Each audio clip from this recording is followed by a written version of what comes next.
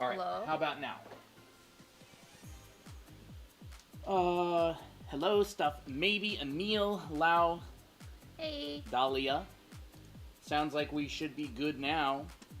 Yes. Yeah, forgot to charge the mic, so it was dead when I checked 20-30 minutes ago.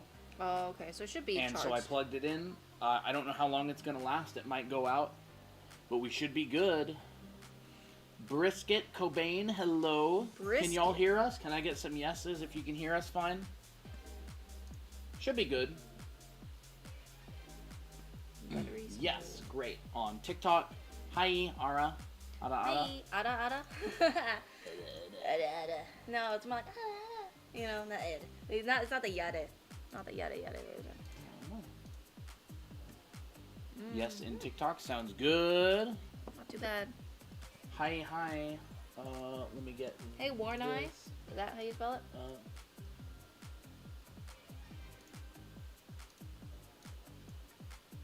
There we are. Sorry, we got. I have so many windows up. It's ridiculous. I know. 2 monitors is not enough to stream on multiple platforms with multiple streaming softwares at the same time with multiple chats. It's like we need another monitor. How's everyone doing today? Hey, Lexi. Oh, thanks, Ara. Scroll to the Means top. coloring. Content updates. Coloring equals warn. Oh, interesting. What kind of language is that? Warn Eye means coloring. There Is we that- go. That's what I'm, I that's what have I'm hearing. added the server. Hey, Clear Sky. Danny Draws. Noel. Lexi. So we're gonna try to do 2 watercolors again today. Lancelot. Hello. Thank you for the follow. How are we Join doing some on later YT? parties. Clear Sky, can you hear us fine?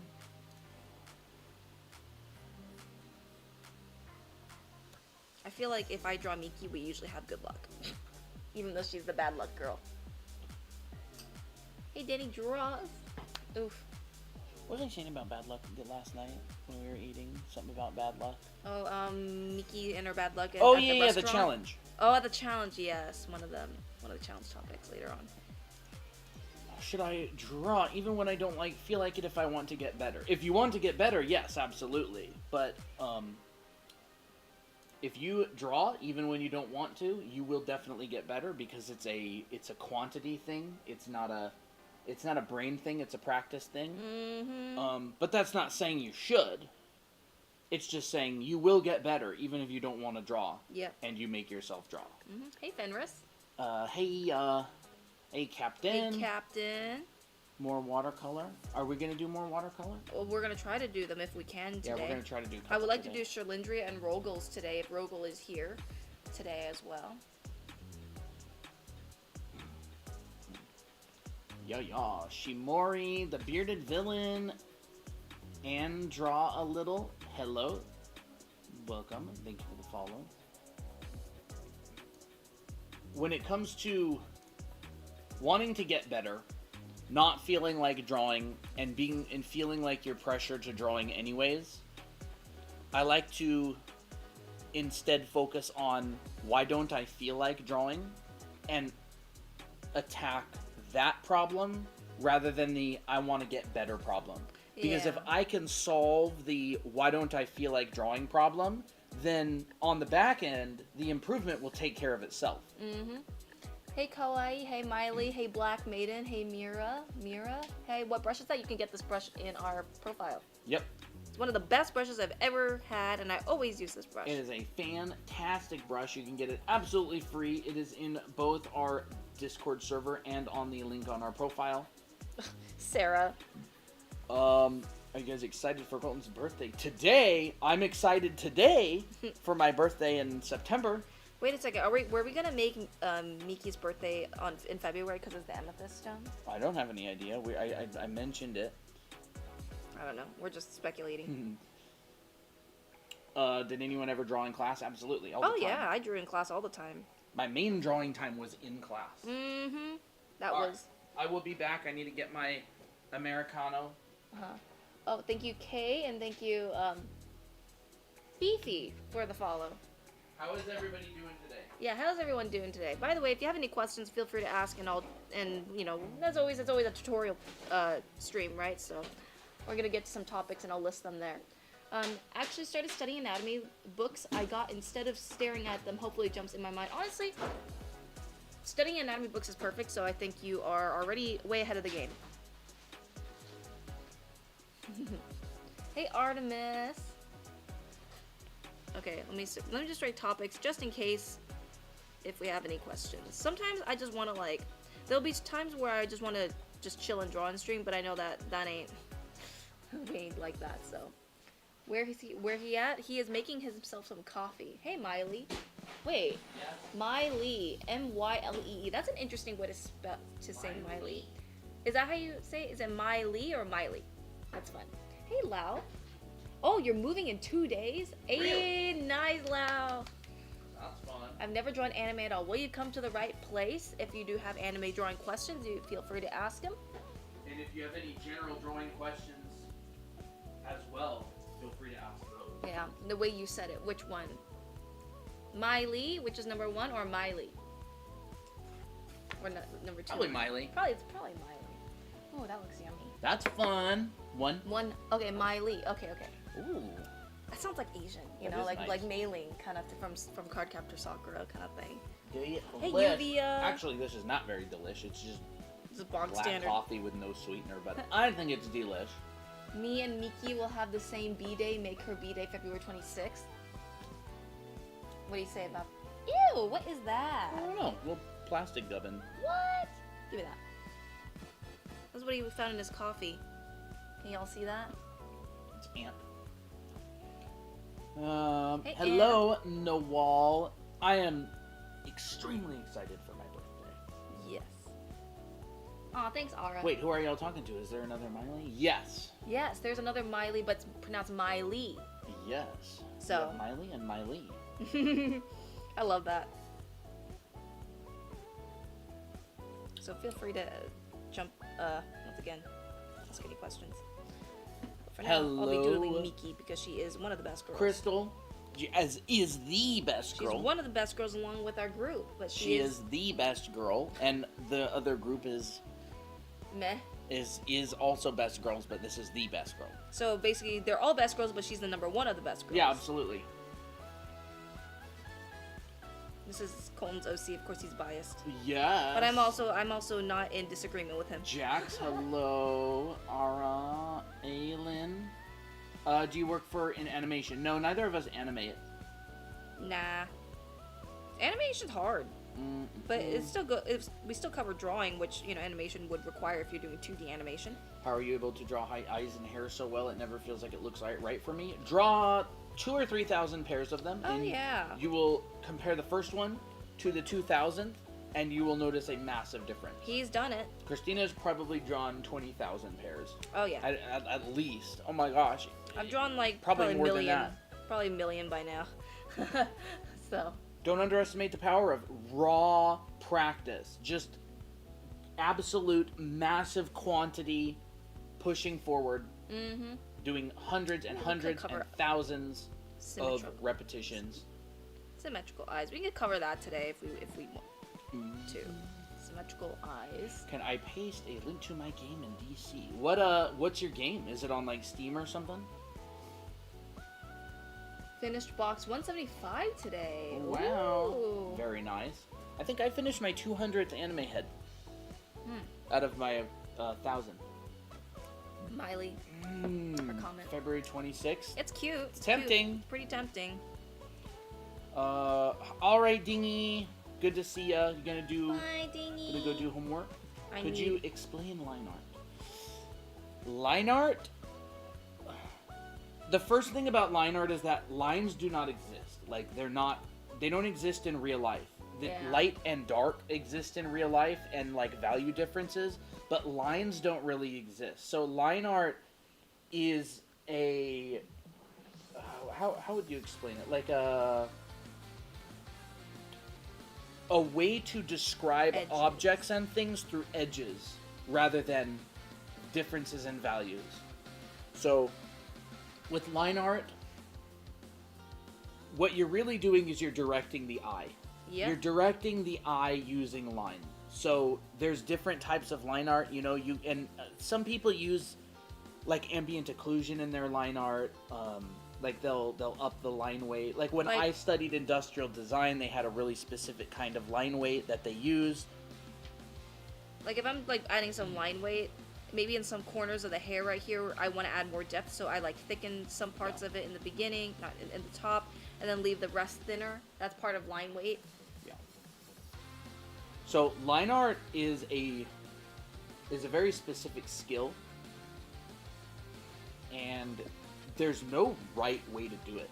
Like Yeah. the right way to do it is by getting what you want across. Like people will have vastly different types of line weight. They'll have like in industrial design, we learned 3 different line weights, and that's it. And they're just like there's number 1, there's number 2, there's number 3.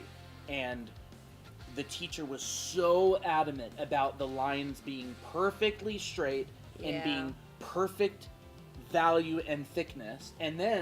And he's a teacher in a really prestigious design school. And Yes, a lot of his students went and became professional designers. So like what he's talking about is line number 1 is very, very light. Number 2 is like a little bit thicker. It's like Yeah. your general line weight, and your third line is like a bold one where you Yeah. use for like other stuff. Yeah. So then I went and took another teacher. His name was Will Weston, and he taught many VizDev artists in Art Center who went on to work at DreamWorks and Disney and that kind of stuff. And his thing was, no line you draw should ever be perfectly straight. And I took his class directly after I had a teacher who was also very successful who said, your lines have to be perfectly straight. So you have 2 very successful teachers who've taught many successful students. One of them says lines must be straight. The other one says never make a line straight. So you can see that it doesn't really matter that much. You can become an amazing artist without treating something like gospel truth. Yep. What was it? There was a question. I have no idea what. Someone asking like, what are some for your class? Did I? How do I take your class? So, Yes. which class are you talking about? The anime art school? Yeah, I mean, honestly, people treat drawing and art so seriously. Hey, I think I know the teacher that told you your lines need to be straight. Do you? I doubt it, Sarah. I doubt it, Sarah. Maybe, unless that's a joke, because I see your laughing face. Don't take art so seriously. Just practice, and you'll get better. Like, Yep. there's certain principles and there's certain things that you can learn. But the art school class, yeah. So if you want, you can direct message us on TikTok, and I can send you the page to that, where you can get that. And we're actually continuing our promo. Yeah. So Christine and I have decided that we're actually going to extend the watercolor promotion through the end of the month, and we're gonna launch a different promotion later on. So, yes, I know we ended the watercolor promotion, but we honestly couldn't think of anything else. So we're just like, you know what? Let's continue it. The watercolor and acrylic marker promotion, where you get your character drawn with watercolor and acrylic markers. You get our 2 books, and it all gets mailed to you. That is going to be going through the end of the month. We have decided that promotion still stands. So if you buy Anime Art School, you will get your character drawn with watercolor, And signed. mixed media technically. Mixed media. And then you'll get both of our books, Volume 1 and Volume 2. The Just school like this. costs $497 Yep. US dollars. So $500. Yep. It's a 1-year-long program. It goes through 7 different classes. And then you also get book 1 and book 2. And we sign them and we mail them to you for free as part of the promotion. But yes, it's $497. And scrolling back up to Yumekoi. Yes, you can direct message us on TikTok, and I'll send you the info on that. So brisket, we have done that before, but I don't really do that anymore. We used to do that because we thought it was kind of fun, but then I'm like, I don't feel like drawing other people. I don't feel like drawing anime characters. I feel like drawing other people's characters. So, Yes. some composition advice. Interesting. Composition. That's a really good question, right? And it's funny because Lau, you're a really good artist. I think you're like self-taught, right? So Oh, that's what I said. So what if I buy the self-paced classes and get another watercolor? you can. You absolutely. can, absolutely, you can. Yeah, you absolutely can, Stardust. In fact, I could add it to your box because we haven't sent it yet. Yeah. I would, Lau, at your level, I would recommend you take some professional classes. You will get way Way better. Like, it'll go from your work amazes everybody who's not a pro to other professionals will look at you and they'll go, oh, that guy's a pro, or Yeah. that person's a pro. Yeah. Like, I would recommend taking some high-level classes from some high-level designers that not necessarily expensive, but that happens to a lot of people. Is they'll be self-taught and they'll be really good for self-taught, and they either take like a mentorship or they find some higher-level classes. yeah. And they'll get Really pro, and that's when you fine-tuned. start like. That's when you start getting like after a year or two, you start getting like Riot, Blizzard type work. Mm-hmm. Anatomy. What kind of anatomy? Because there's a lot of anatomy. I may cover very basic stuff. I take some Colosso classes. There are some really good Colosso classes. I actually got one from Craig Mullins that was supposed to be coming out. What's up? Miku. I feel like I'm way too old to start learning now. Is there hope for... Absolutely. Look, 1 hour is 1 hour, whether you're 50 or you're 15. Mm-hmm. I have found, all right, I'm really passionate about this subject because I have a lot of friends who have learned how to draw at an older age. People who start learning at an older age usually come in with more life experience, and I have found they actually have a higher success rate than younger people with art. If a person who's in their 30s, 40s, 50s have decided that they want to get good at art, you're coming in with all that previous life experience, and you're drawing on all of your experiences. Drawing, no pun intended. You're drawing on all those life experiences. You're usually better at managing time. You're usually better at staying focused and not getting too distracted. I'm telling you right now, most of my highest level art friends, I have a guy who I know that works at Blizzard. I have a guy that I know who's an art director at a really big studio. They both started well into their 30s. And they had never drawn before. I'm telling you, age, in my experience, does not. And yeah, young artists have a lot of time. So like, there's young and old artists have different advantages, right? Young artists tend to have a lot more time and a lot more energy. Older artists have a lot more life experience. Mm-hmm. So I would say the number one thing that young artists tend to fall into is ego. A lot of them, when they're really good at a young age, they tend to get an ego, and that it makes keeps them from improving. Yeah, it makes them stuck. And then distracted. People get really distracted. They're like, I'm gonna do this homework assignment, and then 1/3 of the way through they quit and get distracted with something else. So if you're a young artist, be careful of that. And if you're an older artist, you might have a better chance of staying consistent. I would say with older artists, their number one thing that they fall into is thinking that it's too late, and they quit because they think it's too late for them. Yeah. So I don't think there is a wrong age to learn art. I think it's always the right time. Is PewDiePie a good example of self-taught? He's definitely a good example of someone who gets better because he's consistent. Like, art is about consistency. It is. Now I just have ADHD. Me too. Yep, Colton does. Absolutely. Just that's it. You learn to work with it or not. I mean, when did you first get into art? I started drawing at a very young age. So did she. Yeah, I did too. Yeah, no problem, Miku Yui? Is that how you say it? Yeah. Hey, Lewis. Can you give some advice on because every time I draw, it's never symmetrical, especially with the face. So I can actually cover some of that. In fact, we're going to cover how to draw symmetrical eyes. That's one of the topics. So we can maybe get started with that. Yeah. Unless, Colton, feel free to interrupt me. Perspective lessons. Yumikui, if you want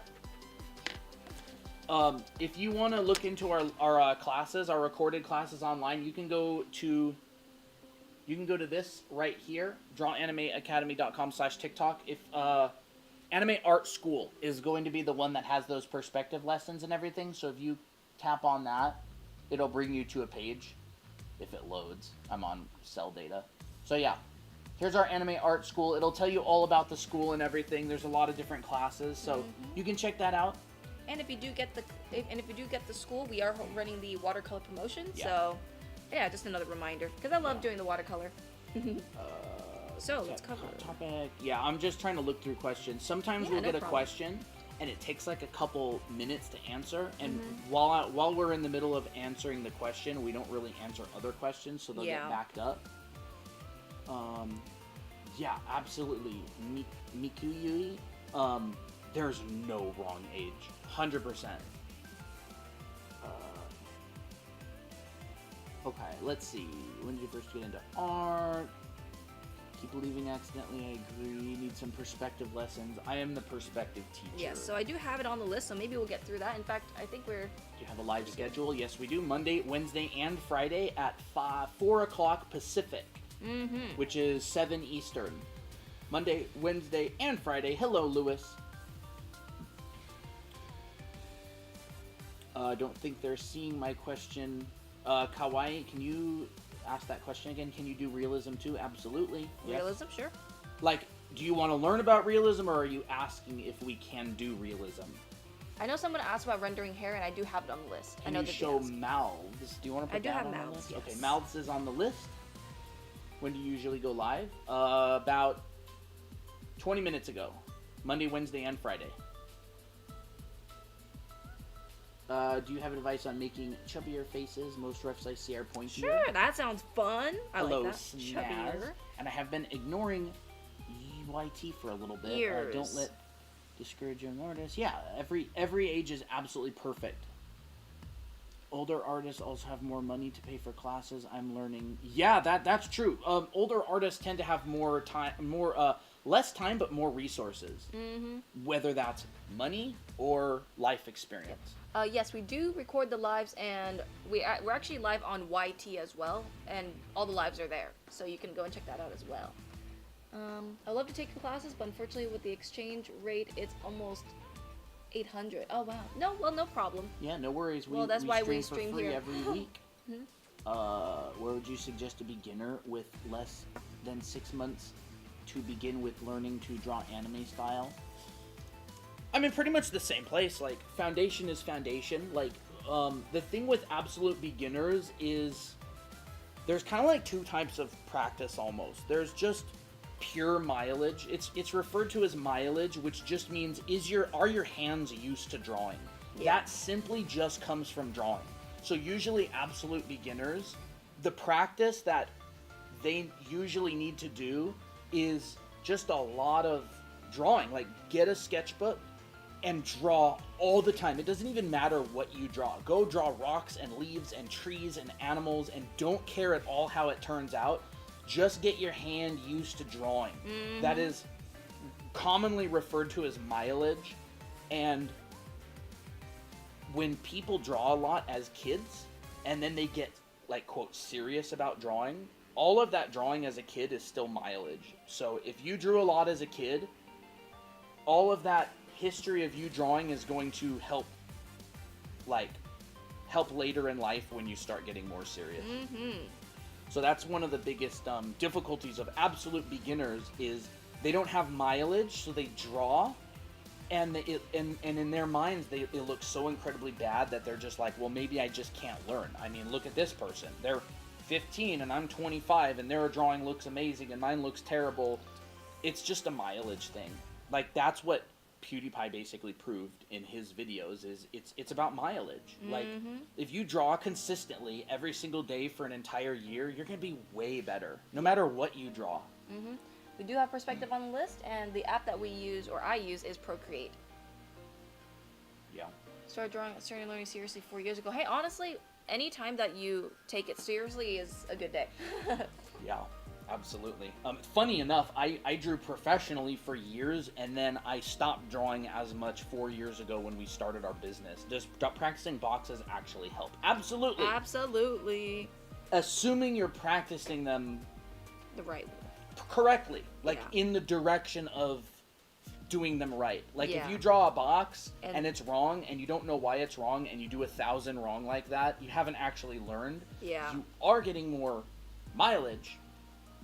But that's why, like, mentorships and stuff are so. I mean, are this so don't look like helpful. a box, does it? Can you do a cute face? I mean, I can definitely do a cute face. Pixel twister. Does that help? Does that make sense? Do you have to go to college or to an art school to take art professionally? Nope. No, you don't have to. I'd say it's like 50-50 in It the depends. industry that I worked in. Yeah. About 50-50. About half of people went, half people didn't. Procreate does have the liquify tool. In fact, I think it's better than Photoshop. That's a rough estimate. Yes, Kawaii, we do have all of our lives on YT. You can go over to our channel, Draw Anime Academy. You can go over to our profile and go to the Lives tab, and every single one of our live streams will be on there. Yep. For your viewing pleasure. I'm not sure when to start the lesson. I thought we already started. Okay, well, I just didn't want to interrupt, but No, it's okay. that's okay. All right, so we're gonna talk a little bit about symmetrical eyes really quick. If you want to draw eyes with just one eye and then draw another eye, that's, I think, the perfect place to start. So a lot of the time we'll start with just drawing one perfect eye and we love it so much, and then when we draw the other eye it turns to crap.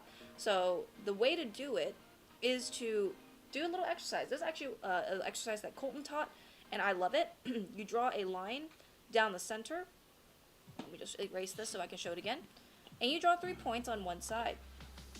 This could be whatever point that you want, and then you draw the triangle. I do want to answer that question in a little bit. What's the question? When I draw everything looks flat, what do I need to work on? Okay. Just Jarvis, that's a really, really good question, and it's actually a huge topic. So I want to answer that in a little bit after Christina's done, because definitely have some answers for you. Yeah.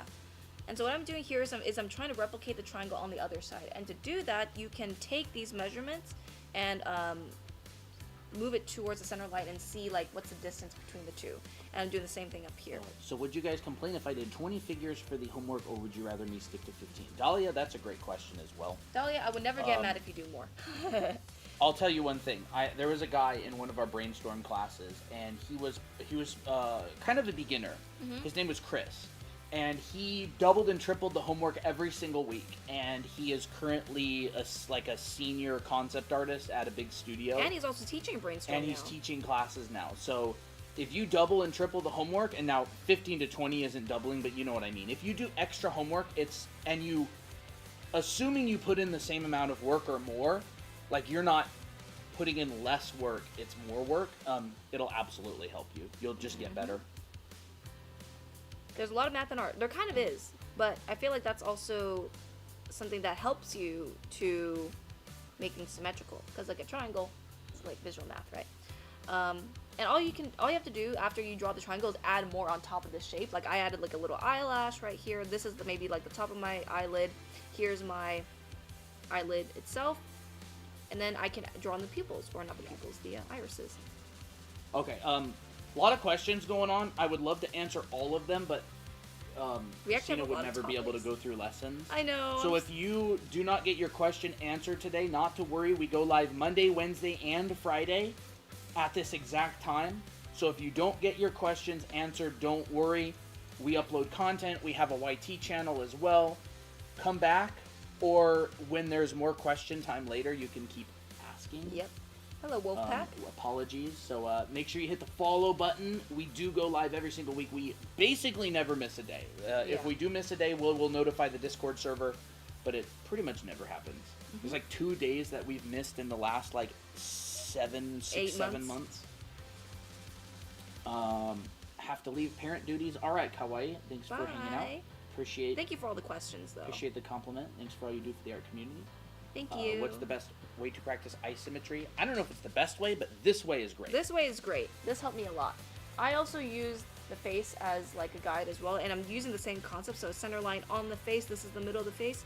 I can draw like maybe one shape on one side, and I can use like little points like this part right here in the beginning, this part on the edge, and I can just move it over. And I just observe. And so I'm like, okay, I'll start with 1 point. This point right here is the easiest one. I'm going to move it over. This looks about right. DFX? No, I see your comment, actually. At the point right now where I get frustrated really quick because I keep having this thought in the back of my mind that I need to get good at art so I can make a living. A lot of people struggle with that. It's a common struggle. It's a very common common struggle. A lot of people feel that way. Unfortunately, there isn't really any good answer other than focus on enjoying the process of creating. And remember, getting good is a byproduct of drawing, right? So if you figure out how to enjoy doing art a lot, you're gonna get good just because you do a bunch of art. So you don't have to focus on getting good. If you do the actions that get you good, it'll make you good. You know what I'm saying? Yeah. Lewis says that the Chibi art class helps a lot. I'm so glad we do have a Chibi class, by the way, where if you want to draw small, cute things in a cute anime style, you can check that class out. It's on our profile, as well as all of our other classes. Is it cheating to use a symmetrical line tool? Not at all. It's a tool. It is a tool. It's not going to help you get better at drawing symmetrically very much, but absolutely. There are definitely times where I use a symmetrical tool. Like when I want to draw weapons, I'm like, I ain't gonna deal with all that, so I'm just gonna draw symmetrical weapons. You know. Yeah. When I did professional work on Guild Wars to do weapon design, you'd pretty much always start with the symmetry tool, and then you would unlock the symmetry and start to make things asymmetrical to make it more interesting. Yeah. Very common. It just depends on the intention. I think what happens for some people, though, is they'll only stick to the symmetry tool, and if they go out of symmetry, then they're like, I can't do it. Yeah. So it's like learning to use it as a tool and not as a crutch. Yeah, like if you want to get good at symmetry, I would probably advise against using it to practice symmetry. Mm-hmm. Do you guys do watercolor? Yes, we do. Well, I do for our promotion. Yeah, Christina's probably going to be doing some watercolor later this stream if you want to stick around. I have trouble with the part where different color lights hit the skin. Oh, that would be like a lighting and rendering thing. Yeah. Watercolor is just the medium. It's a difficult medium, by the way. Yes. It's a very difficult medium to achieve that kind of vibe. Yeah. So you want to learn about lighting and rendering, and then you want to learn how to achieve that lighting and rendering with the medium of watercolor. Mm-hmm. Maybe I'll kind of go down a list here. I think I'm having trouble playing the actual eye, not the waterline, the oval inside of it. Oh, yeah, you mean that's a good question. This part right here? The pupils or the irises? Yeah. So there's a few ways to do it. I just drew a few examples right here. It's all about what kind of vibe do you want. Some people, when they draw eyes, and they draw the pupil inside, they don't really know where to put it. So some people will make it like... So I would say this is way too oversized, meaning you don't really see enough white, the whites of the eyes, and you see too much iris. So I would say keep it a ratio with maybe 70% of the eye with the pupil wolf iris. pass. And then 30% that's left is about maybe the whites of the eyes. And then where you place the iris is also depends on the personality. Right here, if you make it really small, they will look surprised. This one right here, if you place it a little bit above where the eyelid is covering the top of the iris, it's going to look more neutral. If you cover both the bottom and the top with the eyelid, it's going to look kind of bored or just kind of like not very expressive. But if you have the top of the iris showing and the bottom flat, they tend to look more cutesy and extroverted. So you can try those combinations. That's what I think about. And another way to do it is if you have a very gentle looking character, you can add a little bit of the tops of the the iris, and then make it a little bit more closed at the bottom, and that will make her look very gentle. Yumikui, thank you for the rose, by the way. Oh, thank you. Oh, yeah, by the way, everybody, we do have a Discord server. If you're interested in joining the community, it's a really big community. We have challenges, weekly and monthly challenges. A lot of people go and play games together, all kinds of stuff. Go ahead and direct message us. I can send you the invite to the server, and you can join. And it's really fun, actually. And, oh, by the way, we are doing a 12-hour live stream on the 28th of February, so in about 9 days from now. What, brush? Yeah, actually, the brush works in Clip Studio, by the way. We had a couple members be able to get it in there. Yes, you can join. Direct message us, ask for the invite, and I'll send it to you. Hey, Gonzalo. What brush? Yes, you can download the brush for free. It's in our Discord server if you type !brush. Otherwise, you can get it from the link on our profile as well. But that link doesn't show up for everybody because I think if you're under 18, the link in bio does not show up. Yeah. How do I know where to put the highlight in an eye? It depends on where your light source is. Yeah. Generally, you cannot go wrong with having it around the top of the eye because that's generally where the light source is for the most part for most anime characters. Gonzalo, hello. You can definitely put the highlight at the bottom if that's where the light source is, if you're coming from the bottom right here. So maybe the lid side will be down here. What do you do in anime art school? Our anime art school is a 12-month long recorded school. So you can go through it at your own pace. It works just like a traditional school. So you have individual classes and homework at the end of each week, except the whole thing is recorded and it does not come with feedback. You're able to purchase feedback separately. How do you color in the eyes? She's probably going to talk about that in a little bit. This is not a secret life. This is a regular life. So yeah, that's how anime art school works. How do I get the classes? You purchase them, and then you have access to them forever. That's how you get them. So if you're interested in that, you can send us a direct message and say you're interested in the school. Mm-hmm. Otherwise, you can just go to our site, which Christina has on a card. Yes, right here. This is our website, drawinganimeacademy.com/TikTok, and you'll find all the information there. Remember, It's not the emailing list, so you have to click on it and purchase it.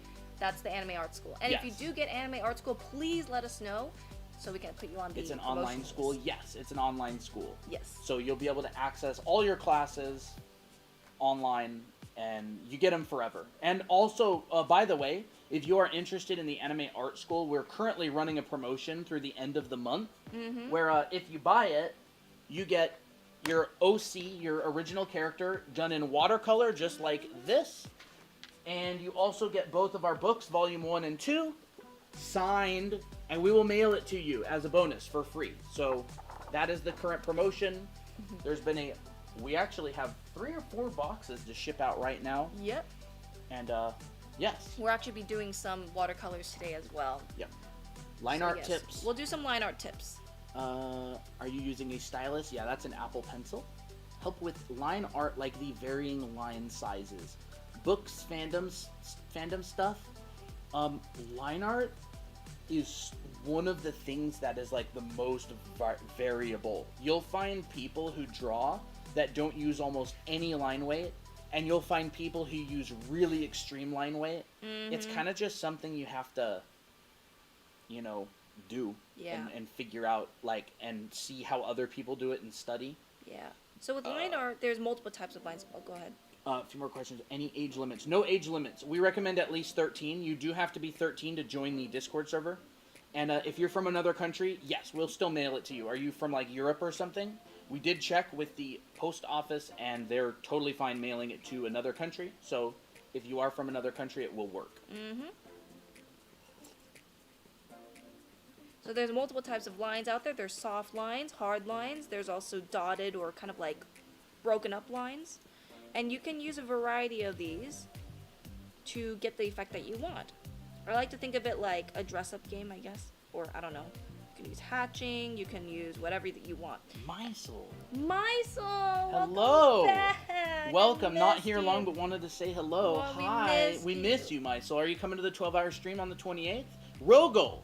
Just the person I was looking for. Can you send Christina your original character on Discord, because your character is up to get drawn today on stream. I want to draw it today. Yes. So another thing about lines is that they're also shapes. So sometimes when we have, hair, for example, and we want to emphasize something, we can also thicken some parts of the line so that maybe this part of the line is really thick and it has a triangular shape, and then it trails off to a harder line, and then transforms into a softer line, and then maybe it turns into hatching. So you can transform the line in any way that you want. Here's one shape, another shape in here. Can you choose perspective for the environment? Sure. Yep, we have perspective on the list. So. Bella, have a good one. We can also include hatching in the line art. So for instance, with hair, I typically like to add hatching, and this goes into shading hair as well, where the hair is turning away from us. So, is it possible to do this digital art without a stylus? So it's going to be a lot harder, but I do have a story for you. In the olden days of digital art, like in the 90s, most professional artists drew with a mouse. In the old days, there was no pressure sensitivity. Yeah. So you can't. I've actually painted entire pieces with just a mouse before. Ooh. It's a lot harder, but you can. I would recommend, if you want to learn, get a stylist, get something. But, and another thing is there's pens out there that have one thickness and you can't achieve line weight with them. Mm-hmm. Like the G-Tech C4 or whatever, that one doesn't have line weight. Yeah. So, if you're determined, there's a way. Shiori Tatsu says, I got some classes from you on Udemy without realizing it was you guys until I ordered the books. Oh, very nice. Yay. Hello. Well, welcome. Alright, so that's some line art tips if you want, if that was helpful for you. I also like to just play with the shapes. Like sometimes I'll draw like an S curve like this that has no line weight whatsoever. And then I'll be like, okay, well, what part of the line do I want more emphasis on? Maybe I want more thickness on this curve. Maybe that'll look really interesting. Mm-hmm. And then I'll just test it out. What exact stylus is she using? This is an Apple, an iPad 13-inch, an iPad Pro 13, and the Apple Pencil is the Apple Pencil Pro. Pencil Pro. That is the exact one. How do we get in the Discord? You can direct message us on TikTok, and I will send you the invite. And if you cannot get verified, I will manually verify you if you let me know your Discord name. But if you're having trouble, go to the verify channel and hit that green check mark. Mm-hmm. And for some reason... So you notice that I'll add also different line weights in just any part of the drawing. Like for instance, these eyes here. This right here is like a thinner line. The eyelids are, and the lash line is very thick. This part is pretty, the eyebrows are pretty much the same thickness overall. So once again, it just depends on what you want to emphasize. If you want like general drawing, like general line work for your drawing, you would probably use like a number 2 line, meaning it's like not too thick, but it's not too thin and light. For details, you can use lighter lines. And then for the outline, you can use bolder lines to like, you know, separate things out or make it bolder. Okay, I do have a request. Go there ahead. we go. Oh, the link to the class. Never mind. Oh, okay. So I'm gonna talk a little bit about coloring eyes before we move on to the next topic. So if you want to color eyes, I like to first color eyes in black and white first, meaning I don't think about color at all because I can typically make it whatever color that I want. I just want to make sure I have a shadow side, my pupil that's dark generally, and my lit side. So generally when I'm drawing this, I'm going to shade this one in black and white, I'm going to color this one in color. So when I shade or color eyes, I think, okay, the top side will generally be darker because the eyelid is casting a shadow. And then there's a gradient that gets a little bit lighter towards the bottom. And already looks really nice. And then what you can do is take some of the shadow part, add a little bit of detail in the center. This is to mimic the grooves in your eye, in your pupils. And then you can add some highlights at the bottom. And all you have to do for color is just the same thing. So let's say I want to make this eye like pink. I'll choose my base color. Just DM Christina, yeah. Yes, just DM me. Rogel, just DM Christina, your character, and she will do it in watercolor. And there's one other, Sherlindria, if you're here, you're up for today as well if you're around. Yes. So I'm basically just going to use the same concept. My darker side is going to be on top. My pupil is going to also be pretty dark along with it. This is going to be shaded. I'm not going to add in the pupil, I'm not going to add in the highlight just yet because I want to add a bit more interest. I'm going to give a little bit of a gradient towards the bottom. And then the bottom, we can have a bit of a color change. So maybe we can use a bit of a lighter pink or maybe even a yellow to make it like nice and warm and show a bit of light. And it's looking really pretty so far. Alright, let's see. How do you get the pencil sensitivity? Your device and your pencil have to be compatible with pressure sensitivity. So you're going to have to need to make sure you do research into that. Mm-hmm. Not all... Like, for example, there's off-brand styluses that work with the iPad, but they don't have any pressure. Yeah. Why am I so interested? That's great. That's great. I'm so glad that you are interested, even though you probably don't draw, but... You think a Surface isn't as good as a iPad for drawing what Surface? You mean like a slippery surface? Honestly, if you're interested, it's probably your sign to start drawing. Do you make tutorial on how to draw spooky backgrounds for what? But we don't really make tutorials on spooky backgrounds too much. I could, I guess. Like That'd be cool. For shows like Dragon Prince, is that hand drawn? I'm not sure. I'm not familiar with that show. Struggle with picking out a brush for my line art. What do you recommend? Oh man, there's so many different brushes for line art, and it really is up to what the artist prefers. Does Kindles have drawing? I don't think so, but you'd have to check. Where did you get your Apple Pencil from? Apple? They mean a Microsoft Surface, like a Surface Pro or a tablet. Yeah, you can totally do that. Yeah. There's a screen protector on this iPad. It's by Pen Tips. I think it's called like the Pen Mat Pro 2 or something. Yeah. It's really nice. It's expensive though. It might be like $60 to $80 or something. Do you think using 3D models for backgrounds is cheating? Not at all. Again, it comes down to intention, right? If you want to learn how to draw, you're going to learn less if you use 3D. But if you're doing like professional work or client work or whatever, using 3D is totally fine. It's industry standard. Like illustration, concept art, there's 3D concept artists who simply use 3D. I really like this color. I look at it. It's really popping.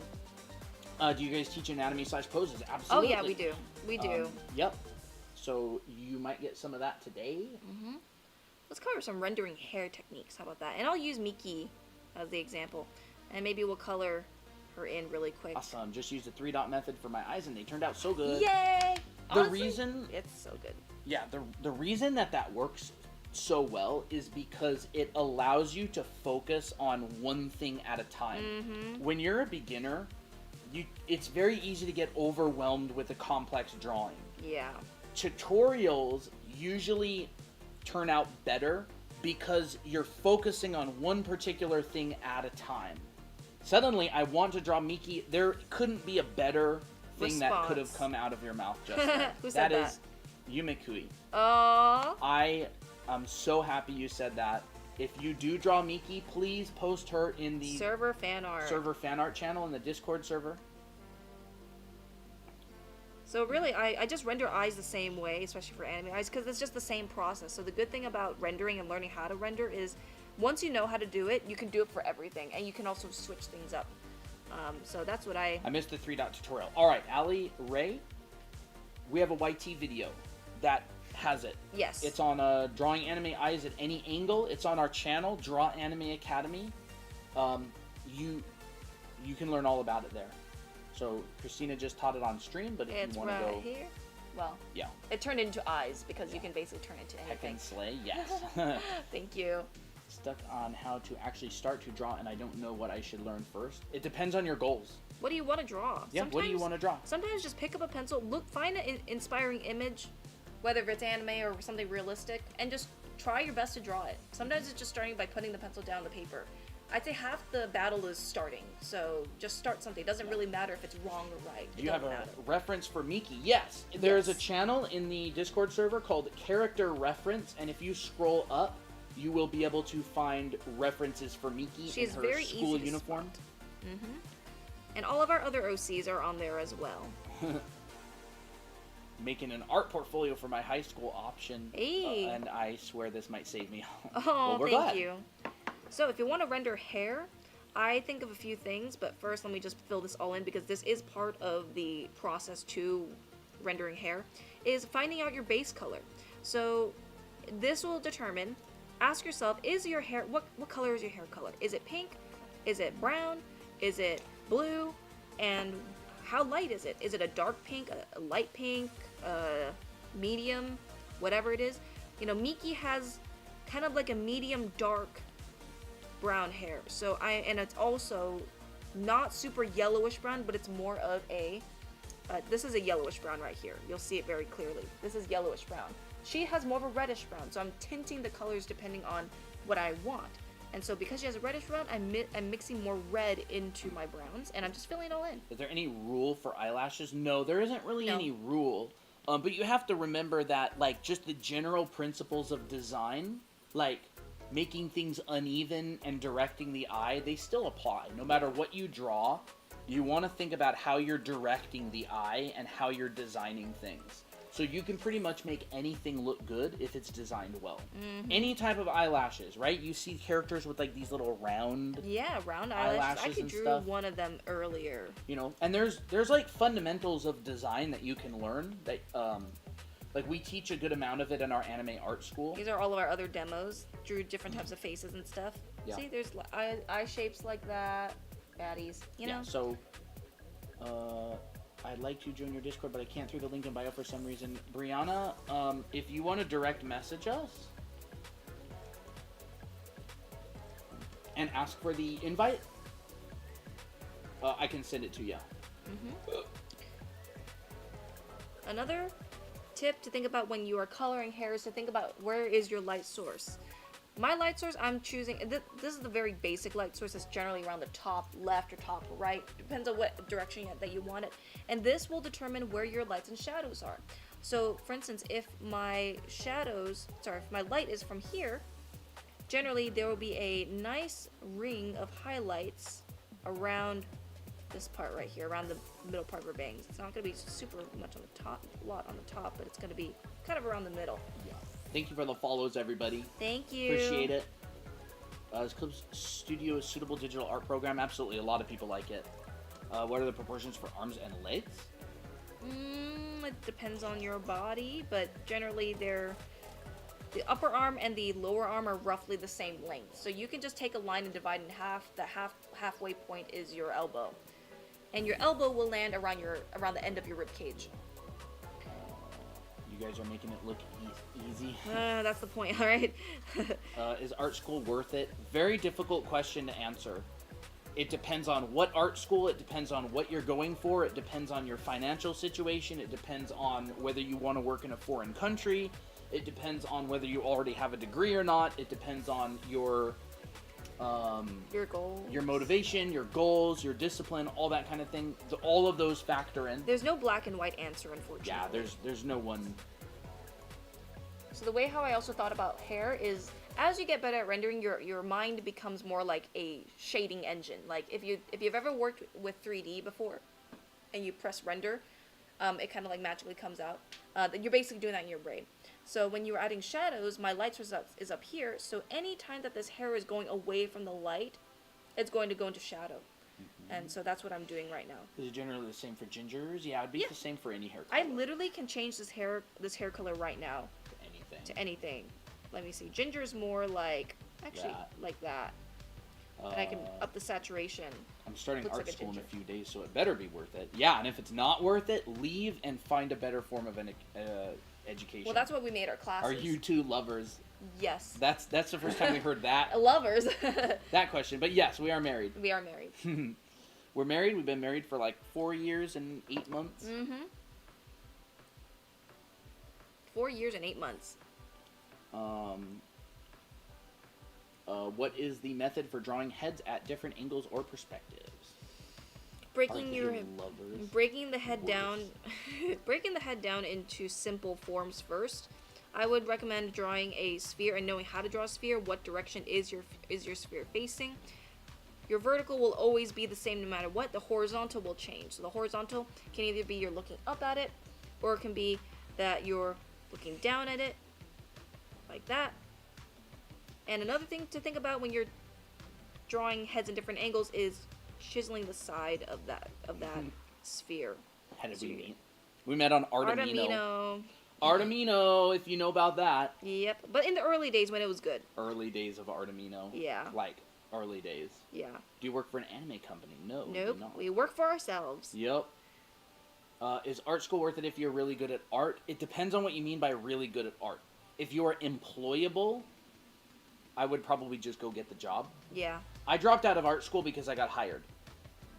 I got hired to work on Outriders, which was that game that came out a number of years ago.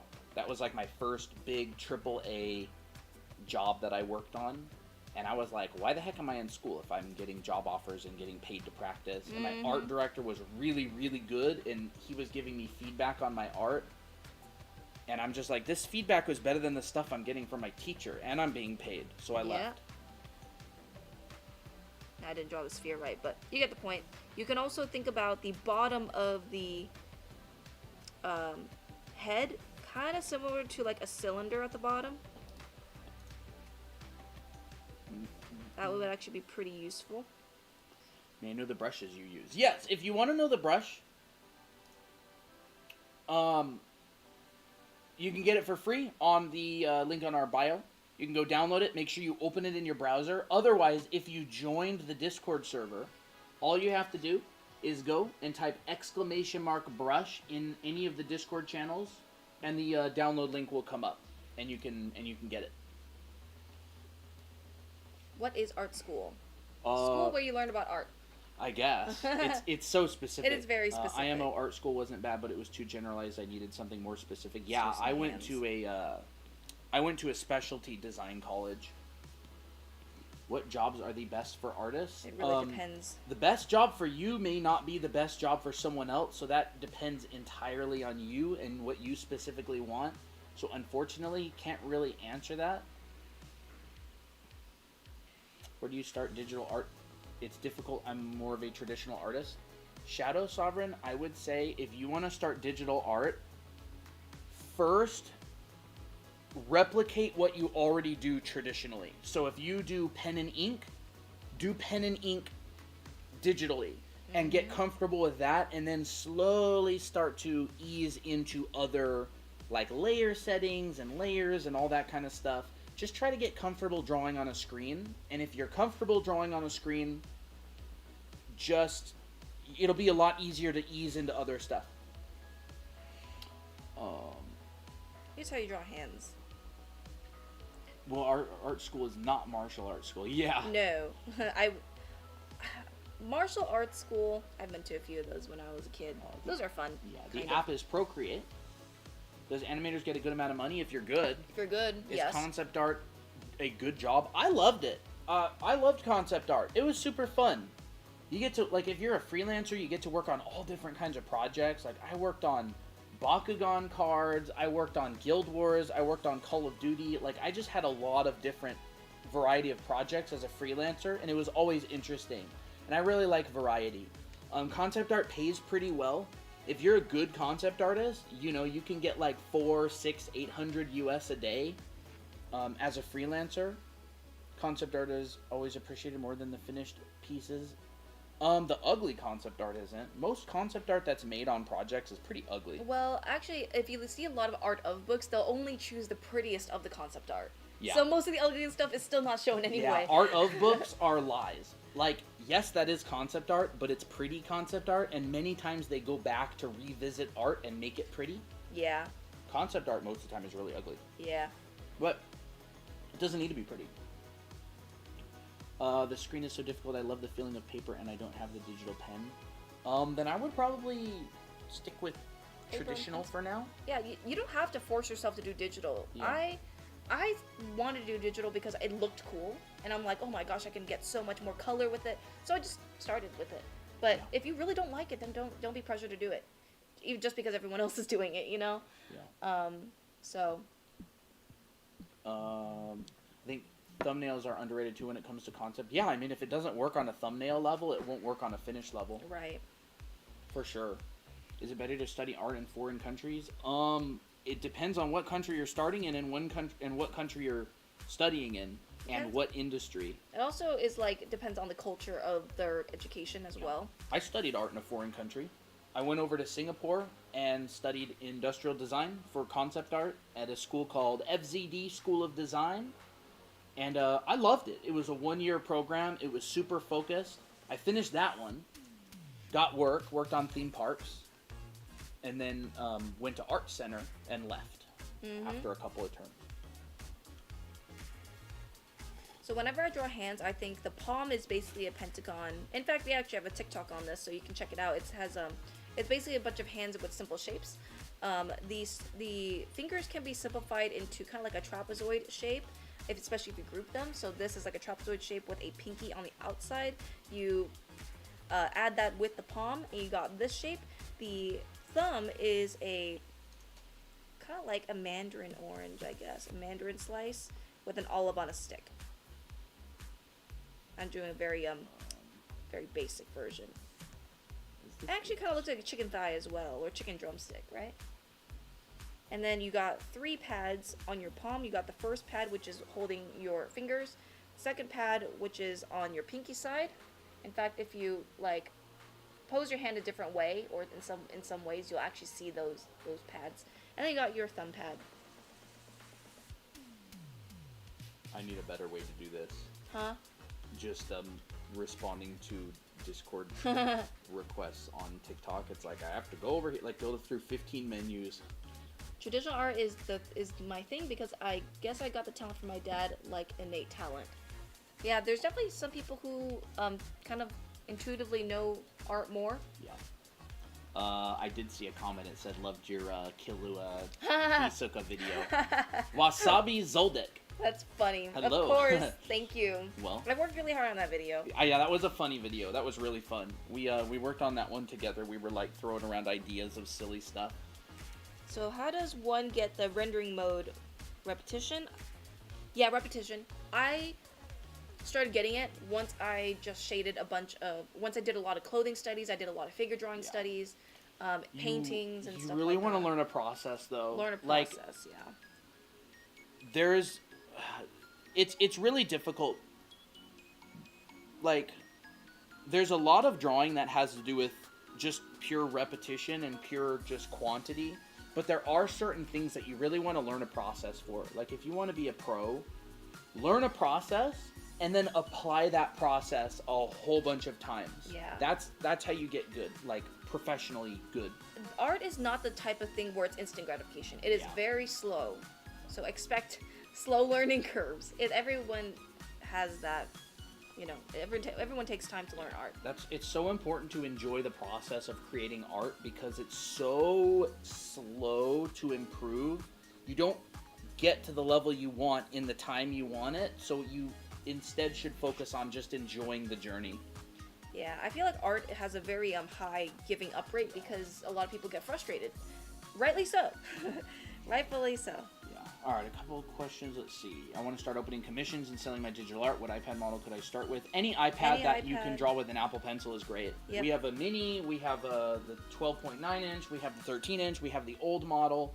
They all work great. Mm-hmm. As long as you can do your art and do it good, you're good.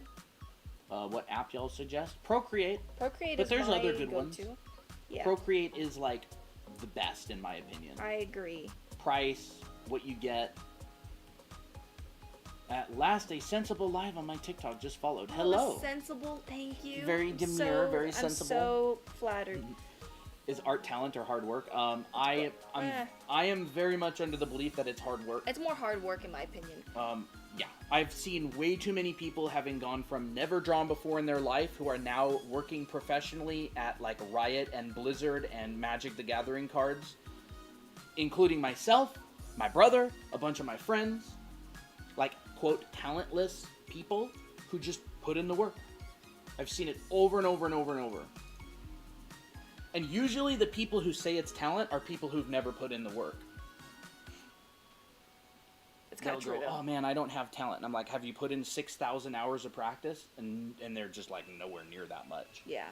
Like, oh my gosh, I tried drawing, I just can't. It's like, yeah, because you tried for 3 hours. Like, try for 6,000 hours. No, I totally agree with that. So, we can do a little bit on mouths.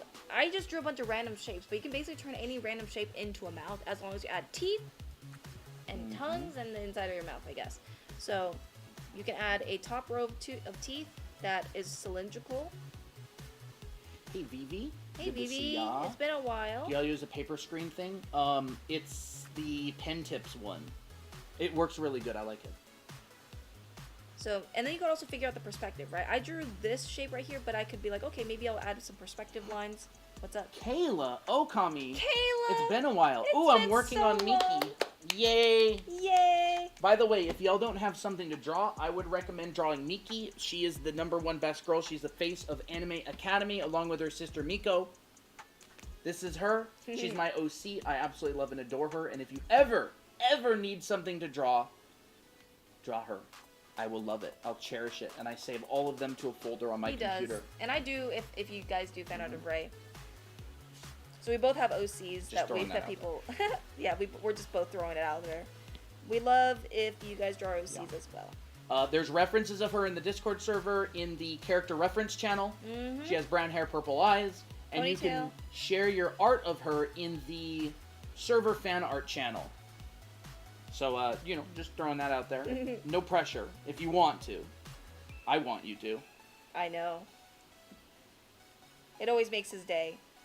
Want to go to a university in Japan, started drawing before 5 months, hope I can learn enough in 5 years. Yeah, that'd be fun.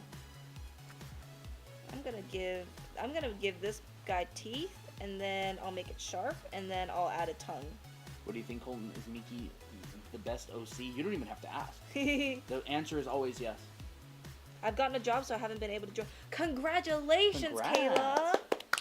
Well, I'd rather you get your job and stuff. I'm glad that you came by and said hi. That's awesome, Vivi. Drawn for 10 days now. Awesome! 10 days straight.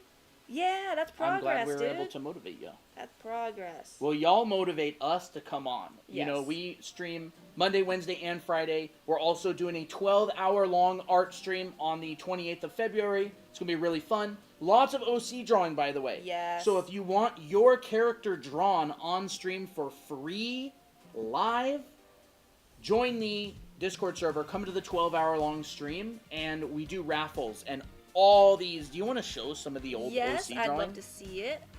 Or So, I'd love for everyone to see. These are all OC drawings from past streams. Just tons and tons and tons of them. These are all community members' characters. So that happens on the 12-hour stream. Is that when the monthly challenge will be showcased? Yes. Yes. See all these other ones right All here? of those. These are all... I love doing these, by the way. And by the way, we are also holding a promotion where if you get our school, you get a nice watercolor drawing of your OC. In fact, we have a lot of pictures. I'll have to show them Koji. sometime. Koji! Yep. How do we get drawn? So during the live stream, there's going to be a channel that opens up where you can post your character in, and it'll be rolled to be randomly selected. And there's going to be a bunch of rolls. It's going to happen over and over. I would say there's probably going to be like 100 characters drawn. Oh, yeah. A lot during the 12-hour stream. 100 not drawn, like, as in, like, to draw from. Wait, is the Chibi class deal still going? Yes, it is still going. If you do get the Chibi class, you will be put on the OC drawing priority list. Decided when I turn 15 I get a job, I'm going to start saving and get your tutorials. Awesome. You know, we really appreciate it. Yes, if you do want to join the Discord server, send us a direct message here on TikTok, and I will send you the invite over. It is as simple as that. 1, 2, 3. Mm-hmm. So whenever you're drawing mouths, I would recommend to just practice drawing a bunch of random shapes, because I feel like a lot of people kind of limit themselves by thinking a mouth should look like this, but in reality, you can kind of do whatever you want. I feel like the better you get at art, the more you realize you can really get away with anything. Like, hold up, let me just draw a random blob right here. Oh, that's fun. Yeah, that could be a mouth. I could turn this down here, add some teeth, and now it's like a mouth that's like really nervous. Mm-hmm. As long as I put in the teeth on the back, the molars, the inside of the mouth like that, and it's a mouth. And you can basically also put it anywhere, not anywhere. You can make it as big or as small as you want on the face that you are drawing. So like here, for instance, if you're drawing someone who's shouting, you could push the mouth to make it like cover. You could cover the whole entire face with it if you really wanted to. It would work. Ooh. Because that's the point of the character. What's up? Nothing, just Wasabi Zoldyck asked to join. Oh. They sound fun. They do sound fun. I'm glad they're joining the server. All right, there's a lovely little expression. What is the hardest thing to draw for you and everyone? Well, I can't say for everyone, but for me, the hardest thing for me to draw, and that I hate drawing, so I don't really draw very much, is backgrounds. But another thing that I hate drawing is feet. I don't like. It's hard. Feet is hard. Hands not so much. I love drawing faces, and I'm very comfortable with it. Do you think taking an anatomy class is a bonus with drawing things like this? I first like to preface that, like, anatomy is, like, anatomical information. Figure drawing is drawing the whole body. So, anatomy is going to help. Like, it'll help you understand where the muscles are, the volumes of them, and everything. But I always recommend to learn figure drawing, because that includes anatomy. But figure drawing has to do with drawing the whole human figure, anatomy included. Mm-hmm. So if you're interested in learning how to draw people, anime characters included, I would really recommend taking a figure drawing class.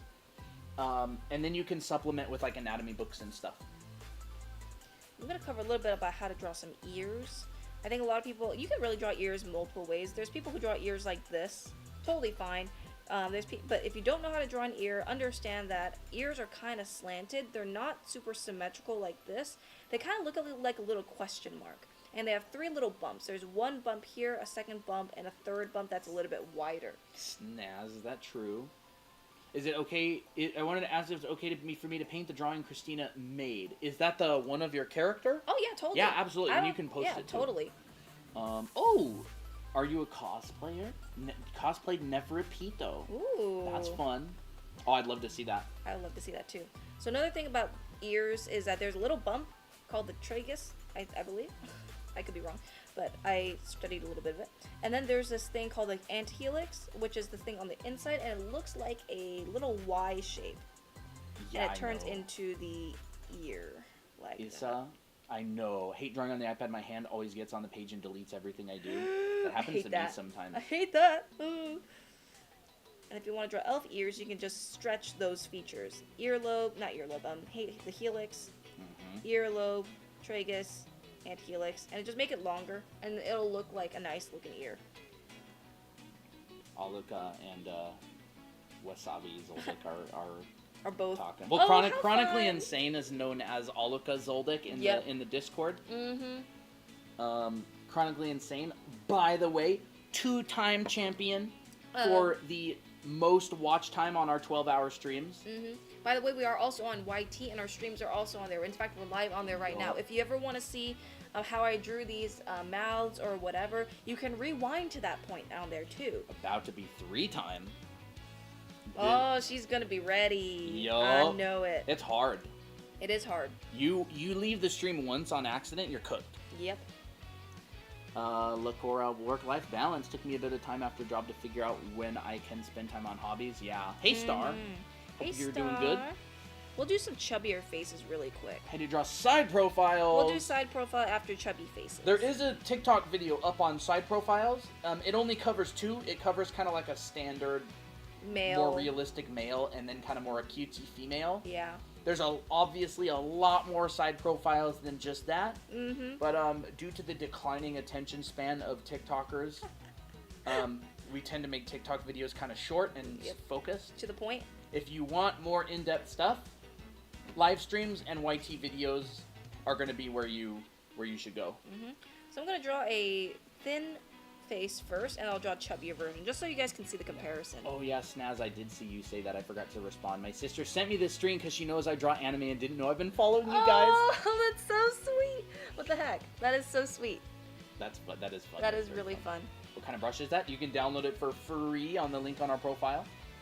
Or you can join our Discord server and type !brush in any of the channels there, and you can get it there. There you go. So a thinner face tends to be a lot more angular. That's first and foremost. They also tend to be pretty, they kind of shrink towards the bottom and get thinner from the top. So the top is generally pretty thick, not thick, wide, and then it transforms and makes it a lot thinner. So you can see that on his head, his lovely head. Wide, then it gets a little bit narrower. Unless I do this.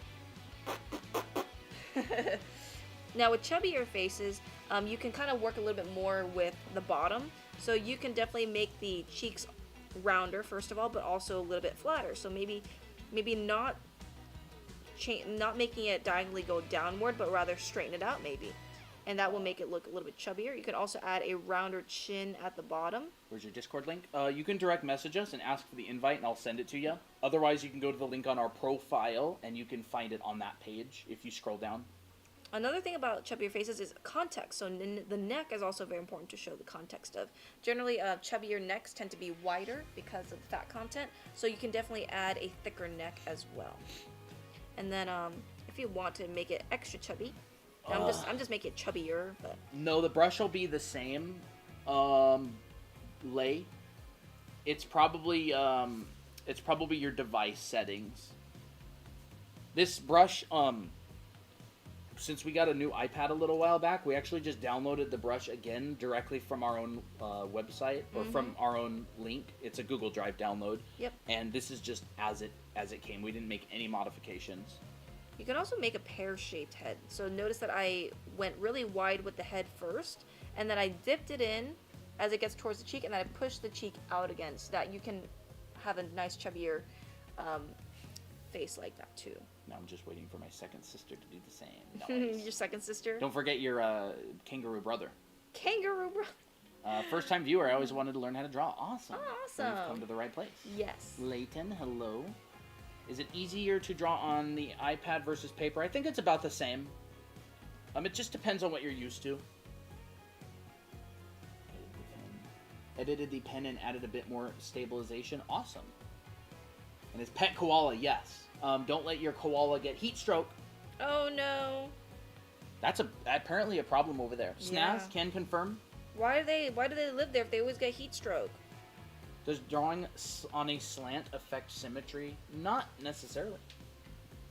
Yeah, it is. Koalas koalas have to get put down because they get like heat stroke apparently. That's horrible.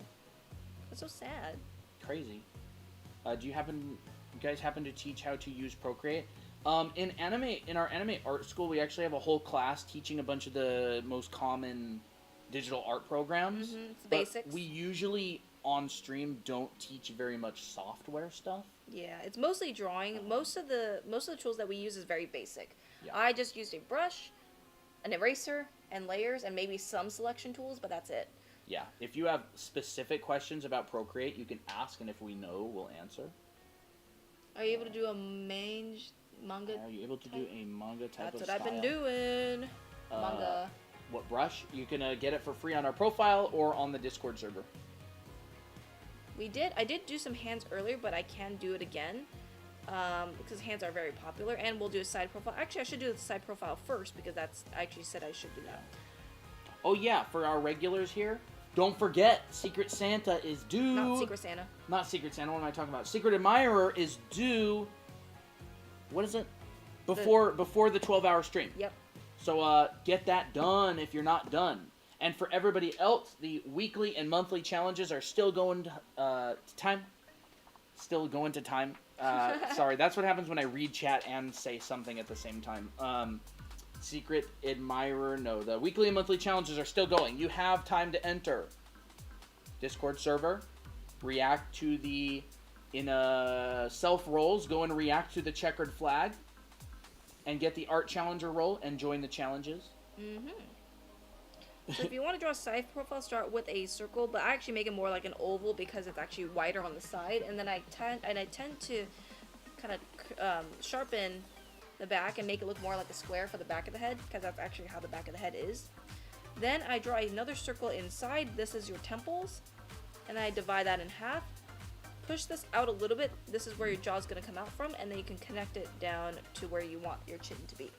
How can I buy your books? Can't find it in your bio. You can go to Amazon and look up Anime Academy, How to Draw Manga, and these two books should come up. Here is Volume 1, and here is Volume 2. That's what they look like. You should be able to find them pretty easily on Amazon. We do not do animation, so unfortunately we can't give you any tips. Yeah, on we that. don't. But I do have a friend who started an animation education channel. His name's RJ, and I'm going to be working with him, and we're probably going to have an animation channel that started in our Discord server, and I'm going to start directing y'all over to his channel if you want to learn about animation. A good friend of mine, really cool dude. I'm going to be working with him for some stuff. So the reason why I added this line right here is because this is a guideline. This is basically my barrier to where all my features generally end. So if I don't do this, then I'll be like, okay, well, I guess this is the brow ridge, and then this is the nose, and then this is the mouth, and I don't know where the chin should go. And it kind of just doesn't feel very much like a side profile. So I use this line right here to give me a rough estimate of where I could place my features. And what comes out mainly for guys specifically is the brow ridge and the forehead. Comes out like a diagonal line. Actually, first let's mark out my proportions. Here's my eye line, which is halfway. A little bit above that is my brow. Halfway, go ahead. Sorry, we have a bunch of Discord questions. Okay, no problem. If you want to join the Discord server, send us a direct message on TikTok and just say Discord invite or Discord or anything like that, and I will just paste the invite directly into the messages and you can join. Mm-hmm. So that's how you get in. So if you want to, okay, easy. sorry, oops. Nothing. I was gonna say, if you want to find the nose and the mouth, you can just take the brow and the bottom of the chin, and divide that in half, and then divide that in half again, and that's where you can find the proportions. Okay, phone's tinkling. Bro, there's so much ice now. What? Really? What a new ice maker, guys, and it's the good ice. It's the chewable ones. What iPad do you use to draw in Procreate? I use the iPad Pro 13-inch.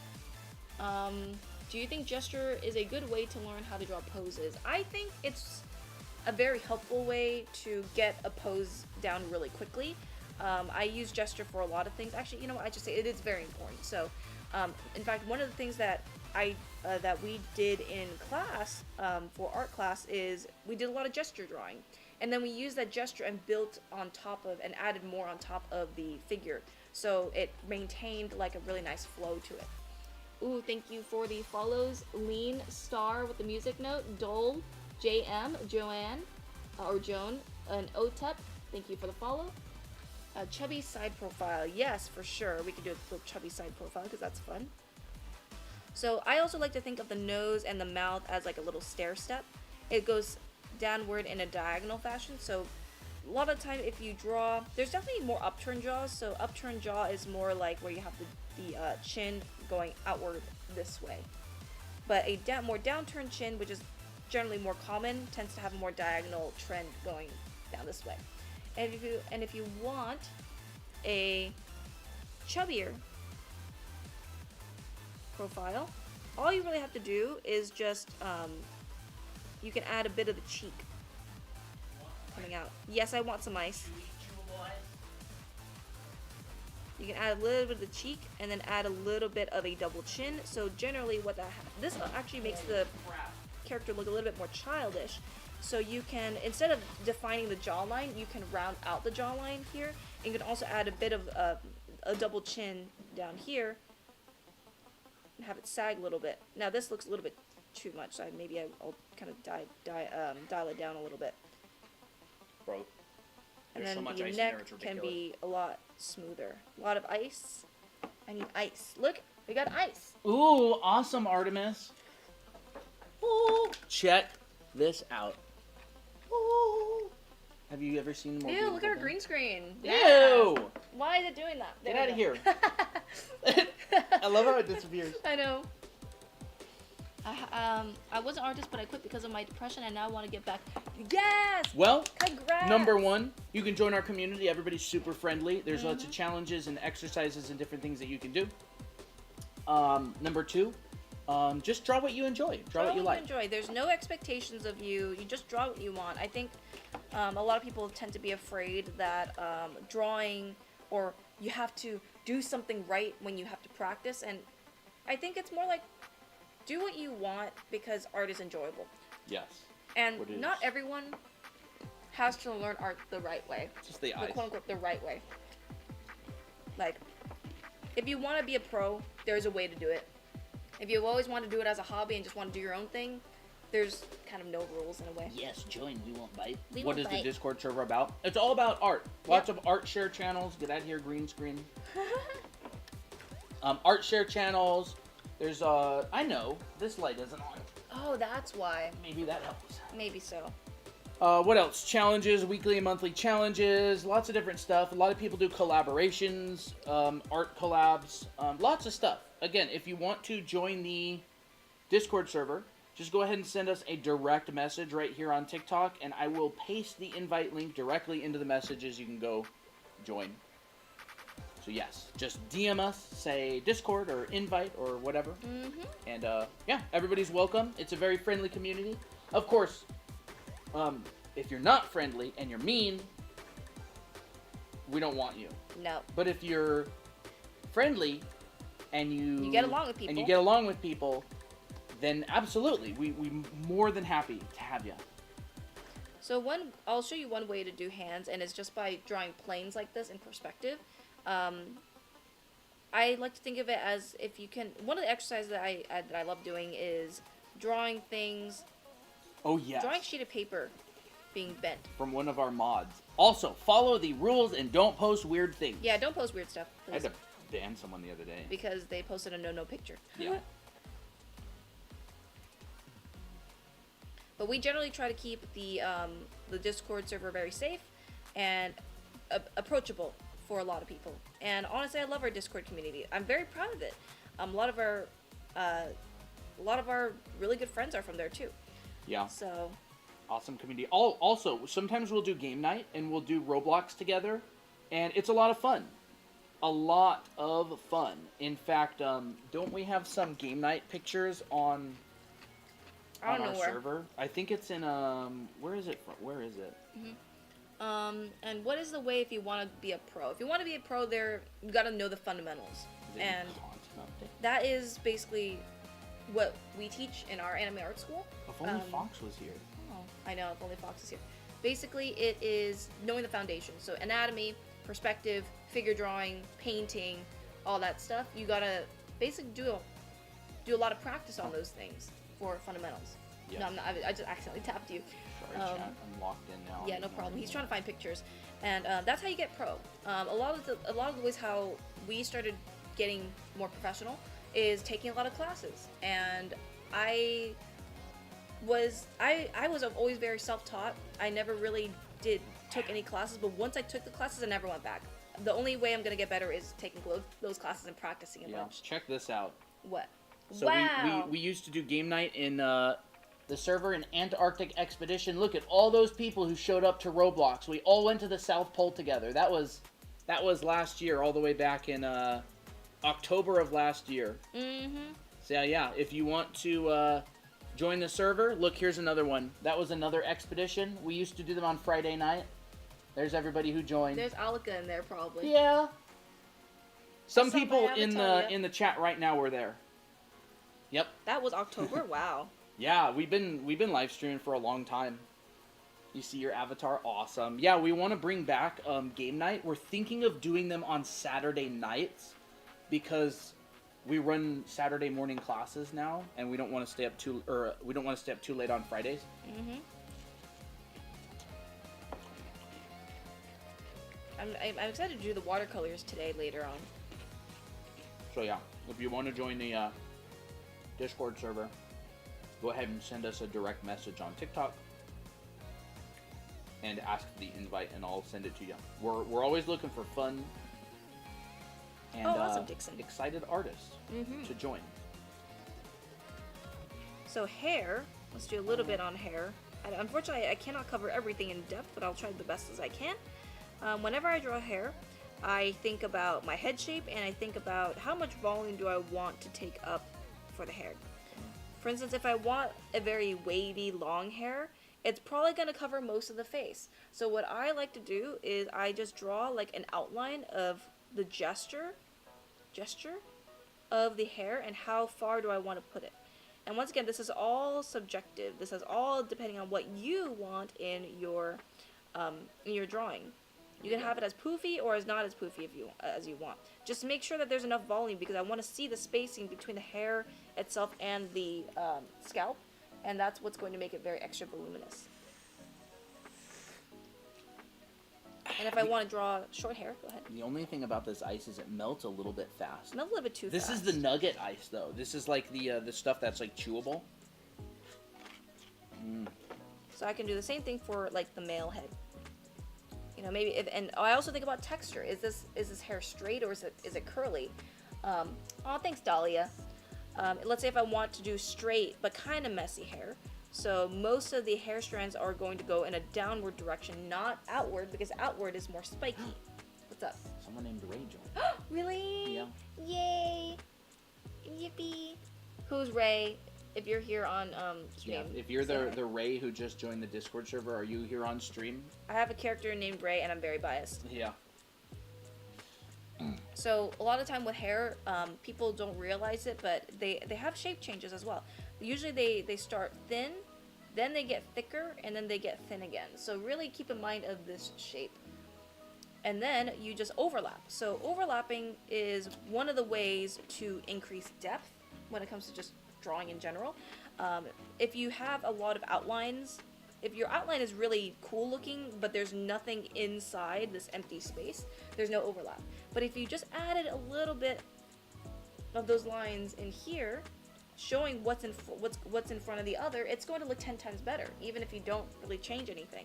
So when I'm thinking about hair, I think about those things. I think, okay, how much of the hair is overlapping the head? How many strands is in front? Where's the bangs? Where's the sides of the head? How are the hair strands interacting with each other? And so on and so forth. So that's what I do. That's how I break it down. Right? Maybe I'll add some extra tufts on the outside, and maybe I'll add some extra tufts on the back of the neck to give it some extra texture. And notice that the main gesture of this hair is going down, going down, going down. But some hair strands can break that flow, and it'll also look better because it's more variety. So have most of the hair go in one direction and some hairs going in different directions. That'll help a lot. Wow, thanks for the follows, everyone. Okay. Awesome. I can see the handsomeness already. Thank you. I feel very flattered. Oh, I caught it right when it started. Yeah, you did. Oh, yeah, TikTok, take stupid that. TikTok. Nah, Have you seen that truck driving, those TikToks? Yeah. With that, like, AI girlfriend who's like, run him off the road, Anthony. Yeah, run him off the road, Anthony. Yeah, they'll never recover from that. Well, I think the dialogue is so cheesy. It's so dumb. I love it. It's perfect. Yeah, Anthony, you got him. Crush that green car. Man, he didn't see that coming at all. Whatever. Okay, so we had a couple of questions. Okay. Number one, the brush. If you're interested in getting this brush, it is absolutely free. We have it available on the link on our profile. Otherwise, you can actually just run a command in the Discord server, !brush in any of the channels. You'll get the link. You can download it. It's just a Google Drive download. So you can go to our profile and go to the link, or in the Discord server. If you want to join the Discord server, send us a direct message and ask for the invite, and I'll just send it over. Mm-hmm. So number two, what drawing program is this? It is Procreate on the iPad. So Procreate is like $12 or $13, and you get it forever. It's an amazing program. It's the only thing we use on stream. Mm-hmm. And how often do we go live? I did see one of those. We go live Monday, Wednesday, and Friday. Yes. At about an hour and a half ago, which is 4 p.m. Pacific. So in the States, 4 p.m. California time, which we should be live right now. Mm-hmm. So when I'm drawing like wavy hair, for example, I'm also thinking about gesture. I like to think, in my head, I think of these little arrows. I'm like, okay, I want this gesture to go down. Then I want this gesture to go in and then out. And then I want it to come back in and then out again. So I think about these arrows in my head while I'm drawing these. So that way I can keep track of the hair. And then I can decide, okay, which strands do I want in front of the other? Maybe I want this main strand in front of this, in front of the background, and I make it more detailed. And I twist and turn the ribbon. Midnight UK time, and if you're on Australia, 10 a.m. on the next day. So 10 a.m. Saturday, 10 a.m. Tuesday, 10 a.m. Thursday. Mm-hmm. If you're in Australia, thank you, Snaz. They are the upside down world. Oh yeah, everything's backwards. Well, I'm upside talking down about Stranger Things, upside down. Oh yeah. Malaysia 937, nice. Mm-hmm. What do you think about Clip Studio Paint? I loved it. It's great. I used it a lot before Photoshop, and then when I used Photoshop, I kind of stopped using Clip Studio, but I still love it. It's still one of my favorite programs. Yeah. It's not because Photoshop is better for drawing. It's just because I just got used to using it. Yeah, what we do. Yeah, what we do, Photoshop is required. Yeah. It's standard. But that's how you draw some hair. Lovely, lovely hair. Why is the picture difficult? I've always wondered how to color on Procreate. The coloring brushes are too complicated for me. Pretty much everything is done with the same brush on streams here. Christina will color, render, I'll do all this stuff just in Procreate. Mm-hmm. Don't know if y'all remember, but my iPad is still not working. I haven't been able to get it fixed, but I have been doing more paper drawing, and I think I found my art style. Nice! That's fun. If you want to do curly hair, really think about silhouette. I repeat this a lot because I teach this a lot. So I like to think, okay, I have my head, and I always draw the head first because that helps me with guidelines. I don't skip this step. A lot of time I don't skip the step at all. if not ever. So a lot of times if I'm drawing curly hair, I think, okay, how curly is it and how bouncy is it? The rounder it is, you cannot go around with round silhouettes. What about 4C hair as well? Yeah, 4C hair. So 4C hair, I'll just write that down. What if you made the curly hair a little bit more curly in this one, like a little bit shorter curls? Shorter curls, okay. Shorter curls will have a lot of C curves, and you'll see them a lot closer together. And I like to, once again, add some silhouette, and I like to push the curves closer together. So that means we'll see a lot more overlaps. So maybe this curl comes in front, this curl goes in the back, and they're generally a lot closer together. You'll also see a lot of C curves like this, and then a lot of C curves that go out every now and then. That's all about gesture. Go-to brush for blending? None. Huh? Christina doesn't really do any blending. She doesn't change brushes or anything. It's just control of the brush. Yep. So you can see that I'm already adding in a bunch of C curves, and I can add a lot of hatching on the inside of this hair to simulate texture. So I don't have to draw every single strand. I can just imply it.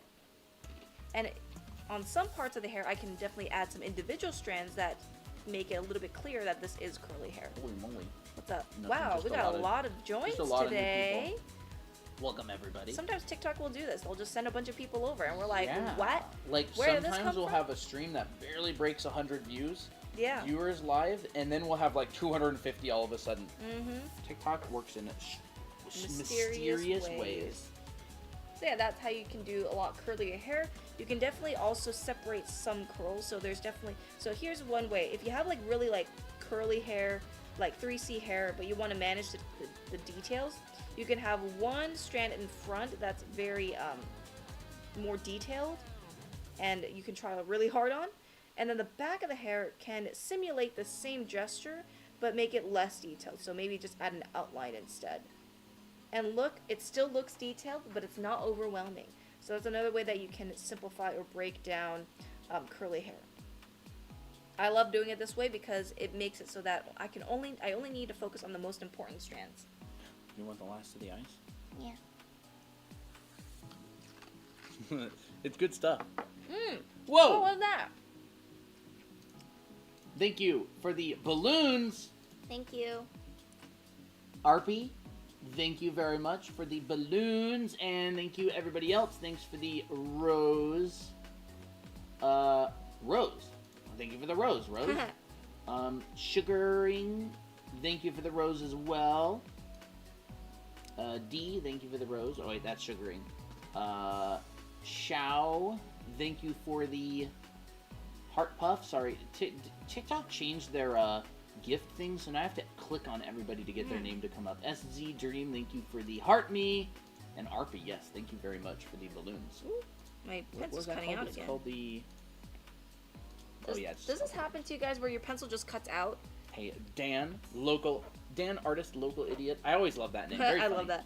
Crazy Animate says, hi, I'm new to drawing anime figures, but I have been practicing hard. Awesome. Awesome. What is your tips on drawing bangs? Where to start in general? Bangs! Just remember that the bangs generally come off of the head forward, so you're going to get this kind of forward. As you can tell by my bangs. No, I'm kidding. As you can tell by Christina's bangs. They come out. They come out. So Like they'll kind of I'm arc drawing out like this. Yeah, like, they're like little hooks. They're 3D. Yeah. So now this won't really match this hairstyle, but actually that actually could be kind of cute. So I'm gonna leave it on here. But the shorter the bangs, the more of a C curve that you'll see. And then for like 4C hair, you'll see a lot of shrubbery. So meaning you'll see a lot of the outside being really tangled and really just grouped. So with 4C hair, there's multiple ways to do it. You can either go like full beans and just add just a bunch of curls like this and just overlap them. That's totally fine if that's the vibe that you want. I find that this tends to be a little bit too messy, so I instead group it. This is how a lot of landscape artists draw trees. They basically just draw the outline and then they shade it in afterwards. What is going on? I don't really like this Sometimes shape. it doesn't let me respond to people's messages. Accept. Oh my gosh, I did it. So notice that I'm not making lines that are like super smooth like this, but rather, wow, it keeps cutting out. But rather instead a lot of lines that are very close together and just kind of erratic in shape and size. You can kind of do whatever you want with this. Hello, RJ. So, RJ, I have got a question for you. I need to know your animation educational channel because I'm trying to send people over there, and I'm just like, wait a second, I don't even have the link to it. What's your YT channel called that teaches animation? Sent on Discord. Awesome. It is RJ Animations 2. TOO. Very nice. It's not dying. Wow. It's 57%. Yes. So. And I'm gonna go ahead and Sent on Discord. I'm gonna add you as a standard moderator on YT, RJ, so you can post the link to your channel if you want. Yes, and post it. It should be totally fine. RJ Animations, yeah, he's a buddy of mine that does animation. He has a couple of channels, one that does like kind of parodies, and one that teaches animation. Yeah. So he's over on the YT. We're live there as well. So yeah, you can share your channel link. There you go. This is how I shade curly hair. I just draw an outline of where I want the shadow to be, and I treat it like a sphere, like a very soft sphere. And then I shade the bottom side. Yeah, no problem. My light source. Also, we'll start an animation channel in our Discord server. Yeah, I think a lot of people really like that. Yeah. We have a lot of talented animators in our server as Yeah. well. I love seeing your animations. This is a cute hairstyle. I like That this. is cute. I like this. What the heck? I want Naomi to have this hairstyle. Yes, I like that. Maybe I'll turn this into Naomi, just for the heck of it. Is Procreate worth buying? I think it's worth buying. Awesome. Yeah, oh, bruh, RJ, we've been so busy lately, but hopefully around the middle of next month we'll have a lot more time again. And I'd love to do some collaborations or something, maybe even some like collab videos and stuff. So I'm drawing Naomi, one of our other OCs. I love drawing Naomi. She's so cute and bubbly and sassy. I'll give her some hoopy rings. Hey, Kireji. Hey, Kireji. Welcome. Good to see ya. Yeah, for some reason, TikTok has just been Booming today. I don't know. Maybe we just did something right. I don't know. I don't know. Maybe it was my dream. I did dream that we had like 2,000 viewers Yeah. on one on our stream in my dream once, and I'm like, I wonder what will become of that. How can I get your book in the Philippines? I'm not sure. You'll have to check if Amazon ships there, because right now we're just on Amazon.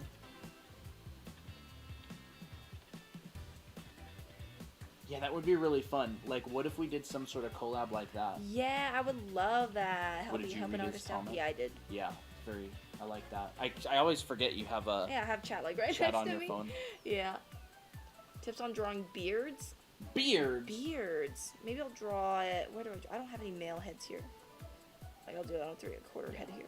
So who's all new here? If you're new to the channel, you just saw this live stream for the first time today. You're on TikTok. This is not a regular check. Yeah, give us a hi in the chat. We will have And, a regular chat later. We'll let you know. Star, hello. Gypsy Sage, hello. King Uzia. Ashley, Sarabi, Mark, Rumi, Star, another Star. Azaria, Lali, L-A-L-I, Lily. Lily? Sally Face, hello. Sophie, Tina, Ooh, Silas, Tina. Pluto, America. It just reminds me of Sarah always running around with the American flag in a. Well, it reminds me of my Holy biology teacher. Sorry, chat just zoomed. Silas, Pluto, okay, America, Arolija, Ness, John, hello. Tina, MP, Wasabi Zoldyck, hello. Flan, honestly, Wasabi Zoldyck, it feels like we already go way back. I know, it really does. There's always that one chat member that like joins, and it feels like they've been here forever. Yeah. Dynamite. Awesome, Gee, thanks, Rogel. Firsty, hello. IDK, Zen, Goals, Lil B Squared, hello. Followed us for years. What? Peyton, Ellie, or L. Tic Tac, Tic Tac? Claren, Lena. How do we join the Discord? If you want to join the Discord, go ahead and send us a direct message Not drink. on TikTok and ask for the invite, and I will send it directly to ya. little butterflies. I don't know how to read that name. Cyber. Laylee, hello. A lot of new people. Please draw me. We generally don't draw chat members. OMG, so many people. Yeah, a lot of people. Which brushes? You can get it for free on our Discord server, or you can get it for free on the link on our profile. A beamer. Chi. Beamer, I like that. Truth hurts.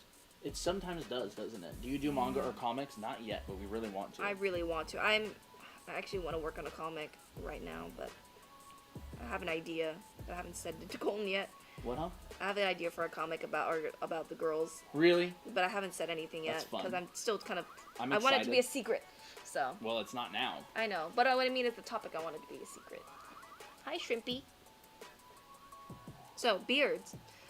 Beards will come out from, well, it depends on what kind of style of beards you want. I also like to think of beards as like a primitive form, so it's kind of looks like this on top of the lip. There's a bottom and a top side, and that's kind of like hair. You can imply the bottom side with the hair follicles, I guess. Hair follicles? That sounds weird. The beard hair. Is there a way you should hold your pen? No. Not really, actually. Not really. There's like an overhand grip, which you wouldn't really use for digital art. There's an underhand grip, or like a standard grip. There's a lot of different grips. You can look up different ways to hold your pen. Not really a right way. No. I used to think there was, and I've seen some of the best artists in the world holding their pens all different ways. Yep. It's whatever works. I was told that the correct way to hold a pencil was like this, but there's like a writing grip, like, and there's like a drawing there's people grip. who have like hold their things like this or whatever, or like this. I've seen people hold their pencil like this before. Yes, Maddie, hello, Garis. My gosh, right now I just scrolled TikTok, had a struggle with a beard. Awesome. So here, when I draw beards, it comes from this. Well, you can't see it, but because you just shaved. But there's this sideburn right here, and that's where beards will usually come out from. There's also some areas around the cheeks where the beard comes out from as well. And if it gets long enough, it'll start looking really bushy. I hold mine upside down, Snaz says. So that means right side up for us. So there's one beard, very bushy, very masculine. Then there's the other kind of beard that's very scraggly, and they're all going in the same direction, they all appear in the same space or same spot. So like for instance, the top lip, you can make it scragglier by making more like untamed lines.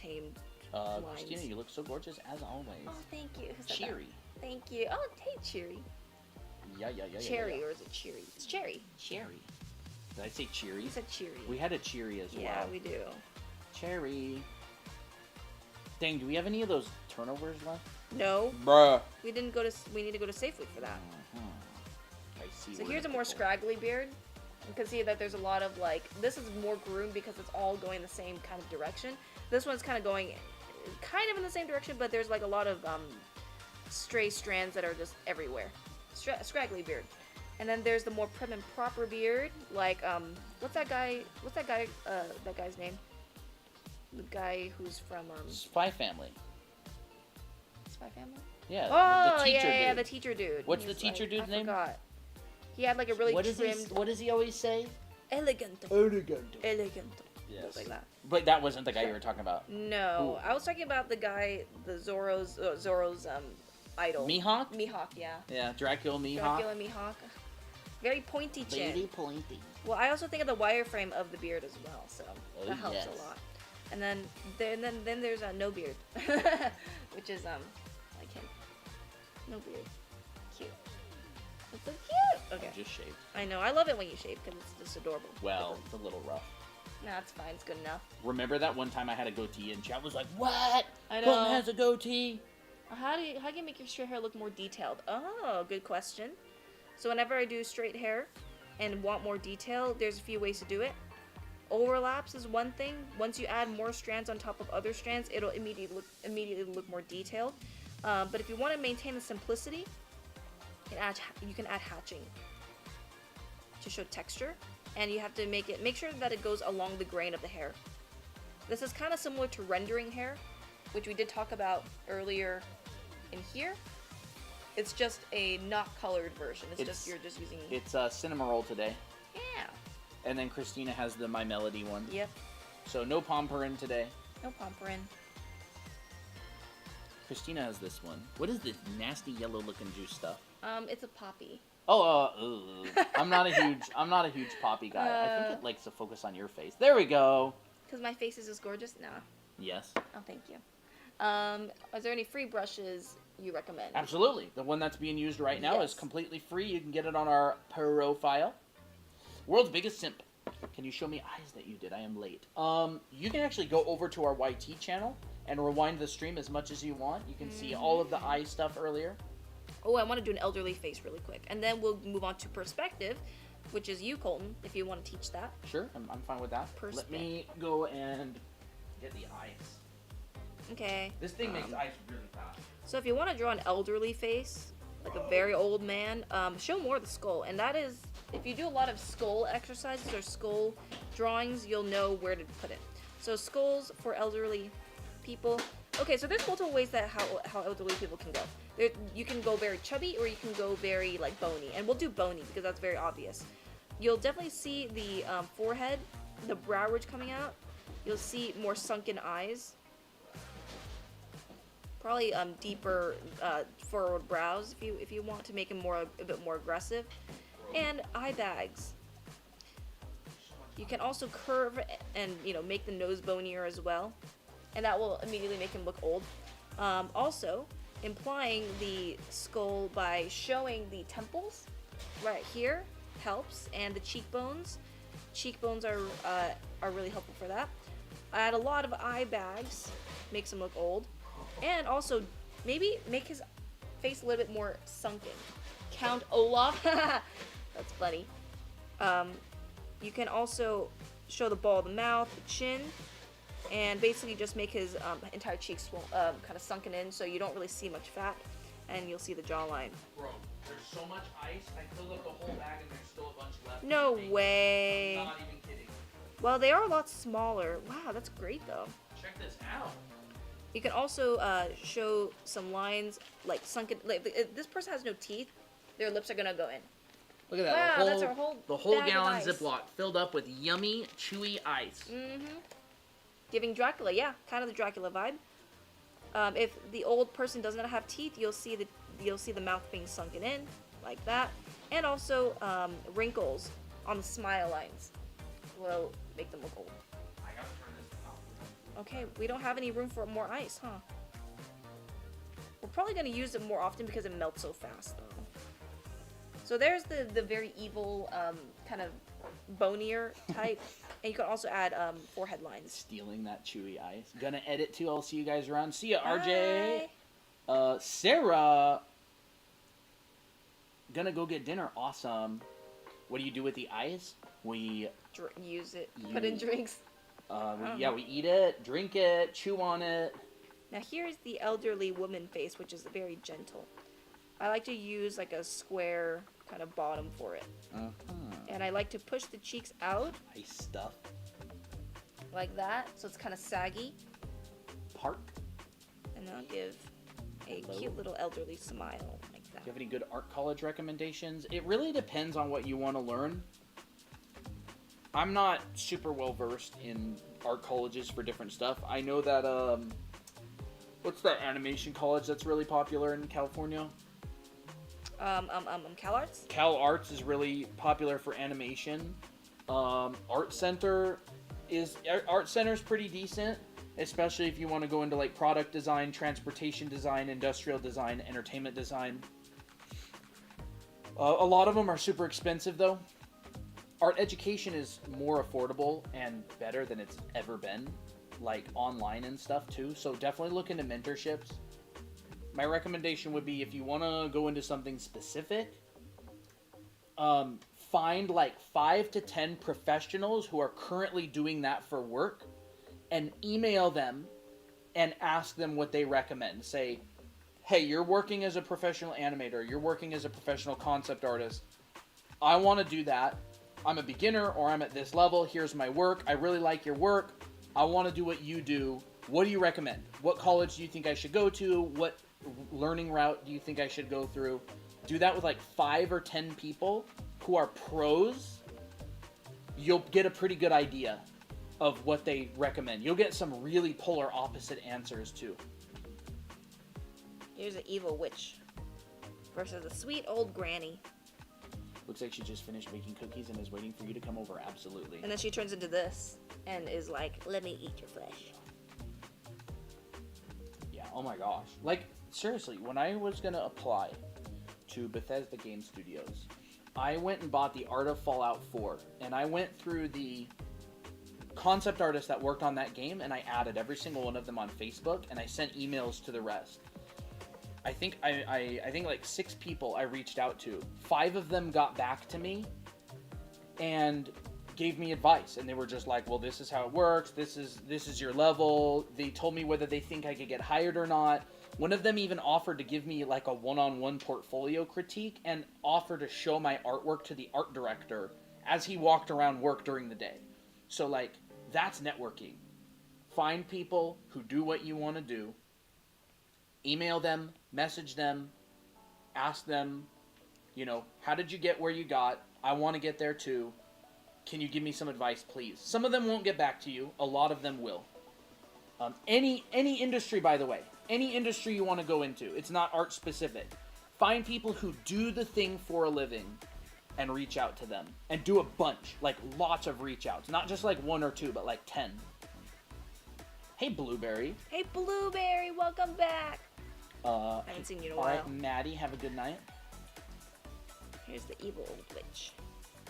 How do you find stuff to draw? Where do you look for stuff? I can't bring myself to find places and images. You know, that's a great question. That's exactly why I bought a bunch of Kim Jung-Ee's books, art books. Pinterest is good. Not as good now that AI is good, around. but it's still not too bad. I still go on there pretty often. You know, figure out what you really like to draw, what you're interested in. And I like buying sketchbook collections. See what other people like to draw. Like Peter Deceive, or Kim Jung-Ee, or, I think, what is it, 3D Total? They have, like, the... Remember those books I almost bought? I kind of don't remember. There's, like, sketchbook collections that are out there from artists, and you can, like, look through them and get ideas. Like, oh, a samurai on a horse. That's kind of interesting. It really depends on what you personally are interested in, your own unique experiences. I used to just draw tractors a lot. I say buy or draw. I used to draw tractors. Like sketchbook tours. Yeah, sketchbook tours would also be great. Like if you cannot figure out what to draw, look at what other artists are inspired by. Pull on your own upbringing and your own history. Like I grew up in Arizona and I rode dirt bikes and horses and stuff growing up. So my dad had a tractor, and so I just drew a bunch of that kind of stuff, like when I was a student. Mm-hmm. And then I worked as a hard surface concept artist for a while. How do you avoid same face syndrome? Explore different face shapes and different eye shapes and different nose shapes. I basically try and be conscious about like, okay, what are the types of eyes do I draw really just like out of my own head, and then how do I change that? Yep. So you could do a face that looks like this. Move that over. I can't see that.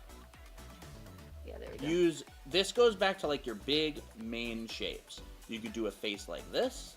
That's kind of the face I did earlier. Like this. I'll show that after.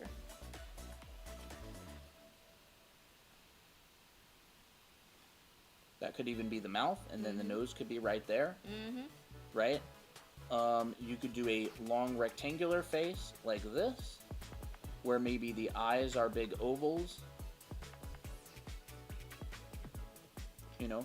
Question, it was probably weird, but how to draw Mexican faces or faces from different races? That will also go into like face shapes. Shapes and I mean, stuff. everyone's very different. So when I'm kind of drawing, like, for instance, if I'm kind of thinking about a Mexican in my head, because I've seen a few. You want to turn those into faces? Sure. Using like the basic shapes? Or like, you know, you can obviously deviate off of that a lot, but kind of like how our book teaches it. I think about like, okay, what are their eyelid shapes? What's their eye shape generally like? Like, is their eye like more square for certain races, or is it more flatter for their noses? You know, are their mouths more puffy or thinner? And then I combine on top of their face shape. Here's some examples from our book as well.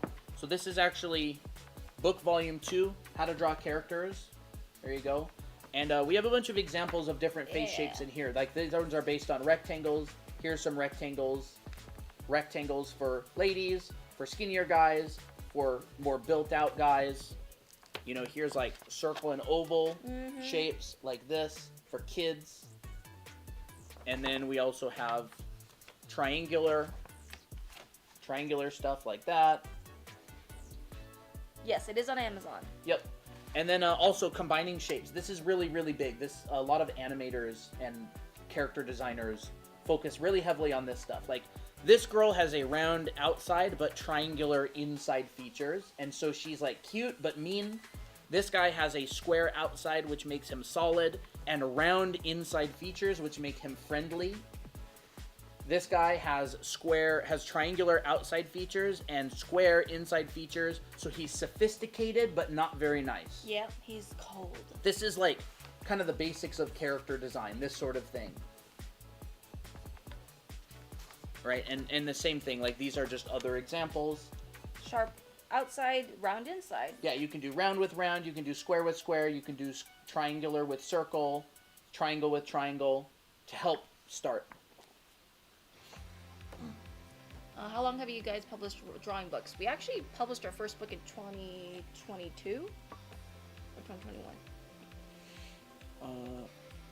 So not very long ago. Simple, but it makes a huge difference. Yeah, all art is based on shapes. I mean like all 2D art like this. It's based on shapes. You have nothing other than shapes.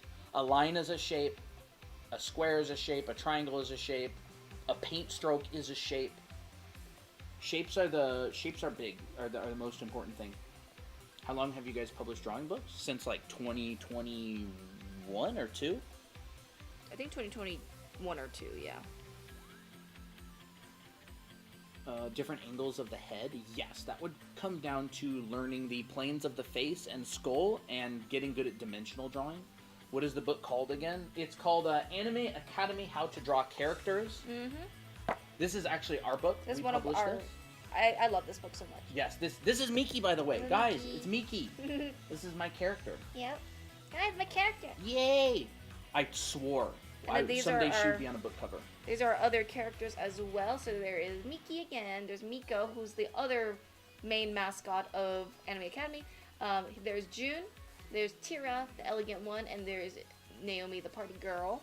Yup. And so that's our main group. And then towards the back, we got Jake. This book is kind of beaten up, huh? A little bit. And there's Jake. Yep, right Jake there. is there. By the way, we also have an online school.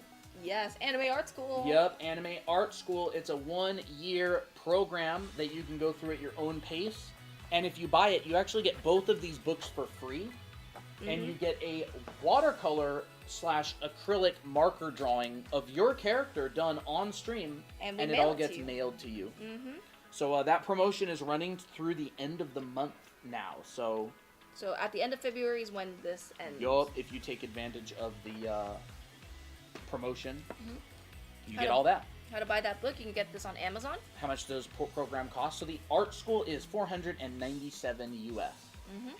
And then all those things come with a bonus. And it's a 1-year program. It's really, really big. So if you want to go get the Anime Art School, you can go on our website, which is right here. You can just type this in to your browser, and you'll find all the information there. Yep. It's the gold button. It's going to be the gold button that says Anime Art School. Yep. Any tips for drawing digitally? Try to imitate what you do traditionally on digital. Kayla, the Chibi art class is $20. $20. My fellow farm boy Colton. Yup. Is there an ebook version of the book? There is a Kindle version for book volume 1, but not volume 2. This guy's kind of cool looking. And yeah, you can also direct message us. If you're interested in learning about the school, you can just direct message us and ask about school. What if I made this And character? we'll get back to you as well. Mm-hmm. This could be a mustache. Oh, he looks so sweet. Look at that. Oh my gosh. So Wait, what if you give this guy like a bowl cut? Oh my gosh, I have to do that. He's like cute old That's old Kevin. It's Old Man Kevin. Oh my gosh. Hold up. Oh my gosh. So we got a character in our book. Oh my gosh. His name is Kevin. Ugh. And this is him. Right here. Look. Do you see the resemblance? Oh my gosh, I see it. It's him as an What old if man. he's like, oh, that's so cool. I like Kevin that. mentioned. Kevin mentioned. Oh yeah, by the way. Oh, this is Victor. Look, I'm kidding. Yeah. This is Victor, by the way. Everybody loves Victor. He's That's everybody's also one of favorite ours, character. Yeah. So yeah. This is all in this book, by the way. Mm-hmm. So yeah, if you're interested in getting it, there's a lot in there. There's actually a whole story. Victor, my man. This is the cutest professor I've ever seen. Yeah. What if he was at like the disco? He's like, he'd be like, "Who's gonna dance with me?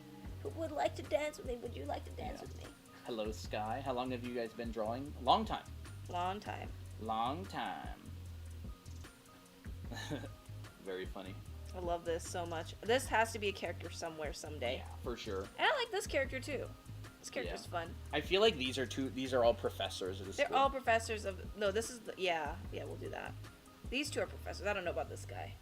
But that's how you create really interesting characters without the same face. Yeah. Did you do hair? Yes, we did.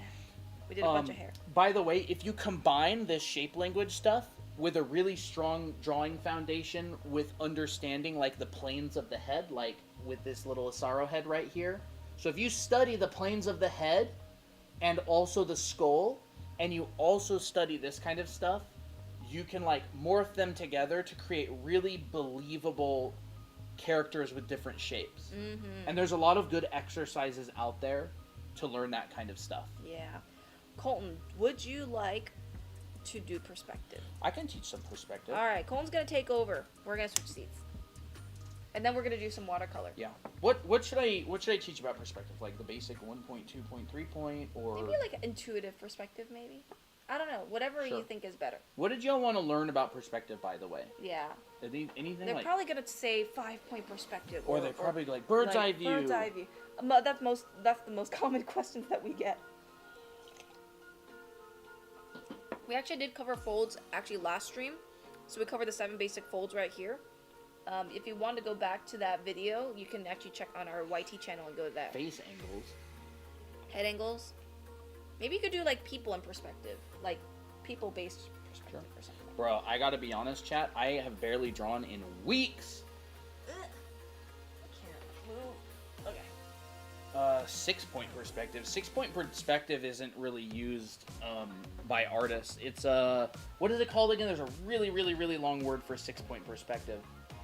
It's used for like people making like maps and stuff like that. Generally, artists only go up to 5-point. Like, you can have more vanishing points in a 5-point perspective scene, but it wouldn't be considered 6-point perspective. It would just be called they meant 5. 5. Oh, okay. So people in perspective.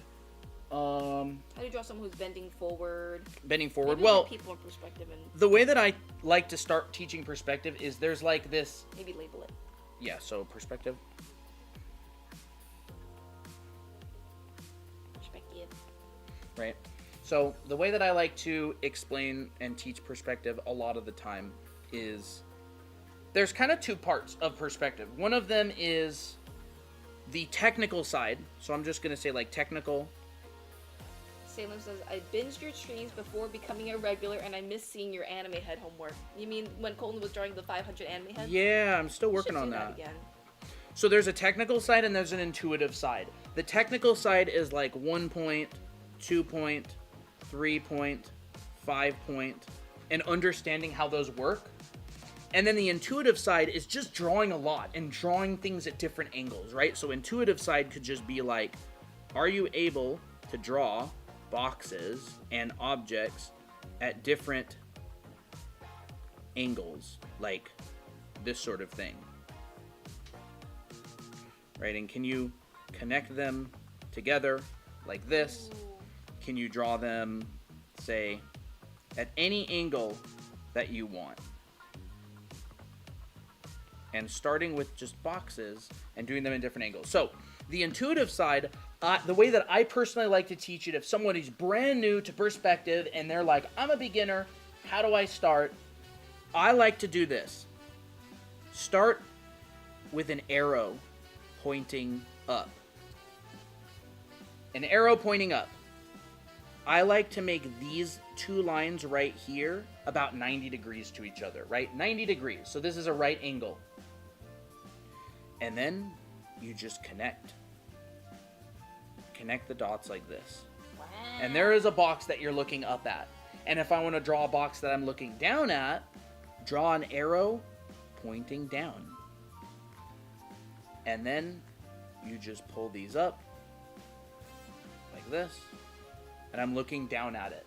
And now just play with this idea. Say, well, what if I do an arrow that's kind of pointing to the side, and this is still a 90-degree angle, but I make that one like that and this one like this. Like, what happens now? Okay, well, let's experiment and pull it through. So what does this look like? Okay, now I'm looking at the box from that angle. So my recommendation is to try this and do it with hundreds of boxes. You want to start understanding what happens if I draw this at different angles. Like, what am I, right? Like, you're just getting used to it. You're kind of exploring it, and you're, like, figuring out, like, what happens if I do this? What happens if I do that? You want to get so comfortable at drawing these boxes that you can draw one at any angle you want, because what we're going to do eventually is we're going to start doing this and that, right? You're going to draw thousands and thousands of boxes. Nobody wants to draw 100 boxes. Do you recommend drawing the inside of the boxes? Yes, absolutely. So that's called draw through, and it's when you draw through so you can see the back sides, and that's actually really important as well. I would recommend doing that. It's basically a way to check your own work, but if you learn industrial design and you study something like Scott Robertson's objects and environments, or if you study, something a little bit more technical, you're going to run into the idea of draw through a lot. It's basically drawing the other side so you know what's happening, right? And I like to draw it a little bit less, right? So there's the intuitive side, which just means explore, experiment. There's no right, there's no wrong. You're just trying stuff, figuring it out. What happens? And then there's the technical side, which is like, how do I draw a 1-point perspective scene? How do I draw a 2-point perspective scene? How do I draw a 3-point perspective scene? Not that I'd really do it too much right here, but like, I feel like a lot of people, when they first learn this, they get really stuck. Yeah. That's the problem a lot of the time. And so, in fact, I yeah, absolutely. With like a lot of that, like some people are more technical, and so they want to approach the more technical foundations first. And usually, if you've started with perspective, you tend to be, not all the time, of course, a technical perfectionist, which is like, you're really, really good at understanding this stuff, but you're really bad at, or you have more difficulty with practical application. So your drawings tend to be really stiff. You're not exactly sure what to do. You'd rather just go back here and do a whole bunch of 1, 2, and 3 points perspective boxes. This is when I advise people to go over and just sketch. Do a ton of sketching. Can you grab my iPad? Yes. Do a ton of sketching. Because if you're a technical perfectionist and you have difficulty breaking out of the really technical stuff, sketch. Go outside, draw trees, draw leaves, draw rocks, draw cars, buildings, everything. Get a sketchbook. On the front of the sketchbook, write with Sharpie, all of these drawings are bad. And then on each page, in the top of the page, just draw like an X. Now you have given yourself permission to fail. None of these drawings have to turn out good. You've already said they're bad. You've already drawn an X and wrecked the page. No expectations. Just sketch. Just experiment. With freely. This is actually something I learned from Ian McKegg. He's a super, super famous concept artist and storyboard artist. He's been working on movies since like the 70s or 80s. Ian McKegg, I think his name is I-I-A-N. Here, he's a triangle. It's cute. Thank you, Emiliano Rangel, for the follow. Thank you, Princess Pink. Look up that guy. He's a legend. And I took a class by him. And so I will show you I was bad, and I am kind of bad at drawing anime heads and faces. You're not kind of bad. You're pretty So good now. how do I? Oh my gosh, what is all this stuff? I don't know. How do I get to my albums? Sorry, my iPad updated, and now I can't. Here it is. So I was really bad at drawing anime heads. So I went, I'm gonna draw 1,000 anime heads just to get comfortable with it. And I about 200 in. So I'm about. There's a bunch of Mickeys. Yeah, so I'm about 200 in. This was my first one, right? And some of them are studies, some of them are from imagination, and I drew. This is the first set of 25, and just having fun with it. So like, you know, Miki and more Miki, and I draw my character a lot, and there's no right and no wrong. I study different styles. You know, there's Kobeni. Yeah. A lot of stuff, right? And then moving on to the next set of 25. Just doing different ones. Do this with boxes. Do this with perspective.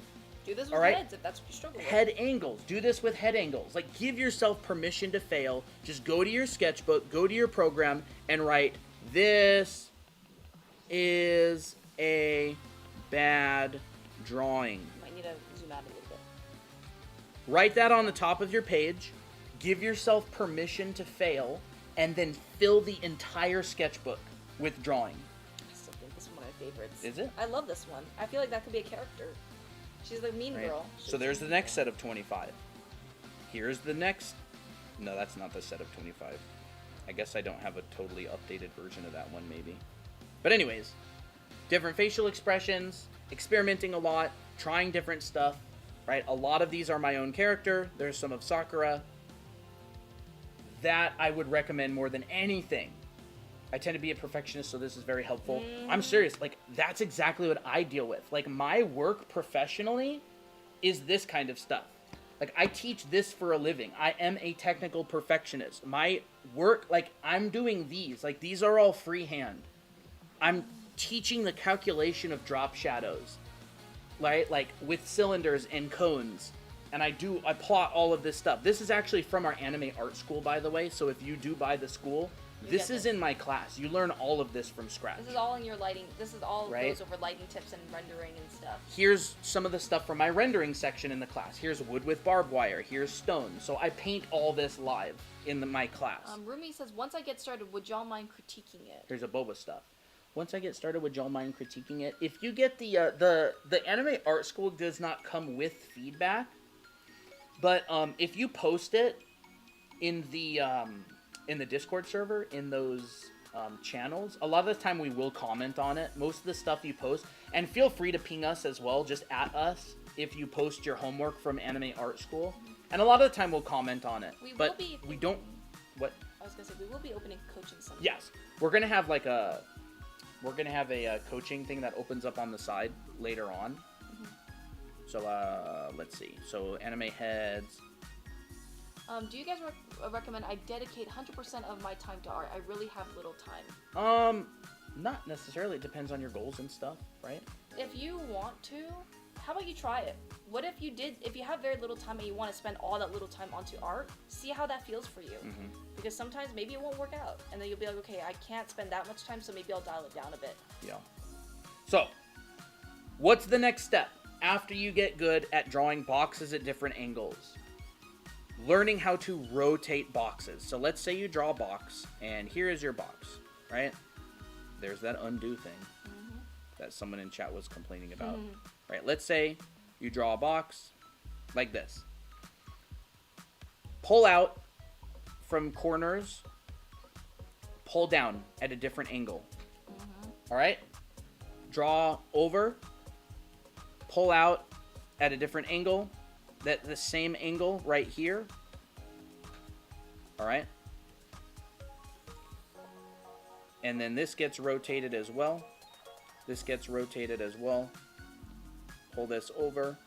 This is a really, really good exercise, by the way. I would do hundreds of these. Hundreds. Hey, Masu. There we go. And you can even curve this if you want. So what does this allow you to do, right? If you get good at doing this sort of thing, it allows you to do stuff like this, which allows you to start building objects like this. And if you're able to build objects like this, very soon you'll be able to do stuff like this, which is like the next step. And then all you have to do is round out the sides, and here is a cute little lizard that was drawn, constructed in 3D, using perspective, and it all starts with being able to draw a box. Mm-hmm. So this is another lesson that I did in anime art school. This is how I teach perspective. I've learned perspective like 5-6 different times. I learned it from an industrial designer's perspective. I learned it from a VizDev artist perspective with Will Weston. I went to a bunch of different schools, and I've taken a lot of different perspective classes, and I've kind of taken all of my favorite stuff and put it together. Ooh, okay, so Moon says, how do I... Wait 1 second. Is it normal to feel like I'm not improving at all, or feeling like I'm getting worse? Yes. Feels like that a lot. It's very normal. Mm-hmm. It's very, very normal. And how do I know... Moon asks, how do I know which color can blend well in a drawing with a colored light? You might have to know about color theory, which we might have to cover at some other stream. I really like those. Yeah. How those work. Thank you, Jel, Velasco, and Jack and Jill, Jilly, Mai, and Ruba, and Aud for the follow, and NA as well for the follows. Do you recommend focusing on perspective more or anatomy? Because I feel like I can't balance both. Oh man, it really depends on what you want to do professionally. Like, in an ideal world, I would say if you want to really get good at drawing people and characters, there's these things called component skills.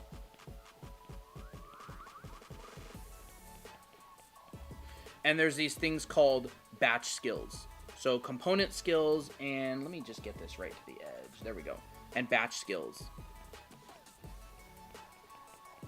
Right? Component skills are things like figure drawing, portraiture, perspective, dimensional drawing. Oh, we are at 31,000 likes. Nice. We're gonna have to give y'all head pats in a bit. Color theory, right? Lighting, rendering. And then there's batch skills. And batch skills are like drawing a complete picture from start to finish, right? Like an illustration. Right? Like I don't know, maybe like architecture design. Architecture design. Right? And then there's like design in here. Design, shape language, form language, all those kind of things. I want to get good at illustrations for anime, but I want to become a concept artist as well. Yeah, so component skills are like individual skills that you need to develop. And then batch skills are skills that require multiple component skills. So if you want to get good at, for example, a Phoenix named Phoenix, if you want to get good at character design, you're going to need to learn portraiture, figure drawing, dimensional drawing, color, lighting, design, rendering, right? You learn all of those individually through exercises and quantity. But then you put them together into a character. You put them together and apply them all at the same time, right? So what people do is they're beginners. People are beginners, and they try to tackle a batch skill without learning any component skills. And then they wonder why it's so difficult. Yeah, and they wonder why it's so difficult. They quit, and they're like, oh my gosh, this sucks. This is terrible. Anything that you want to do in the batch skill, you have to learn all of this. Yes. That's why it's so hard. Now, the way to get good at component skills is quantity. Right? Like exercises. You do sheer quantity. You do 4,000 boxes. You do 1,000 figure drawings. You do 100 portraits, right? You do a whole bunch of lighting studies, a whole bunch of still lifes, a whole bunch of that kind of stuff. This is what I do a lot. This is some of Christina's work. She does these studies. And this is exactly what she does in a study. Now, this is a batch skill study, by the way, right? She's doing figure drawing, anatomy, clothing rendering, clothing drawing, lighting, color theory, value. She's using a 5-value system here. So this study is already a batch skill, right? Like a costume, like a what would this be considered? Like a clothing study? Clothing costume study, I guess. But the thing is, right? while I'm doing these, I'm still breaking it down into very simple things. I'm still using Yeah. components. Like I'm still doing proportions, something very simple, and then as I move on to the next phases, I go into something that's a bit more Yeah. difficult. Like here's some of my studies, and this is before that. Yeah. So this is clothing drawing studies. These are studies of statues, and all I'm doing is just using line and a little bit of value in order to do these studies. Mm-hmm. So this would come before what she's done, right? Yeah.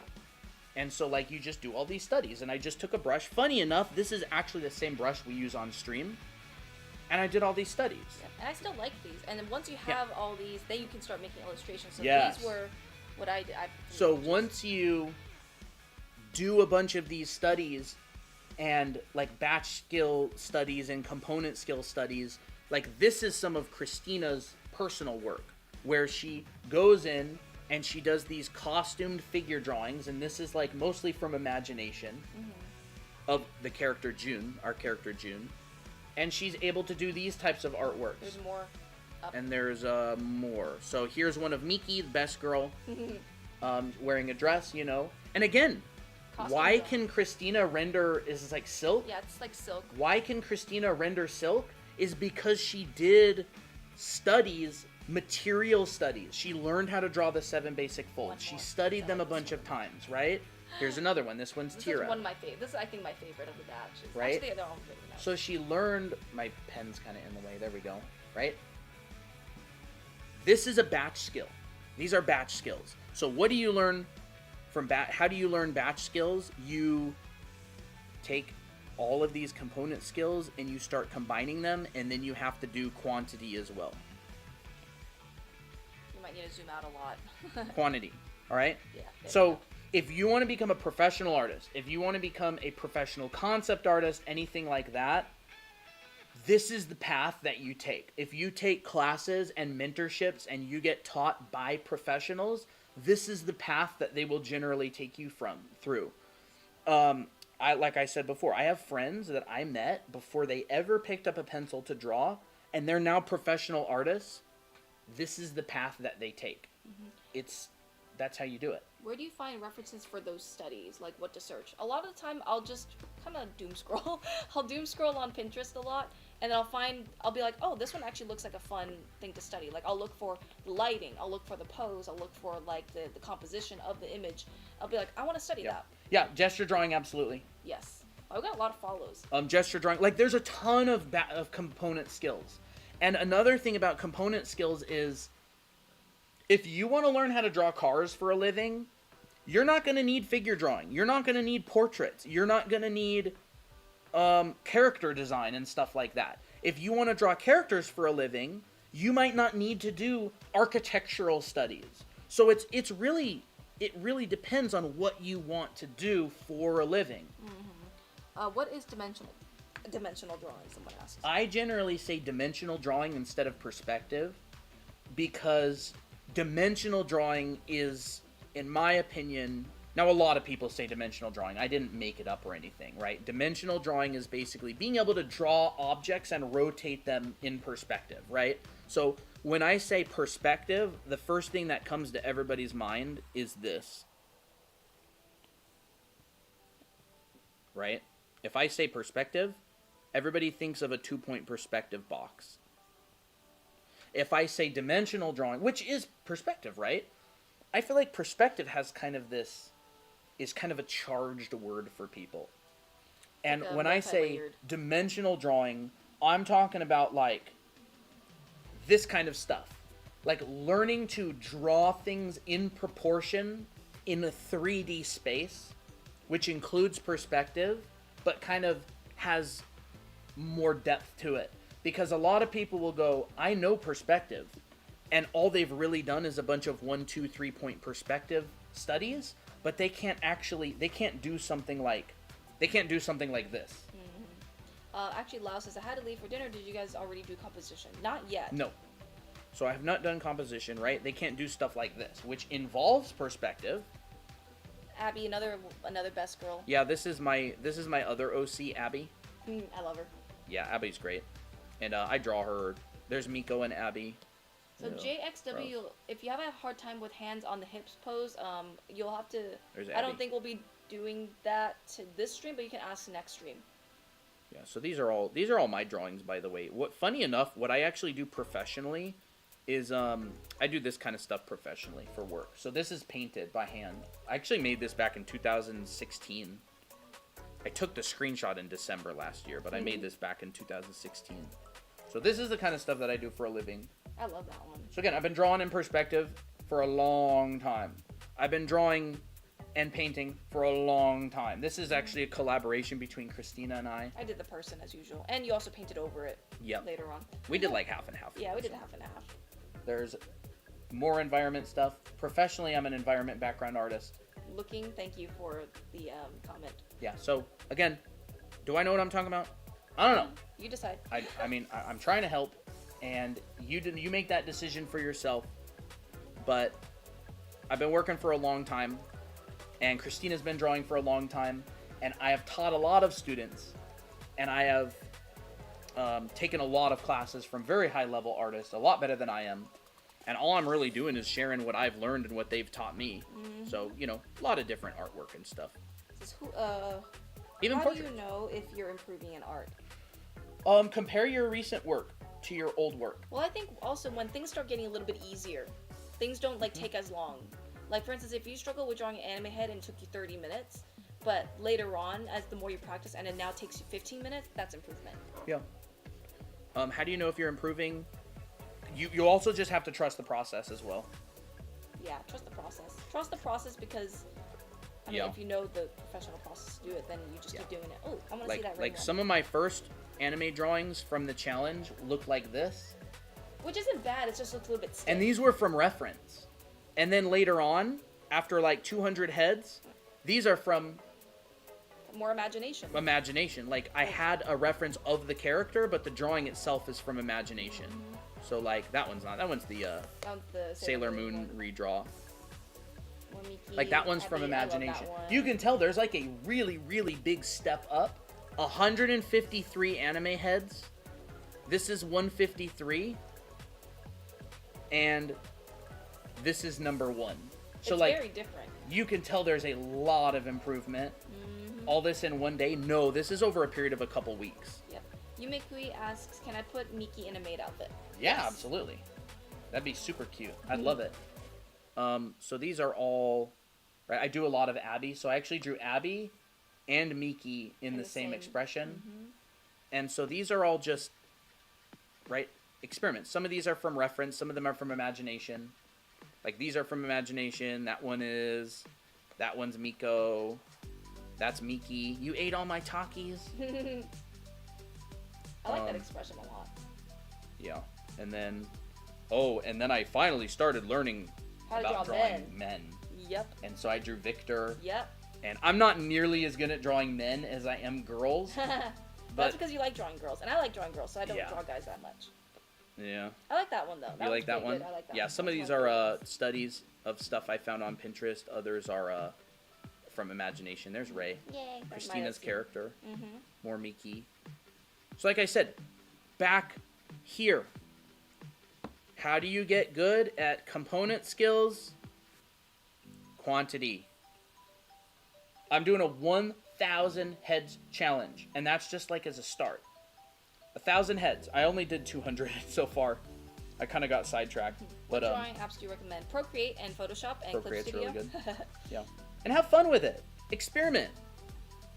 This is a little comic. A little thing that I made of Miko and Abby. Oh, Korean person says good face. Thank you. It's supposed to say thank you. Thank you. I don't know who this is. This is the first Korean person here. See, like, I'll do little studies of this kind of stuff, too. Good one. And, like, then there's this one. This one's from imagination. This one's from reference. This one's from, like, partial reference. And I don't post these online. I'm just doing it to improve. Here's Jake. I really like that one, too. Which one? That one? Yeah. Yeah, I like that one. That one's kind of like a wolf cut. Yeah. There's Miki again. Even though Pinterest is infested with AI, I still love Pinterest. There's ways where I can find, like, if I can narrow down my search enough, I don't have to worry about AI. Yeah.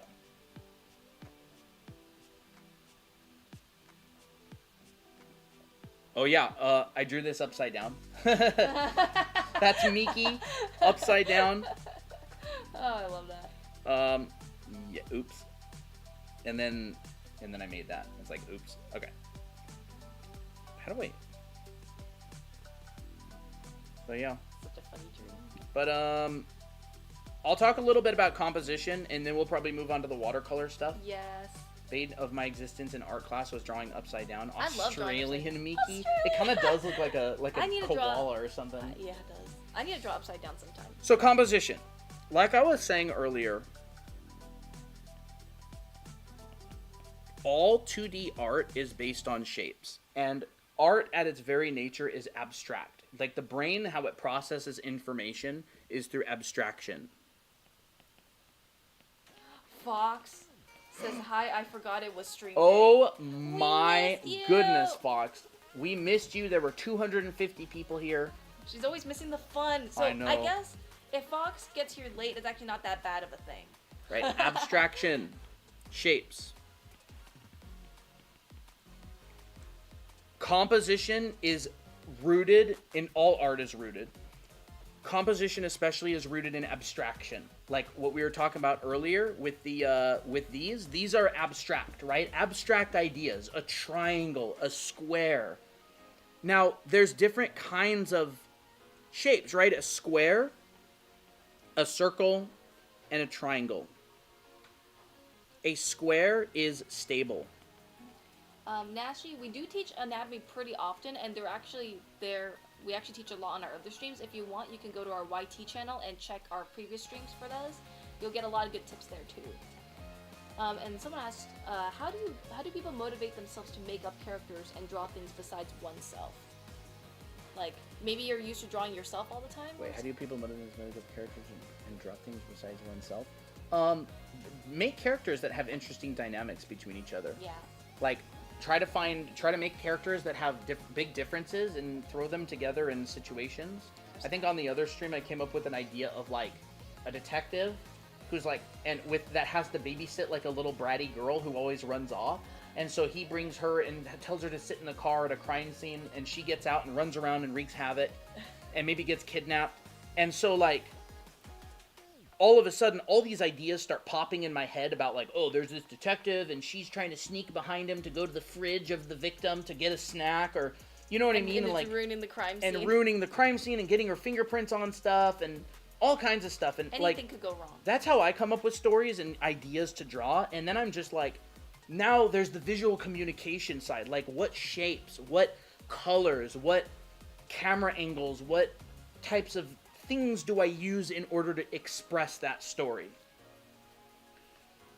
So yeah, like that sort of thing. That's what I did with these. Like I had the idea of Abby and Miko. What the heck? Finding this cat, right? So like Abby and Miko became friends, and they started bonding over this cat that they found in an alleyway, right? So here's Abby. Here's the cat, here's Miko, and I've created this triangular composition to connect them all. And this composition overall is like L-shaped. There's this stable L-shaped composition right here, and then inside of that L, so what we really have going on is we have just like a stable and dynamic the canvas, kind of shape. And I have this triangle that's kind of shaped like this pen doesn't draw anymore. Oh, look. It's white. Okay. I have a triangle here. Play button. I was literally thinking that. Okay. And then I have this stable L shape in the background that kind of holds everything together, right? So you've got sort of this sort of thing. And this is composition. This is the abstract part of composition, right? I've got Miko, I've got Abby, and then I've got the cat. And then in this composition, I've got this stable, squarish, rectangular background holding it together. So, back to what I was saying earlier, squares are stable. They don't feel like they're going to tip over. Circles are peaceful. They're friendly. and triangles are dynamic, right? When you have lines, like this has to do with static and dynamic. Static and dynamic. Bye, Phoenix. Static is like symmetry. Static is straight lines. Static is stuff like squares. And now, static is commonly thought of as bad, but it's not. It holds things together, right? There's a dance between static and dynamic in this piece. And this isn't even like an amazing piece. It's fine. This is static. This pipe coming down right here, that's a static element that holds this piece together. This fence right here, that's a horizontal line. That's a static element that holds this piece together. And then you've got this triangular piece of light hitting right here. You've got this flow right here. That's dynamic. And you have a triangle that connects her face, the cat, and Miko. And so Miko's looking at the cat's looking up at Miko. Even the Abby tail. is looking at the cat. The tail brings you back around into the scene. So I have, and look, all of these brush strokes down here. Amy. The bottle, the brush strokes, you can see they're all pointing into this composition. But I don't want the whole thing to be dynamic because I want it to be friendly and peaceful. And so stable. I've hooked the whole piece together with this stable pipe and fence. And I have a 1-point perspective in this scene. So my 1-point perspective is behind Miko, and all of my lines are radiating out like this. So I'm using perspective to bring the composition into the characters. So that's how I planned this composition. And now you'll see in the next piece, this is Miko and Abby finding out that this cat had kittens. And so this is a worm's eye point of view, and you've got the cat in front of the kittens, and you have Miko and Abby, and they're kind of looking over at this, right? I don't think this piece is as successful as this one, but my thoughts behind it was a dynamic worm's eye view. You're looking up. The perspective in this shot is basically really, really low horizon, 3-point perspective, and it's kind of like this. And you basically got, let's see, you got that. That's your perspective grid for that shot. You've got the garbage can over there. You've got Miko. You've got Abby. You have the cat, right? Mm-hmm. And then the cat is dark. You've got context, right? So here's a little thing also about composition. There's foreground. I'll write this a little bit smaller. Foreground, midground, and background. All right? The job of the foreground is to tell you, where are you? Where is the camera? Right? So I'll zoom out. Where am I? Right? The camera. I'm hiding in the bushes. I'm on top of a roof. I'm with these kittens. Right? The job of the foreground is to say, where am I? In this shot, you know where you are. This is kind of acting as a foreground. You're standing in the house. We got a lot of follows. Yes? So I would like to read them out. Sure. Serene, Duck, Doubt, Huda, Brazil, 3D, I don't know how to say that one, 64, Strawberry, Kira-chan, Bing, Mayo, Mendoza, and Shirley, thank you for the follows. Yes, thank you for the follows. So, what's the foreground in this shot? This is actually a piece that was made in anime art school. So this is in the perspective and dimensional drawing class. Mm-hmm. So if you want to learn all this stuff, we teach it in our art school. But we're teaching it now on stream to an extent as well. What is the foreground in this piece? Well, you're behind this guy flirting with this girl, and they're in a little town, right? So the job of the foreground is, where am I? Where is the camera? The job of the midground is generally your subject. right? Subject. What am I looking at? What's happening, right? So if you go back to... I might need to zoom out because I don't think we... If you go to this piece again, my foreground is this stuff in the front, right? I could have even put another foreground in here, like a bush or a branch or something coming up. Okay? The midground is the cat, Miko, and Abby, and some of this stuff in here. And then the job of the background is context of the world. It's very similar to hair as well. Context. Yes, hair is actually really similar. Green Artisan says, "You are crazy. You sharpened my thinking more." Thank you. I appreciate it. So, foreground, where is your camera? Midground, the subject, the story. Subject/story. This is kind of a general rule of thumb. It's not always like this. There's exceptions. The background is context, right? If I made the background in this drawing a waterfall, you would get a different vibe. Zero literally just joined and just immediately followed. Awesome. Thank Welcome. you. W0. If the background in this was a big bustling city like New York, that would tell you where in the world you are. If the background of this was a space station and you could see planets in the background, that would be context as to where in the world you are. So the foreground is, where is the camera, right? I'll just say camera. We got a cute surprise from Miley. Ooh, I can't wait. Midground, the story. Background, the context. And then you want your graphic composition, your abstraction, to support all of these elements in the story, all right?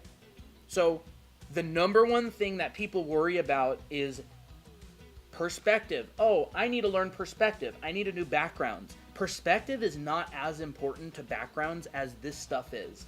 This shot right here has very little perspective. It's only basic 1-point perspective. There is nothing complicated about the perspective of this shot. It's all graphic composition. This kind of stuff. Can you draw air? Air. Like, wind? You can imply air. Like through leaves or hair flowing in the wind, perhaps? You can show the effects of air, but I don't think you can draw air. No. I've actually heard that question before. It's funny. You can show the effects of air, but you can't draw. Hey, Sammy. Hey, Sammy. Care of me. So anyways, for, what is it, Lao? Is that it? Lao, yes. Does that make sense?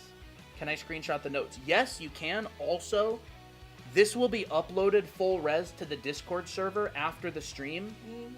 And it's also going to be archived forever on our YT channel. So if you missed anything or you want to go over anything again, go to our YT channel, Draw Anime Academy. You can back up the stream. You can watch it. You can clip it. You can share it. Whatever you want. This is for you guys for free. And, yeah, so backgrounds and composition has to do with abstraction. And so does all design. All design is abstract at its core. All art is abstract at its core. So, we're going to make our background. Circle, square, triangle. I did want to say that circles are symmetrical. So, in figure drawing, you want to break the symmetry of the circle Half circles or by curves. using half circles and curves. You've probably seen this before in figure drawing. And then you've probably seen this. You've seen that, and you've seen that. That is a demonstration of breaking the symmetry of circles and instead taking a piece of the circle and using it as an arc. That exact thing's happening right here. The tail. This is a partial circle. Abby's hair. This is a partial circle. The back of her head. This is a partial circle. A lot of the time, you're going to use partial circles in your art. All right, so I did want to say that because circles tend to be problematic. Low taper fade. Would you start with backgrounds first or characters when making the illustration? Oh, that's totally up to you. It depends on the It depends on the intention of the illustration, right? If you're doing like card art or something, a lot of the time they want to make sure the characters look good, and then you just go, you know, you kind of sketch in a background. Like if you're doing card arts or illustrations for a game or something, you know, it really depends on the intention. A lot of the time people will bring them forward at the same time. But remember, the character is a graphical element in your piece. So you want to consider the whole. The character included in the composition is still just another shape or series of shapes. So whether you start with the character or start with the background, you want to consider the whole. What's going to be your live schedule? Is it once a week? We stream Mondays, Wednesdays, and Fridays at 4 p.m. Pacific. Yes.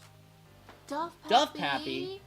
Hey guys, wanted to say you do great work and these streams are very generous. I hope you continue to do this and thrive. Thanks for what you do. Well, we really appreciate it. Thank you. Thank you for the lovely comment. I try to watch Riot artists speed paints and analyze their compositions, but it's kind of complicated. Yeah, you're going to want good education. That's kind of like going to an air show and watching fighter jets make turns and maneuvers. Like, you can definitely learn from it, but you're better off going to flight school, or you're better off taking a mentorship. If you really want to level up, and speaking specifically to you, because you're pretty high level, I would reach out to a Riot artist personally, email them, say, I want to do what you do. I actually have a couple friends who've become Riot artists. Nicholas O.A., he was a buddy of mine in school. And, yeah, just all that kind of stuff. So, yeah, reach out to people. Ask them, what do you recommend for practice? All that kind of stuff. You can get a lot of information from that. Well, y'all are busy. The billionaires and government are setting up destruction in every country. Yeah, what can I do about it, though? I can't do anything other than try to make other people happy. I draw, bro.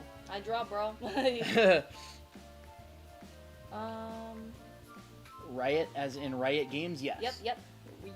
Yup. Can you draw braids? I think this will be the end of our topics for today, but you can feel free to ask it again on another stream. We actually cover braids a lot. In fact, if we go back and actually, where are all the braids at? You can go to a previous stream. Is it this one? I probably have covered braids. You can go to previous streams, and there'll be a lot of braids drawn. Oh, I remember this. Oh yeah. Perspective from fun. above. Either way, I draw braids a lot. The hell? I don't know. For some reason, it's not coming up. I have no idea. We also cover a lot on how to draw noses. We probably won't do that right now. Here's some. Here's some braids.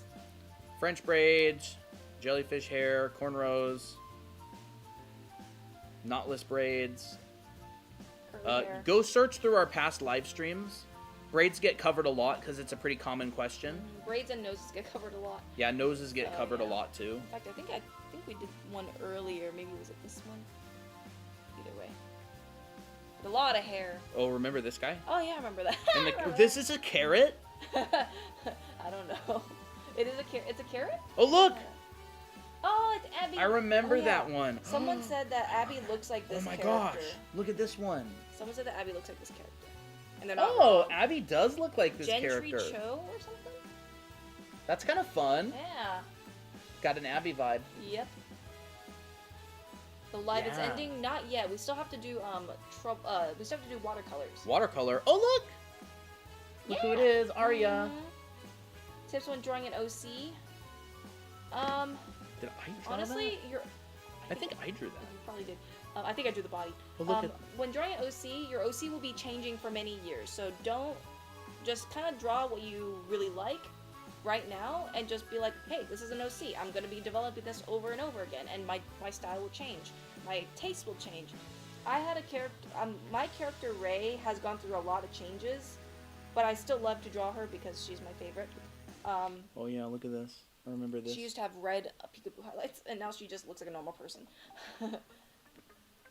Miley says you should definitely check out server fan art now. Okay, let's do it. I'll bring it up on my iPad. When it comes to drawing OCs and other things, think about their Fan vibe. art. Think about like what's their theme. Oh, It's very nice. Oh my goodness! Look who drew Miki. Miki. Oh my gosh. Oh, it's very nice. Nice Miley. foreshadowing. I absolutely love this. Ooh, oh, I Little love that. badge. Very So nice. cute. I love it. I gotta say, Miley has had a phenomenal improvement over since she joined. All credit goes to Miley. Like, lots of practice, really good work. So yeah, awesome. Oh, Yumekui says I'm almost done sketching Ooh, Miki. Nice. That's exciting. Love it. Yeah, I mean, there's obviously more to composition and stuff, but this is a really good start. Ask on another stream sometime, and I'll give you some exercises for practicing composition. And I'll give you some resources for learning it and getting better and that kind of stuff. But this is kind of like a really quick run through of how composition works. Composition will majorly level up your artwork. It'll make it go from you can draw a character that looks gorgeous to the entire scene just pulls you in. You can get our brush for free on our profile. Yes. And I have not been responding to Discord invite messages because I've been teaching, so I'll respond to those. Do we want to switch? Yep. All your previous live streams are on YT. Yes, they Yes. are. Where can I get your brush? You can get it on our profile for free. Yep. Or if you join the Discord server, just send us a message, ask for the invite. You can get it in the Discord. Froggy Justice, I was watching Sam does art, and I don't know how old the video is, but he saw one of your TikToks on YT Short or YT Shorts. Yeah, he did see one of our TikToks. One of our really old drawing videos that was done with pencil was somehow the top... went viral for some reason after like 2 or 3 years. I know. And Sam Does Art reviewed it in a video. He loved it. And he liked it. 8 out of 10. I'll take it. Yeah. The only reason he docked points was because for some reason he doesn't like boxes. Yeah, I guess so. I don't know what the lore is behind that. Maybe it's just a joke. It is a joke. It probably is a running joke. If you ran into him at like a He would con say- or a convention, you know the whole thing is like a running gag. Yeah. Rogol, hello. Rogol. So is this This Rogol? is their character. Oh my goodness. It's very cute. Well, they have like a few... Ooh. Looks like this. All right, I gotta say, do they want you to draw that one? They probably want me to draw the outfit of that one, but I'm gonna go with this face. So this is Rogol's character. This is the... Oh, she's so cute. It's like a little Mickey, space Mickey. Yes. So this is what's gonna be drawn today with watercolor. Where is my pencil? So, we've decided to extend the promotion through the end of the month. So if you do buy Anime Art School, which is our recorded school, you will get both of our books signed, and you will get a traditionally drawn and watercolor and acrylic markered version of your character of your choice for free, and we will mail it to you. That is the promotion. It's going through the end of the month. Can you give me that pencil, please? Ethan Becker. Isn't he a art YouTuber? What do you want? That pencil. Which one? That one? That one, yep. I haven't seen his stuff, but based on the people that he hangs out with, he's probably pretty good. But I don't know. I've never seen. Yeah, I painted the fake desk in front of us. That's like a just like silly little thing I made a long time ago. I've never actually seen a video of Ethan Becker's before. But doesn't he hang out with like Ahmed Aldouri and Cynics and those guys? They're pretty good, so I would assume he's probably pretty good. Renee Draws, hello. Hey. There's a kid in my class named Ethan Becker. That's funny. Ethan Becker is wholesomely aggressive. Awesome. Wholesomely aggressive. I like that. Yeah. I have a feeling that as Christina and I grow our channel, we're probably going to meet a lot of these YouTubers and people. I hope so. And get to know them a little bit better, maybe. Hello, Tipsy. What is your background music playlist? It's just a bunch of like J-pop, Japanese type music on Epidemic Sounds. So we have an Epidemic Sound subscription, and we've just collected a bunch of music that we're allowed to use. We also stream on YT. I could see if there's a way to share playlist.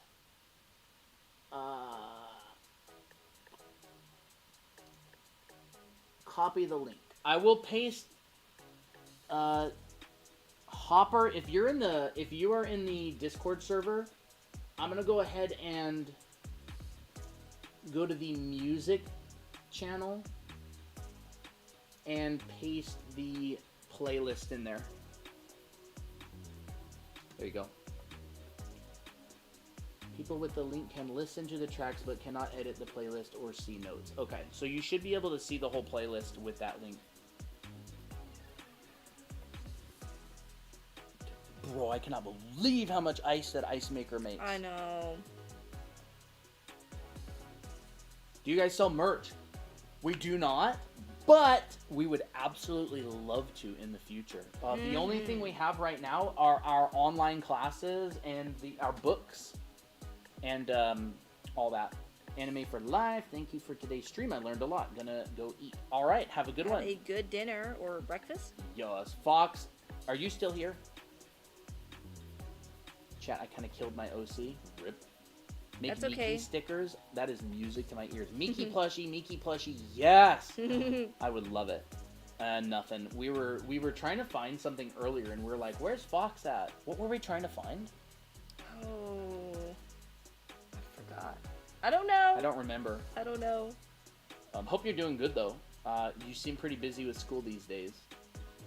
If we ever do plushies of all the girls, I think Miki might be the one that sells the most, is a bestseller. I would be the #1 Miki salesman. I would literally go You're door already a to Miki door with a little red wagon full of Miki plushies, and I would not come home and eat supper You get a Miki. until all of them were sold. I'd buy a box. Fox needs to find your memories. We were trying to find Roblox group pics. Okay. Miki Evangelicalist. Yep, the Church of sure. Miki. You would never sell her, though. I would have so many Mikis. I would want to sell her because I need to spread the Miki, the love of Miki to the world. The Miki. Yeah, but we did find them. I was talking about game night earlier in the stream. Thank you, Artemis. No, we don't need any anymore. I did find a couple of them. It should be called the Church of Miki. The Church of Miki. Let's make that a thing. It's a cult. The Church of Miki. Oh my gosh. And the funniest thing, Fox's drawing of Miki looks like the Church of Miki outfit. It looks like... Oh yeah, I don't remember. Who drew this one? Huh? Oh, I don't remember the username, but it was pretty recent. Are you here in chat? Because I made this my unlocked home screen. I love that. Oh yeah, who was the one that got our anime art school recently? Someone named Raven. Raven, Yaya. Is that... Okay, yeah. I don't know if you're here, but I love that Miki art. And you know who else's Miki art I really liked? Chuki. Chuki's Miki art is fantastic. I can tell you guys have a favorite OC. Miki is by far my favorite OC, followed by Abby. I have another favorite OC. Christina's is Ray, which is her character. I have a picture. She loves Ray. I love her. She did a bunch of Ray expressions recently. Christina's very good at drawing characters and people. So there's a bunch of Ray. Hopefully it's focused. I wanted to give Miki head wings in that photo to make her more godly, angelic, but it was too crowded. I think you did great. #1 Miko fan I am. Miko is one of my favorites. Dang, I want plushies so bad. I know. We gotta get that figured out. I know. Kind of starting to get more invested into y'all's universe. Aw, thank you. Din Master, thank you for the follow. Dyed my hair a few days ago. Nice, reddish brunette. That's fun. Found an artist who made plushies. Ooh. Oh, that's Bunk Bed Boy. Okay, Bunk Bed Boy. Do you mind if I gave her a dress but with similar color palette to this outfit? Rogol's Bunk Bed Boy. Bunk Bed Boy. Okay.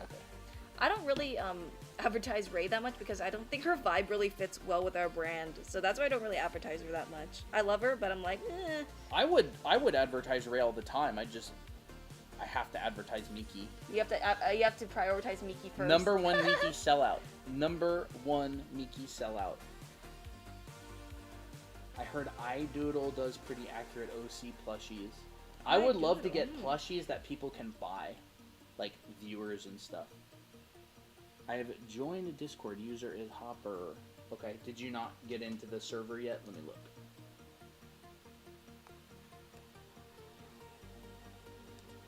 I might have to find. Did Rogel respond to my question? I'm not sure yet. Server settings, members.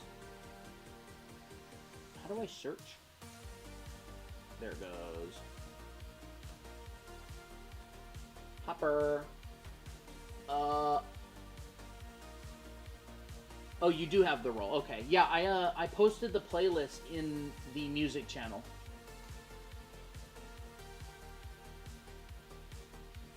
Sure. Don't forget the hair things. Is the hair things the little ponytails at the top, or like the hair holder thingies?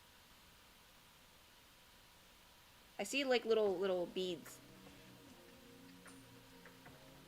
It's probably one of those. That's super cute. I like this character a lot. Yeah. Okay. Did I ever tell y'all the results of my after school thing? We had a tournament the other day. Tournament. What are the results? Let's hear it. No, we haven't heard because you've been missing from stream for days. The things that look like ears. Yes. Things that look like ears? Yep, these things, yeah, right? Yeah. Like the little ponytails. It's right up there. These little puff things. Yeah, right? Okay, I'm done with the sketch. Where do I send it? So in the Discord server, my team got first. Wow. And like all teams got second and third. Nice. That's awesome. So y'all are a lawyer now, yeah? I'm just gonna have to remember that the next time I want to pester you. So in the Discord server, there is a channel called Server Fan Art. Oh, I love that Miley so much. It's so good. And Beavers was super cute as well. And Vexania's, oh my gosh, the Miki fan art is. It's been coming in. I love it. It's been slowly trickling in. The hair that sweeps out just above her real ears. Oh, yeah, okay, that. I see. Okay, gotcha. These things. I love those things. I like these. I actually gave Miki them before, but I think they got removed later on. She has them in her feral version, though. Her fox version, I guess. The OC who doesn't get as much fan art is Naomi. Yeah, she doesn't get as much fan art. She gets more fan art from Kayla, though. Yes, we do get some fan art of Naomi, for sure. What time is it for you? It is 8:10 p.m. Ooh! Oh my goodness. Wow. Oh, that's so cute. That's so cute. The maid outfit. Oh, I love it. I love it. She's so happy. Yippee. Oh my gosh, I love it. I need 20 chapters yesterday. 20 chapters yesterday. I love it. I cannot wait. I cannot wait to see it finished. How to get better at drawing? Draw a lot. Get a brand new sketchbook. Take a big old fat Sharpie and draw right on the cover of sketchbook and say, these are bad drawings. And then go through every single page and write at the top of the page, this is a bad drawing. This is a bad drawing. This is a bad drawing. And now you have permission to fail and fill the whole sketchbook up with no worries because you don't need to make the drawings good. Just the fact that you draw will make you better.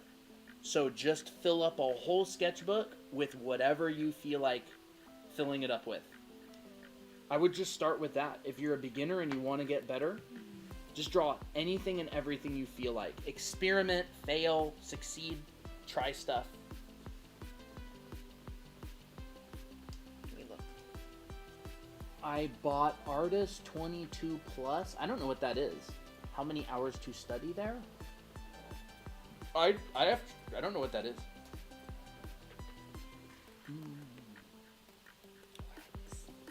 If you are new here, by the way, and you're looking for a community, a cool, fun, interesting community, you can send us a direct message and ask for the Discord invite. We have a big Discord server. I actually have a feeling that we probably passed 3,000 members today. Let's look. Really? Wow. 3,013. Wow, that's a good number. Guys, our Discord server passed 3,000 members today. That is worthy of a celebration. That is sort. awesome. Yup. We Yup. haven't given them head pats yet. Yup. And they still haven't gotten head pats. I don't know how to get better. Just draw. Just draw. It doesn't really. Your goal isn't to. Yeah. To like. You will get better. You will get better. The more you draw, you will get better. Your main goal isn't. I don't know how to say it. I would say, oh, but I'm not getting better. If that's your obsession, you'll probably end up burning out really fast. So I wouldn't focus on that so much. Yeah. So that's the number one thing. It's like I do admire people who say that, oh, I really want to get better, and it's a good thing. It's not bad. I just think that there's sometimes like people don't realize it, but that they could be putting too much pressure on themselves, because art is probably one of the most deceivingly difficult things to do. People think it looks fun and it looks easy because other people who are good at it make it look easy, but when they actually do it, it's very difficult. It's because there's a lot of multitasking. And then they get discouraged. And I don't want you to get discouraged. I want you to like art and not quit. Mm-hmm. Yeah, simply drawing a bunch you'll get better a lot. If you haven't filled up at least an entire sketchbook, I wouldn't even really worry about the most meta sweat way to improve. Yeah, I don't really like that kind of mentality either. It's kind of toxic, in my opinion. Yeah, just And I just think it's draw. more of an excuse to procrastinate. Y'all need a FAQ with answers for this stuff included, how long you've both been drawing. Yeah. I like these questions because that means a lot of people are coming in, so I don't mind them. Alright, Yumikui, have a great night. Thanks for the Miki art. It's Absolutely so love lovely. I love it. Can't draw anime, but can draw sculptures of zoos. Nice. Hey, awesome. What day are monthly challenges due again? They'll be due... I think our 12-hour stream. The Yeah, they'll 28th. be due on the 12-hour stream. You are welcome. And if you want to get better at drawing, join the Discord server, hang out, do the challenges. If you need ideas of what to draw, there's a never-ending supply in the community. Mm-hmm. And when in doubt, always draw Miki. When in doubt, draw Miki. Exactly. See, even Christina gets on the Miki bandwagon. It's the easiest bandwagon to get on. How many of you are at Discord? Like 3,000 now? Yeah, the Discord server just passed 3,000 members. Should I be using tripod grip or just some random grip off the internet? Just see what works best for you. Just experiment. The date went really well. We are now dating. Awesome. Wow, congrats. I want to join. So if you want to join the Discord server, go ahead and send us a direct message on TikTok and just ask for the invite and I'll send it to you.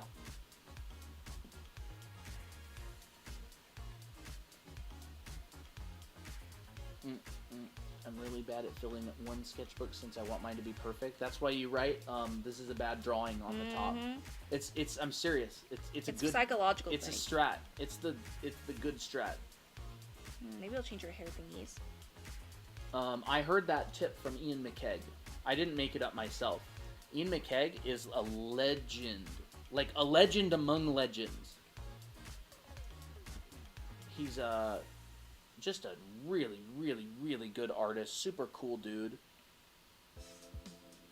Artists who have been pros for 20, 30 years look up to Ian McKegg as a legend. I'm not Fox joined. Look who decided to show up. DM'd about the link. Awesome. I got 3 requests. Number 1. There you go. Number 2. Here you go. Number 3. And there you go.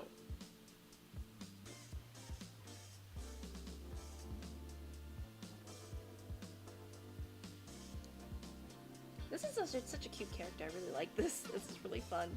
Oh my gosh. I gotta say, I love it when characters like this come up. I know. Because they're so cute. Mm-hmm.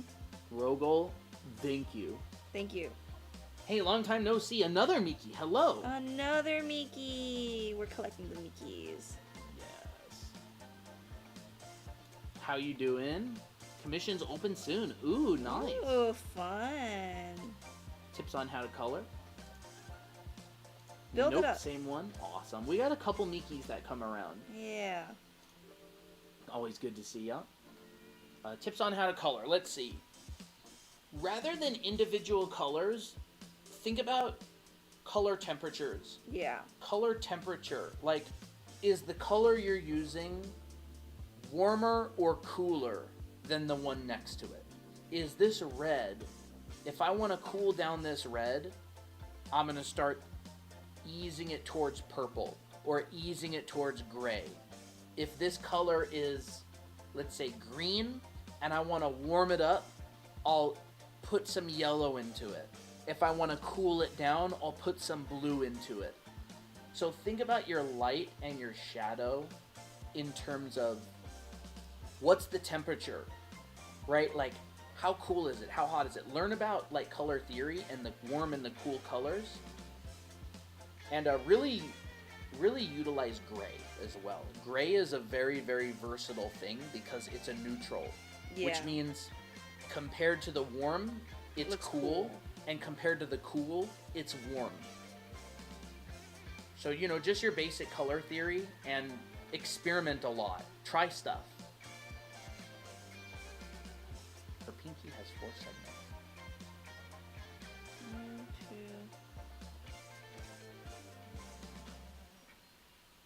That's how my pinky looks.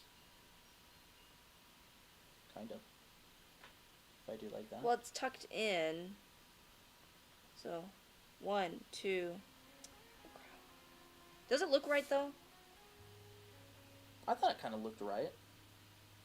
I didn't really think about it. Generally, I don't think they can kind of come back up. How many creases does that have? See, look, mine. If I do this, it'll have. You can get it like pushing up, like that. If you look at that, you'll have like a bunch of creases in it. Like, I got a crease. 1, 2, like a 3, diamond. 4. I have 4 creases. So there's 1, 2, 3, 4. Technically the knuckle. Yeah, so that's the 1, knuckle 2, right there. 3, 4. Okay. Wait, 1, 2, 3. I'm messing with my brain. Oh crap, my brain's messed up now. Whatever.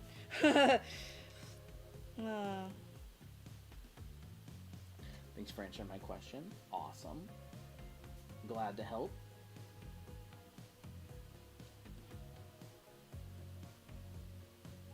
I can't change it now anyway.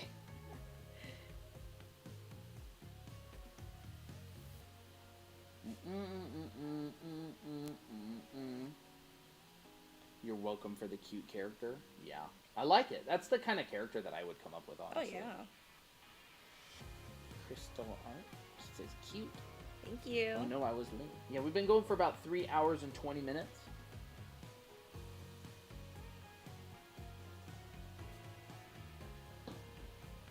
Just finished drawing and wanted to know how do you digital paint. Not really sure exactly what you mean. Like, how do you get started with digital painting? The line between drawing and painting and digital art is very blurred. So, like, you draw and you make the brush bigger, now you're painting. So in real life, you generally have, like, drawing pencils or pens, and then you have, like, paint brushes and stuff. But in digital art, the line between drawing and painting is very blurred. So the same brush that you draw with, you can just size it up and you can paint with it. So it really just depends. Drawing generally has to do with the indication of edge, and painting usually has to do with the indication of light and form. So if you want to paint digitally, just switch from edge to form, and you should be good. Do you paint traditionally?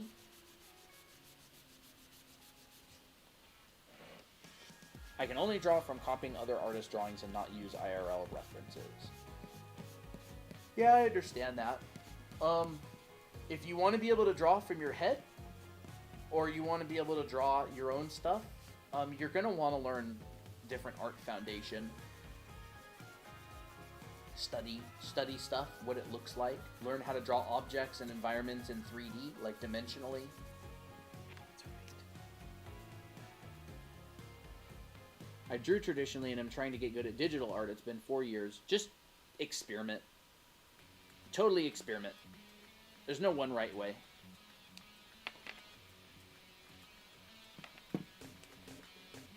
I think people are scared that they're gonna do something wrong, and I feel like I don't know where that culture came from. Yeah. I've noticed it a lot though. Like, people are always asking, oh, is this the right way to do? What's the best way? What's the right way? And I'm like, dude, in my brain, I'm just like, I didn't even think about the right way until like I decided to get serious. Some people, it's like it just depends on what you want, depends on what you need. What kind of pen to outline? Faber-Castell Fude Nib Hard. Pit Artist Pen Fude Nib Hard. Yeah, I've noticed that this pinky probably isn't the most correct, but I can't change it now, unfortunately. But thank you for the reminder.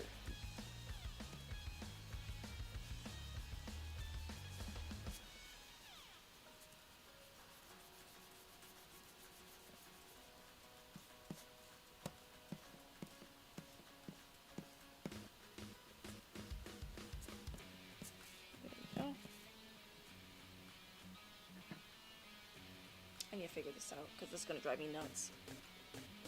What are your thoughts on pose tracing? Generally, you're not going to get as much practice from tracing as drawing it from observation and then overlaying it to see where you made mistakes. So, like, I got this from my friend. I was talking to him a while back. He's a character artist on Overwatch at Blizzard, and he was talking about different stuff. And he was talking about some of the best exercises. Draw a pose from observation, then superimpose your drawing over top of the artwork and see where you went wrong. You do that like 10, 15 times, you'll start to notice your tendencies. Like, maybe you have a tendency to make the torso too big, or you have a tendency to make the legs too long or too short. You're going to learn a lot. It's actually a way to self-critique yourself. So, yeah. Now, obviously, that doesn't work if you're changing the style and changing the proportions. Like, if you're using a reference but you're changing the body type and the style, it doesn't work exactly. But it's just one exercise that can help a lot. It's great. Yeah, it's really good. Alright, time for watercolor. How much does it cost to take the class? To take what class? The class that you get this Watercolor? watercolored? The anime art school with the year-long program is $497 US. US. And then if you do get the school, you get both of our books signed, and you get a watercolor drawing just like this of your character. Yeah. So that promotion is extended through to the end of the month. Are you guys a couple? Yes. Yes, we are. Alright. I'm so excited to be coloring in our hair. So I think I'll do that first.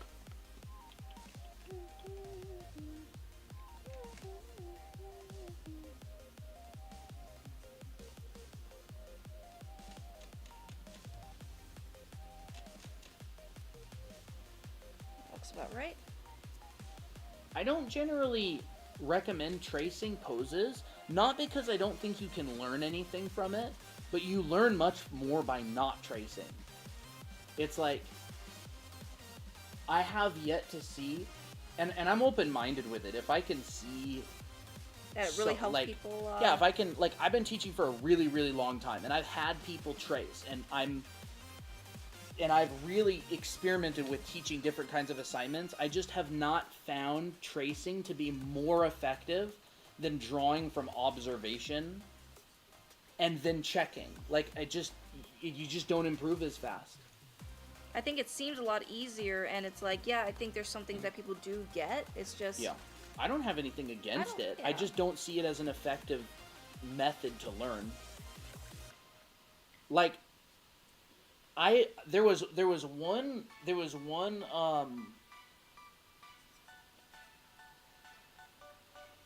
one thing where I had a teacher. I actually really liked it. He took an image of, say, like a house or like a barn or something, and you take it and you put it into your art software and you lower the opacity of it so you can barely see it, and then you go in and you draw on top of it to try to make artistic decisions about design. Like, it was Will Weston. He talked about that. It was actually really interesting. And you can make artistic decisions where you trace over it, but you actually try to improve what you see by pulling things towards you, like boards and planks and the door and stuff, and like understand how to convert it into like a line work. I thought that was interesting. But that wouldn't really be tracing so much. It's kind of like tracing, but modification, like with a modification. It's like they don't trace. It's like... And it's very intentional. It's a very specific intentional exercise. Thing, yeah. I would say it works a lot better with people who know how to draw than it does with people who don't know how to draw. And I'm specifically talking about tracing to learn. Like, if you're working professionally, by all means, trace. Like, if you're doing a commission and you've drawn a body base that you're using to make a new outfit on, absolutely, totally fine. I'm specifically talking about if you're using tracing to learn how to draw. I just haven't seen it be as effective as not tracing.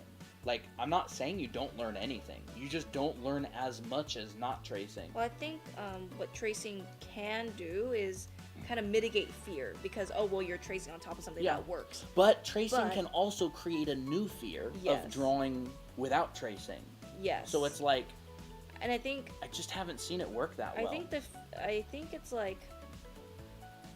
You gotta experience and be in the trenches for a little bit. Yeah. And then move on to other things. It just seems kind of like a way to delay... Practice.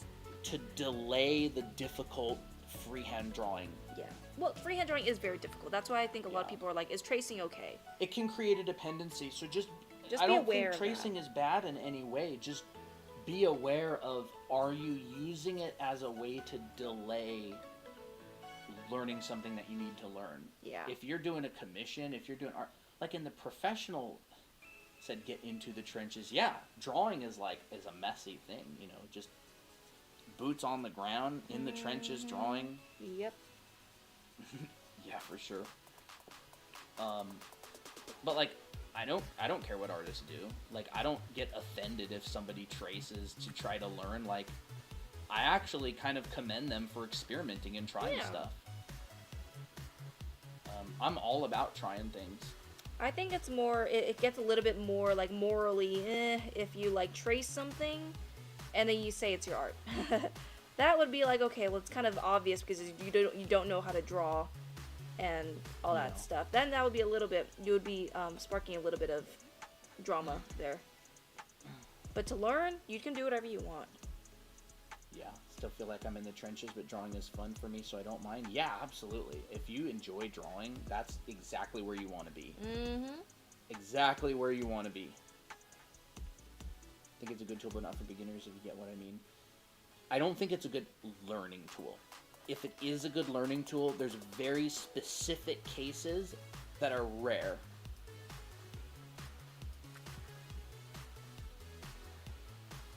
Like, I could see cases for tracing where you do one drawing that is not traced, and then you overlay your paper on top and trace to see how far off your lines were, right? Yeah. Like, if you're trying to get better at drawing things by eye.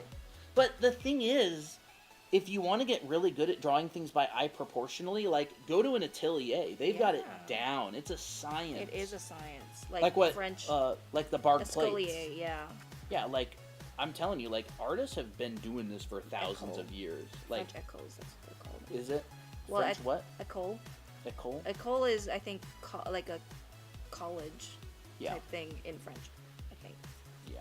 It's been a while. I took some French class, but it's been a while. Learning how to observe proportions and shapes, like positive and negative spaces. Like, if you want to learn how to draw something like a one-to-one copy, they've got it down to a science. There is a lot of drawing education out there, and almost none of it includes tracing. To learning how to, like, identify shapes and arcs and negatives and positive spaces. As long as you don't trace another person's art without permission or claim it's yours. Yeah, absolutely. Yeah, I mean, and it depends on the intention, right? Yeah, I mean, that would be like intellectual property theft. Which is wrong in any case. Yeah. What methods do you recommend for drawing anatomy? Take a figure drawing class. Figure drawing focuses on drawing the whole figure, which includes anatomy. So figure drawing classes will generally start with gesture drawing and proportional setup, like your human body proportions, your gesture, and then you overlay form and muscle on top of that. So if you want to learn anatomy, get an anatomy book and copy the drawings. If you want to learn how to draw people, take a figure drawing class and then supplement that with anatomy. So I would do twofold, right? Get anatomy books, copy the anatomy. Like, I literally have some of the books right here. Morpho. This is a great anatomy book. It's not a figure drawing book though. It's an anatomy book. So you'd use that to learn the muscles. But take a figure drawing class. Michael Hampton has a really good YouTube channel with figure drawing stuff. He breaks it down a lot. École means school in French. Had to double check. Took French for 4 years in high school. Nice. Yeah, I did too, but I don't retain any of it. I still have nightmares about French class. Not that my French teacher was bad or anything. She was very nice. It was just, I didn't like French class very much. Yeah. Thoughts on AI art? I don't really consider AI art as art. It's generated imagery, right? I think art is like an inspired thing. I don't think it's inspired. But having said that, it's not going away. It's going to become standard in a bunch of industries, and I think all of the copyright stuff is going to it's going to get solved. Like, companies are going to have their own databases that they own of stuff, and I wish it didn't exist. It sucks that it does. I don't think it is adding anything, but I don't think it's going away. So, just, it doesn't make me not want to draw. Can't do anything about AI art, just gotta accept it. Like, yeah, I kind of agree. Yeah. Like, I mean, again, like, I think all of the copyright and the art theft stuff, like, it's gonna go away. Like, these big billion-dollar companies are gonna have their own libraries of stuff that they own the copyrights to. And then all of those arguments are not gonna be valid because, whatever, Apple is gonna have its own library of stuff that they own the copyrights to, and then you're gonna be able to generate stuff based on that, and so nobody can battle them in court. But I don't think it is an art. I don't think it's art. I think it's generated imagery, like, or whatever. Like, art, you know, I feel like is inspired. But on that same note, AI generated imagery doesn't take away my ability to enjoy drawing Miki. Mm-hmm. And yeah, I mean, it's just my opinion on things as well. Like, you don't have to agree. You can agree. If you're confused, you're more than welcome to, you know, consider my opinion and see if it checks out with what you believe, but, you know, it's fine with me either way. I draw because I like drawing.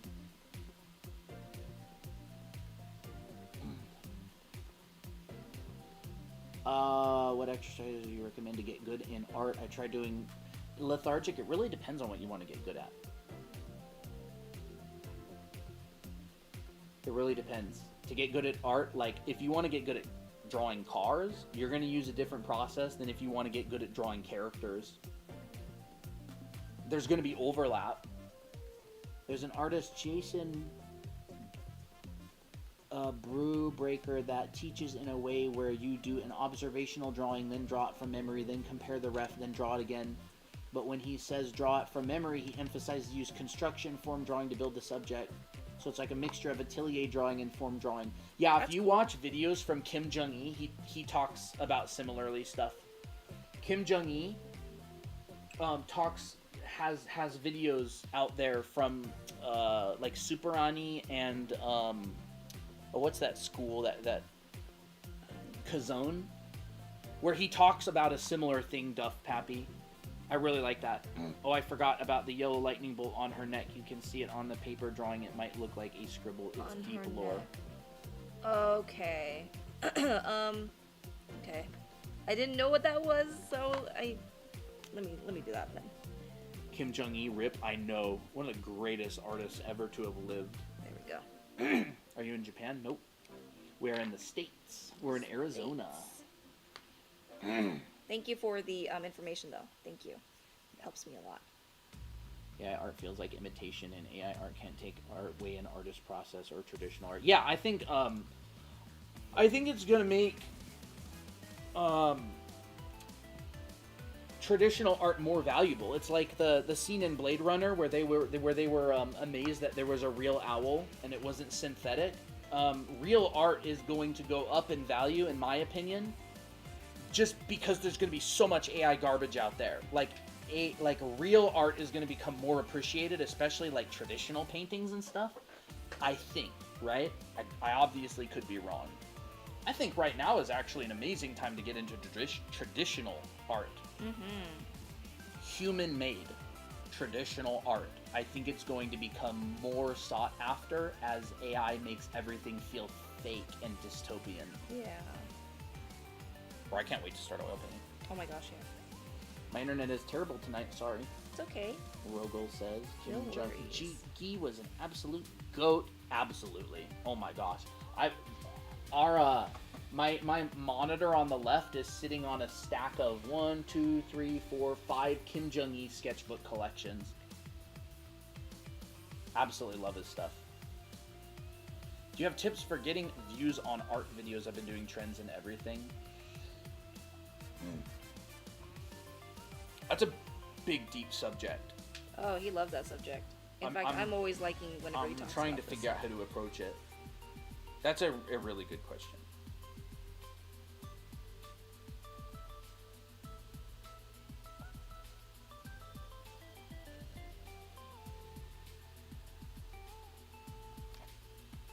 The very nature of social media is kind of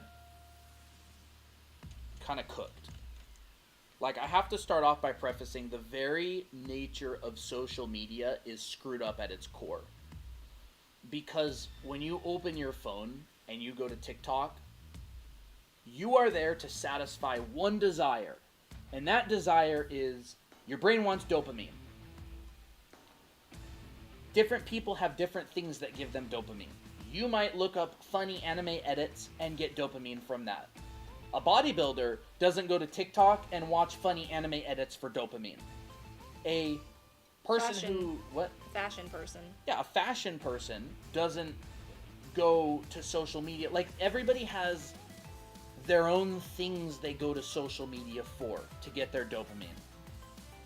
Because by its very nature, social media, especially with TikTok, the TikTokification of social media, it's all like dopamine based. So when you post artwork or when you post art videos, you have to understand who you're making the content for. Like, for example, Christina and I, we make content for people who are artists that want to learn more, but also want a fun community to hang out and be kind of chill with art. So our content is very, very, very directed at that alone. We're not trying to get people interested in our art. Christina's not drawing to try to get people to go, oh my gosh, that's amazing. drawing is just the medium that we're like communicating education for. And we know exactly who our audience is. We know what language they use, right? A lot of the time people don't say figure drawing. They say, how do I draw bodies? They don't say, like, people will, a lot of the time will basically say anatomy, and that will be kind of the thing that means Anatomy. drawing people. Like, they'll say the word anatomy, and to them, it'll mean drawing people. So, for example, if I did a render tutorial, would that appeal to the audience more? It depends on how you approach it. It really depends on how you approach it. So if we did a rendering tutorial, within the first couple seconds of your video, you want to make sure that you capture the right kind of people's attention. And that's working, not gonna lie, because I'm entertained by this live. I'm glad you're entertained. I want to buy these art materials. I don't know how to say that name exactly. Xiu? Xiu? Xiu? Shoe? Xiu? Shoe, yeah. The watercolors are called Art Pop. Mm-hmm. Do I even have the box? I don't think we do. They're Art Pop watercolors. Art Pop. Art Pop. And then These. those are Faber-Castell. Watercolor markers. Yeah, watercolor markers. Art Pop, yes. And the Faber-Castell watercolor markers.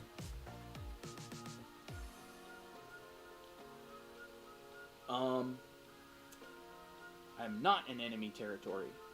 And, like, overall, we want to have a positive vibe. Christine and I also have an advantage because there's two of us. One of us can draw and the other can focus on chat, and we have, like, a really big advantage as streamers. Because for streaming, chat is the lifeblood of a stream.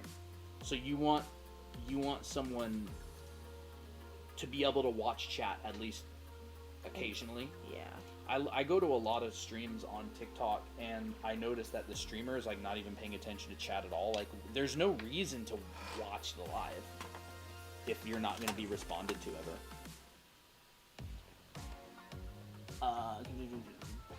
Came from traditional drawing. Oh, they're talking to each other. Some basics in digital art would be ideal. See Marco Bucci's series, but it's still gonna... do you watch any animes? Yeah, we haven't watched anime since, like, last June, but... I'm trying to get him to watch one of my favorite animes of all time. What's it called? Gekkan Shoujo Nozuki-kun. Gekkan Shoujo. Gekkan Shoujo. If you know, you know. I got Discord. Nice, Mira. So a rendering tutorial, right? Look, are you, whoever was asking about getting more views, Riri's Corner, are you talking about short form content? Like short form TikTok, stuff like that? Yes. A lot of it's going to come down to psychology, but basically short form content, there's no thumbnail. YouTube's based on thumbnails, short form content isn't. So your hook has to be in the beginning of your video. There's different kinds of hooks. One hook, you could just go straight into the content, like they're almost coming into a conversation that, like, they're coming into the middle of the conversation, right? You're teaching and you've already started drawing and they're already there. Another one has like a more defined hook where there's like a proper introduction to the video. You can actually see that in a bunch of our videos. We'll have a hook. And like, here you go. I gotta unlock it. Sure. Blush. Okay. All right. So this is a hook, right? And then the video starts. But you'll see there's other videos, there's no hook. It just starts, right? The tutorial starts instantly. Both of those videos did good. The side profile one did 765,000 views, and the hand one did 1.6 million views. So there's different ways to hook, but you basically need to grab their attention very quickly, and you have to understand who your audience is and what they want, right? Our audience wants funny but very educational drawing content. So we need to make sure that within the first couple seconds of a video, they're getting promised that kind of stuff. All right?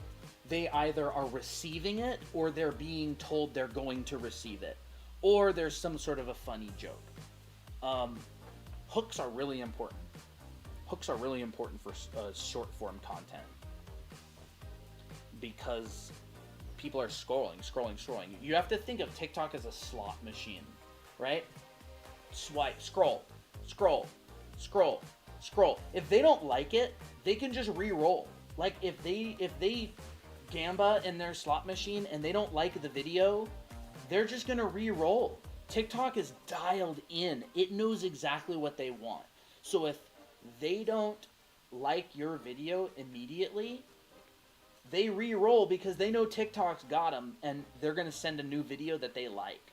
So very early in the video, you basically need to set them up with an expectation that they're going to get, what they want. What's her name? Hoyos? Jenny Hoyos? Jenny Hoyos, yeah. She said, you want people to be able to understand the video from, like, the very first frame. We actually have a checklist, a short-form video checklist. I don't know where it is exactly. It's probably in the content. That I made myself. It's looking cute. Where the heck is it? Is it in this pile? Crap. Forgot. Where is our checklist? It's all the way at the bottom with the folder that's facing vertically. Vertically.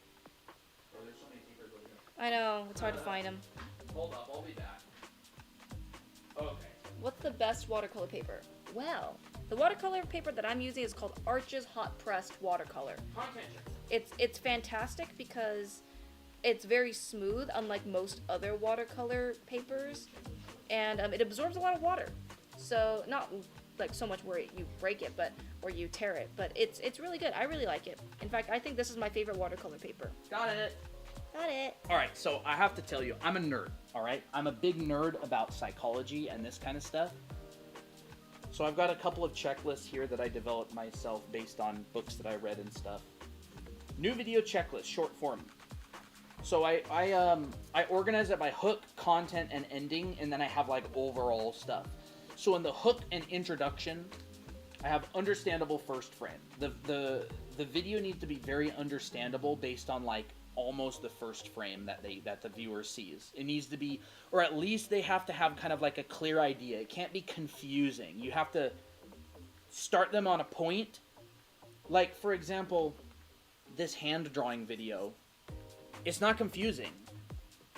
You know what's happening in the first frame. It's a pencil drawing a shape, right? There's no confusion there.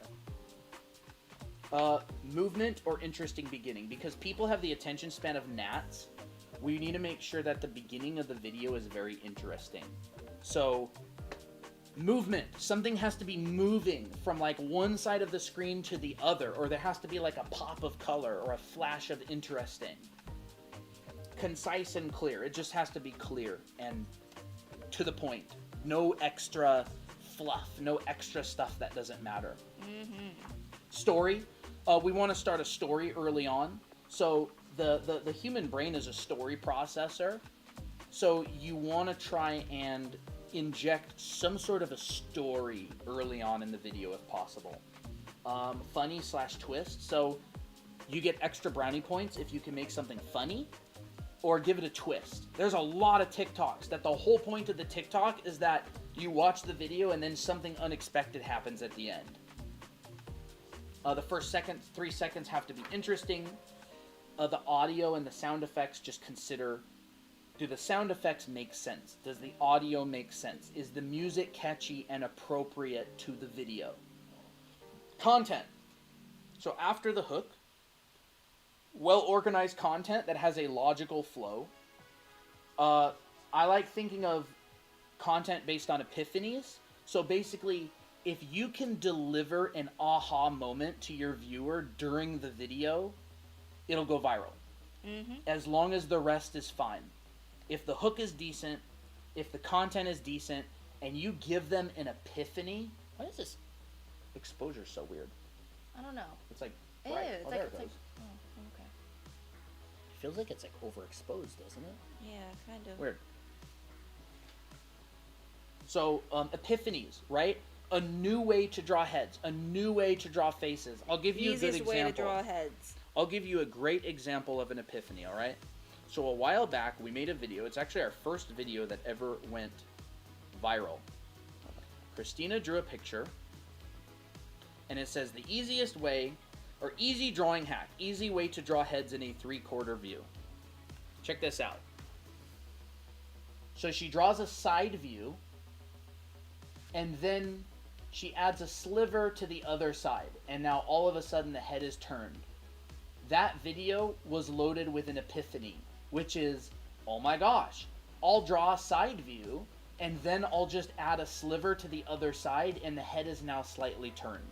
That's an example of an epiphany. It's like something that clicks, that people understand, and they can't wait to try it. That will make a video go viral. Because again, we do educational content, so your own type of content is going to have its own epiphanies, its own things that make it go viral.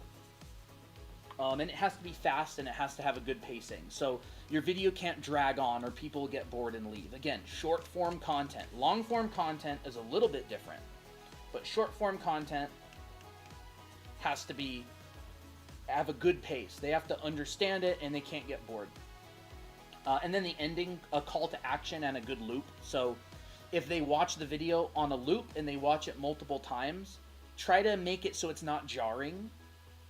So like you'll see that there's TikToks and YouTube shorts and stuff that end on like, and that's why, or and that's how to draw blah blah blah blah blah, and like the video loops kind of seamlessly. And then there's a call to action. So basically, this is for people who are like selling stuff or want you to subscribe, but essentially a call to action is like you know what next steps to take at the end of the video. So hit the follow button. That's a call to action, right? And then you tell them to hurry or whatever, right? We don't do that much, but call to action is pretty standard. Overall, and then I have kind of like this overall, right? And these are all questions that I ask myself and we ask ourselves when we finish a video. Are the first 3 seconds interesting and clear? Does it have delayed gratification? Does it reflect our brand? Are we proud of it? Does it have a good topic? Is it thought-provoking? Is it not too serious? Is it informative and educational? Is it funny? Does it have a twist or humor? Does it have a story and progression?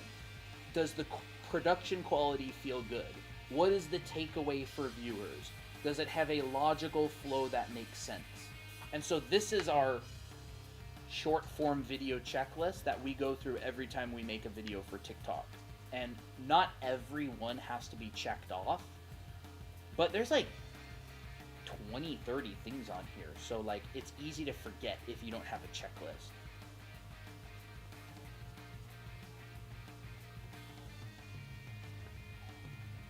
So wait for this to... She usually does a pencil sketch first. In fact, I'd say she always does a pencil sketch first. Yep. What'd you use for the line art? It's called a Fude nib. Pit Artist Pen Fude nib hard. It's by Faber-Castell. It's just a little felt tip, like a fine felt tip pen.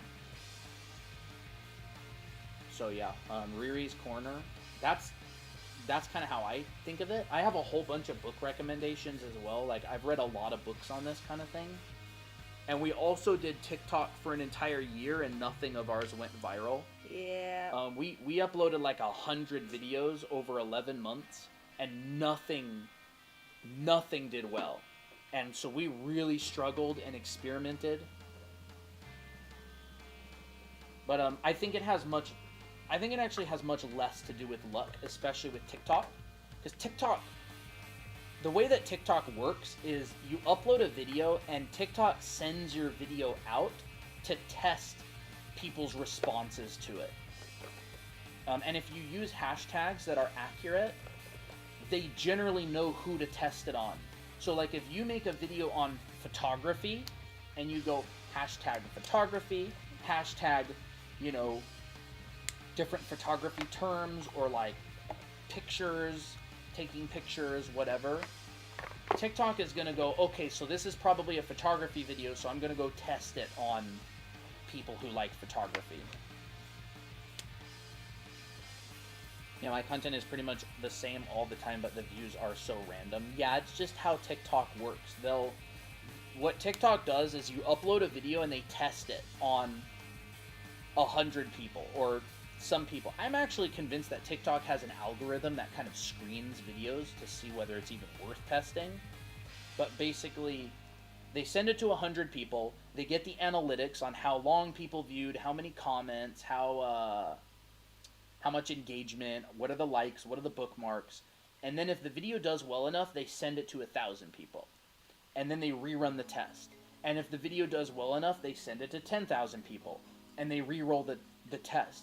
So you'll notice when you upload a TikTok video, it'll go up in views and then it'll flatline. And that's because they've decided to cancel their test because it doesn't have the sauce to go viral. Do you have a Discord server? Yes, we do. You can direct message us and ask for the invite. And there's always like a luck random chance. Like someone will upload a video and it won't go viral, and another person will upload the same video and it will go viral. But the better you get at making content, the less luck plays in.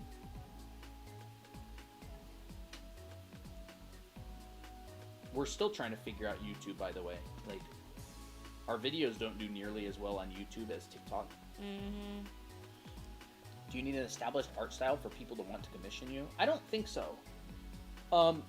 In order for someone to want to commission you, they have to be confident that you can deliver what they want. So, if your portfolio makes them confident that you can draw what they want, and they'll like it, then they'll commission you. So it's psychology, right? It's like, you don't want someone to be afraid when they are thinking about commissioning you, because when someone has fear, they don't buy. Oh, guess what I did? What did you do? I did some anatomy practice. Ooh, nice. Oh. Awesome. Share it in study share. Tag me if you want.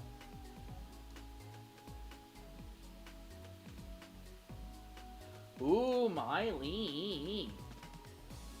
I always love Miley's Miley stuff during the stream. Look at these. Oh, that's very Oh, there's nice. Koji. Oh, that's very nice. Oh, that pink-haired girl's super cute. Yeah, it's very nice. OMG, I ate. Yes. You sure did. Ears, eyes, mouths. That's fun. And again, don't take anything I say as gospel. Like, it's just advice. If it helps, that's great. If it doesn't help, totally fine. It's helped for us. I'm struggling to get commissioned even though I have a lot of realism and semi-realism art up. I mean, it may just be that you're connecting to the wrong audience. It's generally revealed through testing and experimenting. It's not easy. It's really not easy. It's very competitive. It's competitive. People don't have money. People don't want to spend the money. We don't really do many commissions at all, so we're probably not the right people to ask about commission stuff. I would refer back to what I was saying earlier, which is like, find people who do it for a living. Find like 20 of them, and email them and ask them. Yeah, that's what I would recommend. So yeah, it's really washed weird. Out. Did I like? I don't know. Let me think. Why is the exposure so big? I have an idea. Maybe if I just. Yeah. The colors Is that better? are a lot better in real life than they are on the screen. Is that better, chat? Look at that. That looks better. Oh, that looks much better. Yeah. Do you think Twitter is worth growing an art account on? There's definitely a lot of people who make a living and really good money from Twitter stuff. I've never done it myself, but I know there's a lot of people who do. Can someone even make a living off of commissions? Absolutely. Oh, yeah. You can make really, really good money off of commissions, and you don't even have to go into NSFW stuff to do it. Mm-hmm. But you have to be good. You have to be very good. I think a lot of people underestimate the skill level they need. Yeah. Well, and you also gotta find, like, you can stack a bunch of commissions up against each other. So, not against each other, like, up on top of each other. So if you can get, like, multiple... If you work really fast, that's where you can make a lot of money. And you also have to make sure you're in an industry where there's a lot of demand. Yeah. I do a lot of pet commissions. It's not personally something I'm passionate about, but it pays the bills. There yeah, you go. Exactly. That's awesome. People love their pets, and they want their pets drawn. You know, I mean, we get a lot of questions saying, "Hey, can you draw my PFP?" Even though we don't do that, but we get questions like that. A lot of people ask what, like, people drawing their PFPs or their portraits. You know, Yep. Pays the bills. Also, should I mention the composition thing on Friday or Monday? The advice and homework. Probably Monday, because I think most of Friday's stream is going to be Challenge. challenge. Yeah. Challenge them. It keeps wanting to overexpose. I don't know why. Let me check. How do I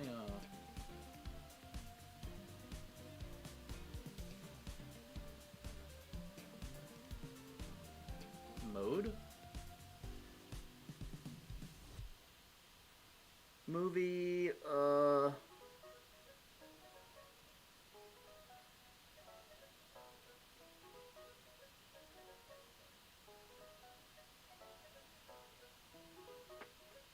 We don't usually do ratings or opinions about people's art. We usually do that through our live classes. manual exposure, shutter priority,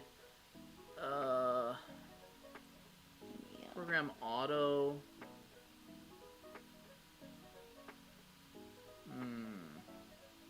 People love having their D&D characters drawn. Yep. Absolutely. It's just really overexposed right now. I don't know why. It's like really rich and kind of darker in real life. It's Let not me- as let me washed go out. back Like, to mode, like if so- I go like this is what it looks like in the shadows. Beep beep beep, like screen. I'm being blinded. Yeah, I don't know what the deal is. Why are you not? How many years have you been doing art? I've been doing art for about 20 years now. Since I was 4 years old. But I was, she is too cute for the camera. She sure is. Ooh, That should that's work much better. Yes, that is so much better. Yippee! Now it's kind of dull, but it's better than earlier. Yeah. Yep, About that. That's perfect. Yes, that's perfect. I'm not a camera expert. I understand aperture, shutter speed, ISO, that kind of stuff, but I'm not super familiar with operating cameras. How many years have you been doing art? A lot. A lot. I have personally been working professionally since 2016, but the last couple years I haven't done a whole lot of professional work because of our business. But Christina has been drawing pretty consistently for a really long time. She draws a lot more than I do these days. I kind of have to run the business. Yeah. She I'm the artist. yeah, she's the main artist, but I do art as well.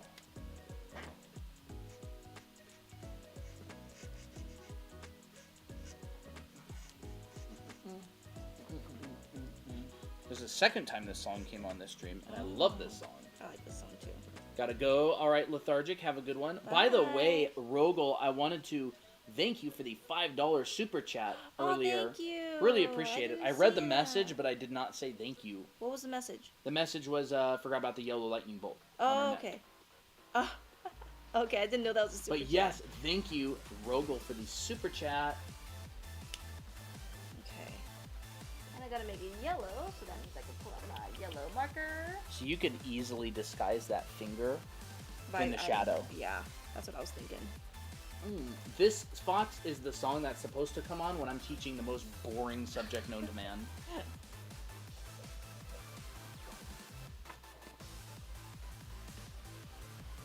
I'm hyped about the 12-hour live stream. Me too.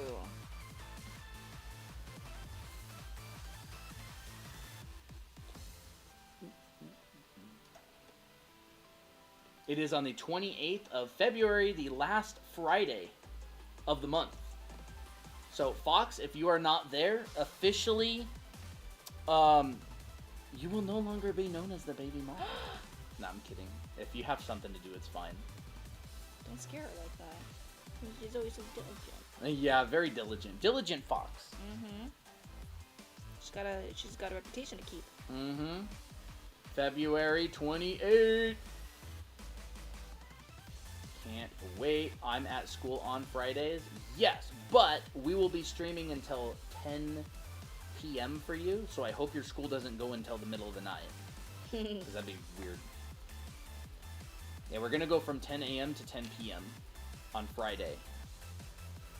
How much of the live? Oh, we can't do Saturdays anymore. We have live classes.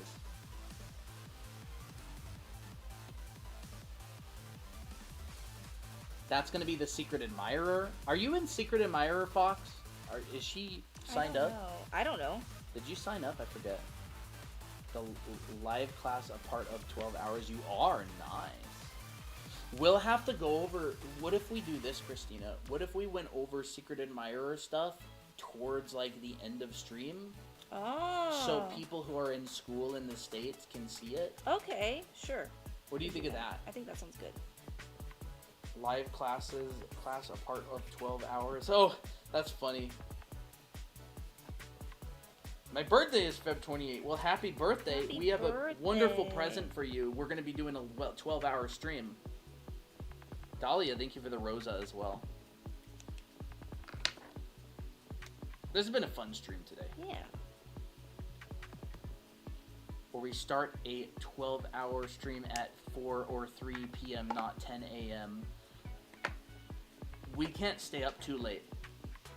Because we have Saturday classes. We have If Christina and I were up till 4 or 5 a.m. and then immediately woke up to teach an entire class on Saturday, my throat would be dead before even like. I would feel like that's not good for the students. No, I would be like I shouldn't have done Don't that. sleep. That would be even worse. That would be even worse because then I can't teach.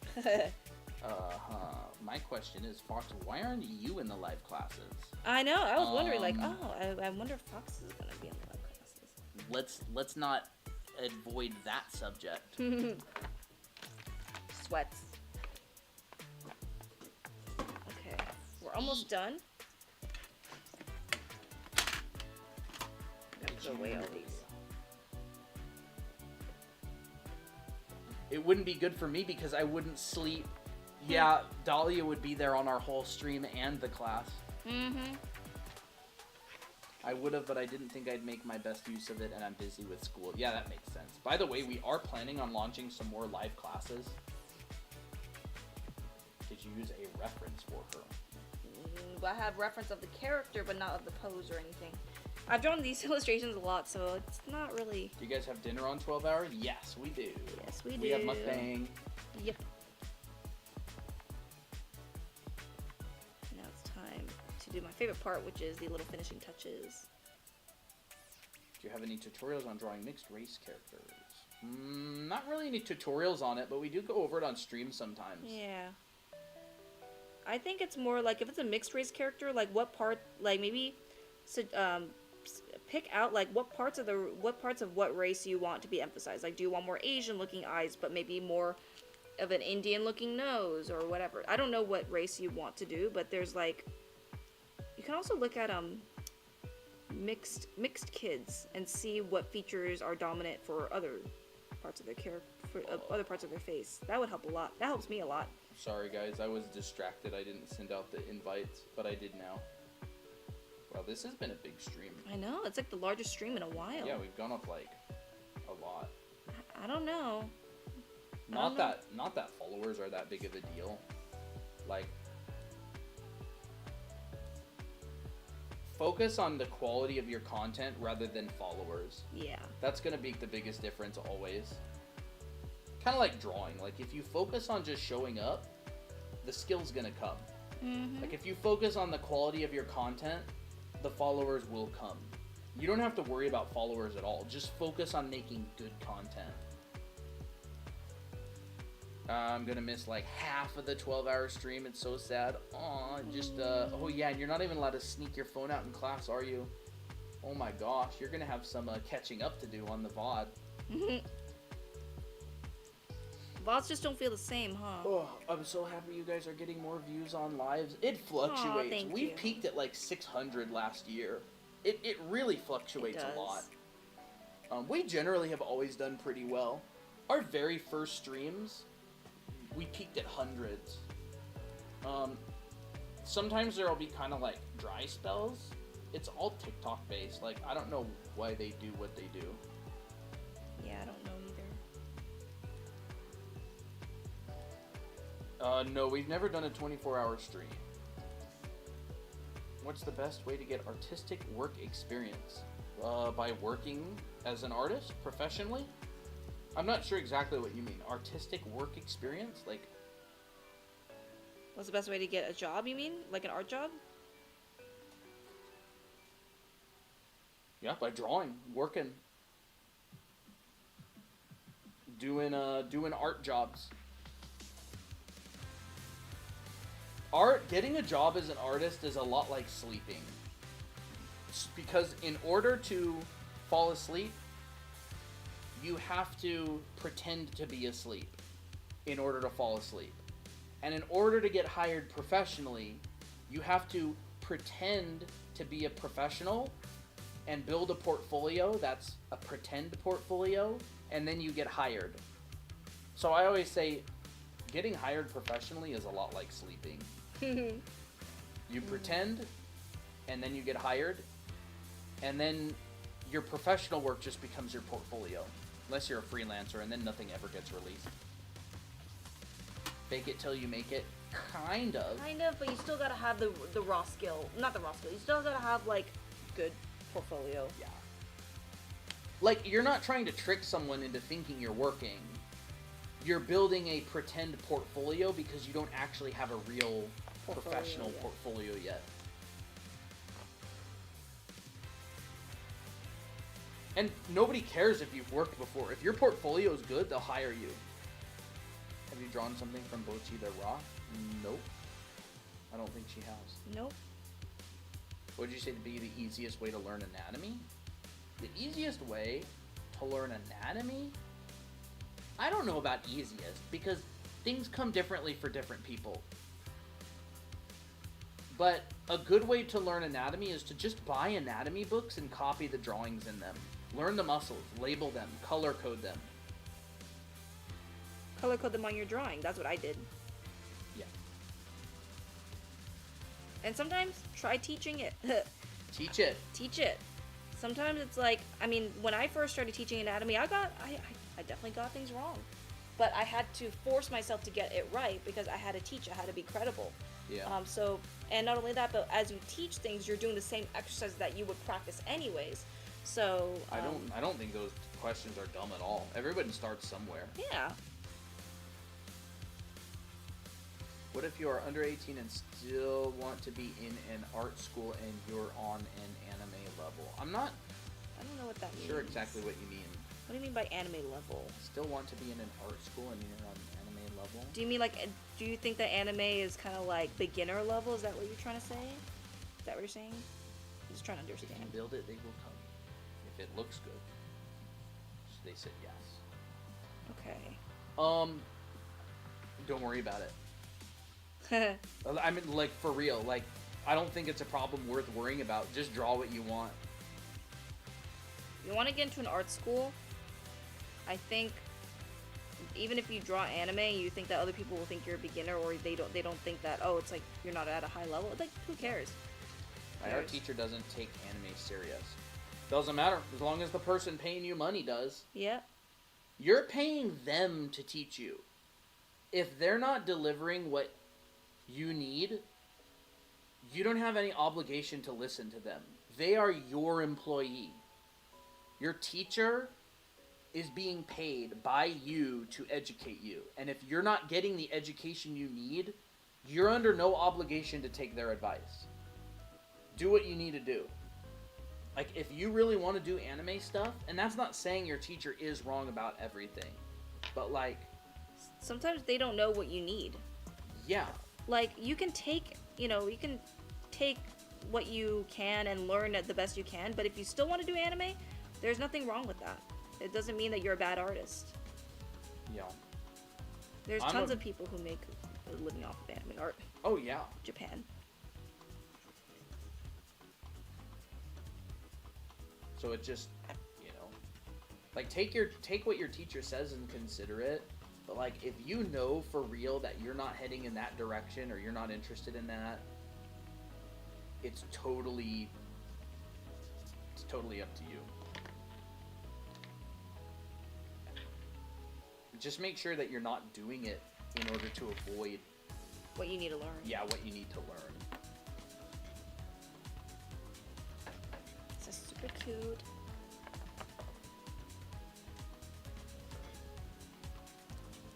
How to combine alcohol markers with colored pencil? Do tests. Do experiments. Experiment on a scrap piece of paper. And see if you can draw over it. If you can't, see if you can avoid it. Do you need to mask it? If they don't mix well, just experiment. If you want to learn how to combine alcohol markers with colored pencils, I would get out some scrap pieces of paper and really experiment. I told my artist friend that I was getting a watercolor. She immediately took it as a challenge to do one better. She does a lot of watercolor anime portraits. She's up against a tough opponent. Funny. Ray the Gremlin says, love the magical girl. Ray the Gremlin. I actually really like that. I like that username. Thank you. This is Rogel's OC. Mm-hmm. And I think she is done. Yippee-ee-ee. I think she turned out super cute. I love it. So I based an outfit off of the color palette of her original outfit because I was like, I didn't exactly know how I was going to do it. So I turned it into a dress instead. Classic me, right? How can I draw my hair more like flowy? A lot of it is through experience. You're going to have to draw a lot of hair that goes wrong in order to draw a hair that goes right the way you want it to. It's going to come with a lot of time, but I would say focus a lot on the gesture of the hair. Is it going up? Is it going down? Does it have like an S curve? You can take those measures to like understand the hair a little bit better. We didn't have dinner yet? Dinner yet, yeah. Nope. Do you want... I was thinking of making some salmon with smashed potatoes. That's pretty yummy. I like salmon with smashed potatoes. It's good.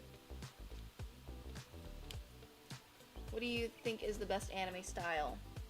I don't know. I like a lot of anime styles. I like a lot of the 80s anime styles. I like any style that works well. There's a lot of good anime styles out there. I think best would be very subjective. Yeah. And I don't necessarily think my opinion on everything is the right opinion. It's just my opinion. Yeah. What's her name again? I think the better question would probably be, like, what's your guys' favorite style? Because I don't think there's a... Right on the bottom. I don't think there's a best style. Because what one person's favorite is different than another person's favorite. There it is. 90s styles are awesome. I love 90s style. Like retro styles I'm a really big fan of. Mm-hmm. You know what? I want to add a little bit of... Where are you guys based? We're in Phoenix, Arizona. Mm-hmm. Awesome. Crispy. Draw one of my awesome OCs in a sweater with a window. Nice. I love those. I love those sweater window thingies. I remember one of my friends asking me how I got so, quote, good at drawing, but I feel like it's just experience. Yeah, it's just practice. Lots of practice. Mm-hmm. What do you think of that? I love it. I add a little bit of yellow in the eyes because it's cute. That's super cute. I'm gonna add a little bit of this and a little bit of that. Boop. Very nice. She was so fun to draw. Yeah, if I haven't said it before, like nothing that we say on stream is gospel. Like, form your own opinions on things. It's great to listen to what other people have to say, especially people who have experience and stuff, but don't take anything I say as just gospel. Like, take it with a grain of salt. Form an opinion on it. There's a lot of successful people who do the opposite. It's just data. It's so funny. You make a video and, like, You'll show one way how to draw a And certain they think type it's of the thing, best or the only way. and people act like you're claiming it's the only correct way to do things in literally every scenario. Like, no. How long do you think it takes to be a professional artist? Generally speaking, I've talked to a lot of people about this, by the way. I was going to make a whole video on this. I still want to someday. About on average, 6,000 hours of really good quality practice, you'll get to the professional level. It depends where you want to work, though. It could be more, it could be less. But generally, it doesn't take less than 6,000 hours to get like to a decent professional level. I've asked friends working in game studios and on projects all over the world. I've asked my Blizzard friends, Riot friends who've worked at 343, at Sony, on, you know, all kinds of artists. That's not saying you can't become a professional before then. If you're creative, you could definitely start making a living before then. But in terms of just like raw art ability to get hired, you're usually looking at about 6,000 hours of practice minimum. But you'll be really good before then. Don't get me wrong. Like, you know, I'm talking you go to like Ubisoft and get hired full time. What promotions will you guys be running next month for the self-paced course? We're not sure exactly. We actually extended the watercolor promotion to the end of this month. So if you're interested in getting your character done in watercolor and getting our books, we've extended that through the end of the month. Next month, We might do something similar. we may do something similar. We've tossed around a couple ideas. One of them would be like, you get a coaching call and a digital portrait of your character. Another, like, we're not sure exactly, but Still in the air. this promotion is running to the end of the month now. Hi, chat. Why is Sarah always saying that? What's the thing? Is this some sort of a new thing that I don't know about? Hi, chat. How are we all feeling about Colton's birthday happening today? Pranking. I wish it was my birthday. Can I get some presents, Sarah? Mickey presents. Yeah. We have not seen Sarah. Sarah draw Mickey yet. Since it's my birthday, I would like to request a drawing of Mickey. When will it be my birthday so I can request Ray fan art? I'm gonna get it this month. Awesome. If you do, you will get in on the On this. on this. Hey, wait a sec. Yeah, that sounds good. What do you think, chat? Do you think Sarah, for my birthday, should do a drawing of Mickey? She's been over on YouTube talking about it. She's been on TikTok talking about it. Yes. Honestly, this is probably the most satisfying hair that I've done so far. I actually think it's kind of a reward to be able to draw Mickey. You know what I mean? It's like It's a blessing. you should be. An officially requested by the creator of Mickey, an official fan art. Oh my gosh, you know what that reminds me of? Imagine gosh. if Mickey is like, oh, people should be like so flattered that they have a picture of me on their phone. It's like that. It gives me that vibe. Yeah, I think Sarah should be honored to draw Mickey. Like, out of anything I could have asked for my birthday, I asked for a fan art of Mickey by Sarah.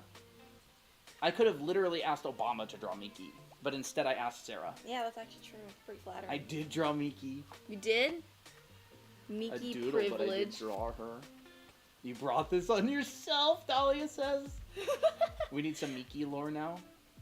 Mickey can see ghosts, and she's a girl with one brain cell sometimes, but she's Yeah. super cute.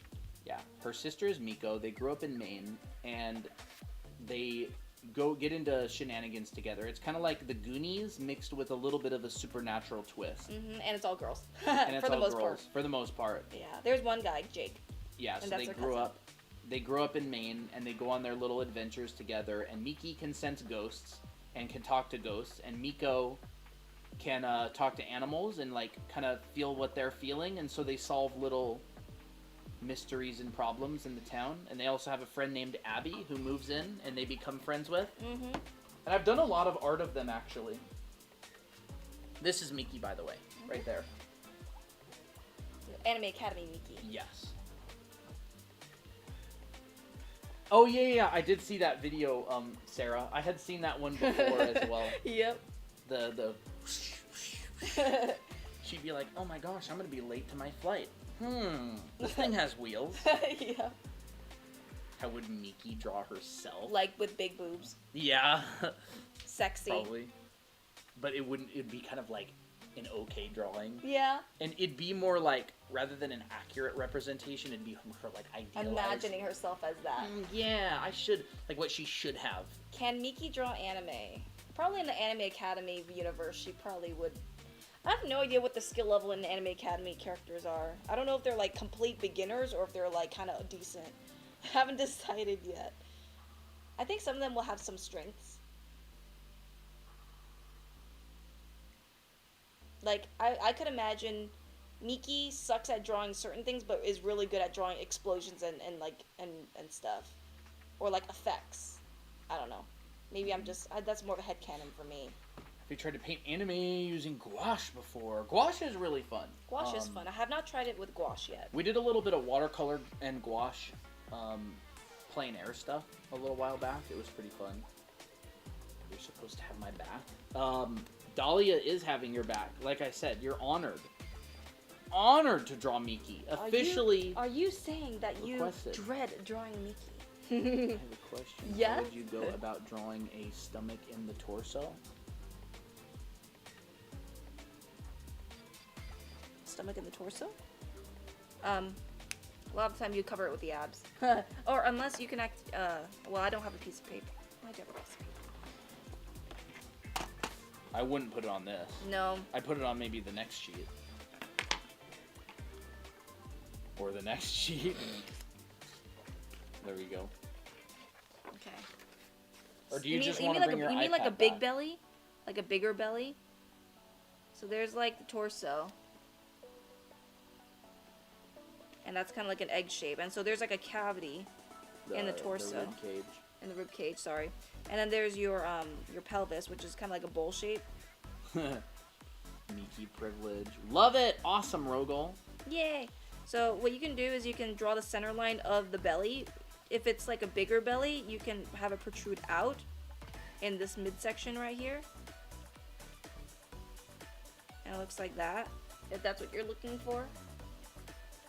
Or if you want to be a little bit skinnier and more like maybe feminine, you can use more of like a wavier outline instead. And you can still push it out a little bit, but it's a little bit chubbier, curvier, like that. It's like a little pudge, yeah, like a little. Well, are we calling it? I think I'm calling it. 4.5 hours. I am hungry for dinner. Oh, I am boy. so excited about my birthday present.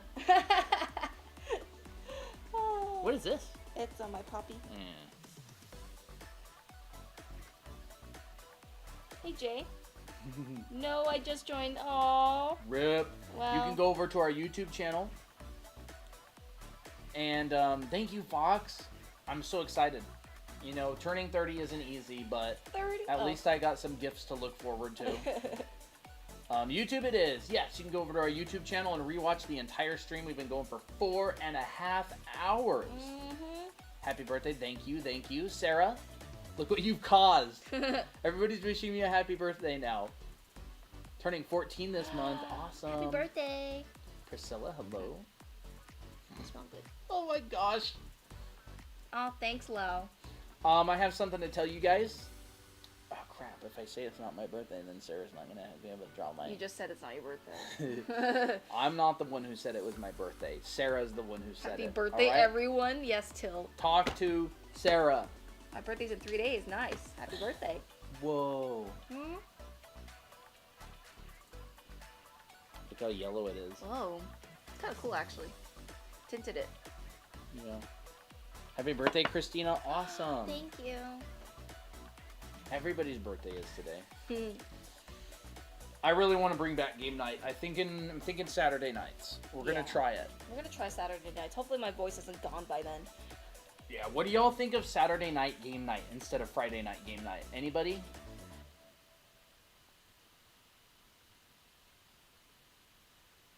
Roblox Saturday night I miss game playing night. Roblox. I miss playing my Sweets Time Cafe. I know. Oh, I want Sweets Time.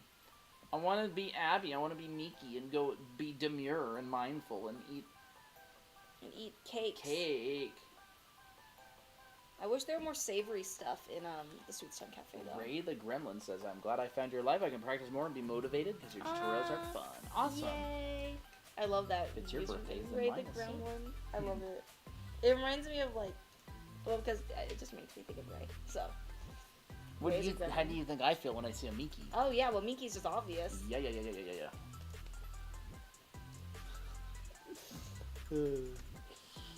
Awesome. I was actually thinking of making a game night roll of some sort.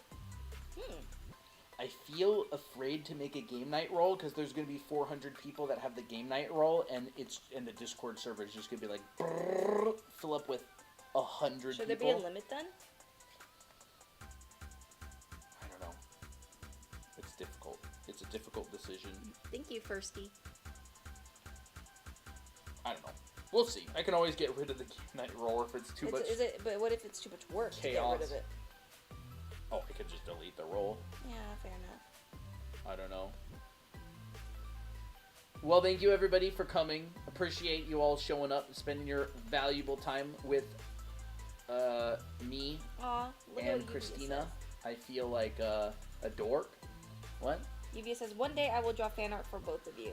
Thank you, Yuvia. Who stayed the longest? Okay, well, who stayed the longest this All right, stream? we'll see. First live stream on TikTok I've watched more than like a few minutes of. Like y'all vibes. Awesome. Glad you're here. Thank you. So yeah, if you enjoyed the stream and you want to come for more, we stream Monday, Wednesday, and Friday at 4 p.m. Pacific, which is like 7 Eastern. And you can join the Discord server as well. Send us a direct message, ask for the Discord invite, and I'll send it to you, and you can stay up to date. We ping the server every time we go live, unless I forget. It might be like a half an hour late. And don't forget about if you get Anime Art School, you can get a watercolor. We got highest watch time. Number 1, Dahlia. Number 2 is Christina's grandma. Yay, Grandma! And congrats. number 3 is Miley.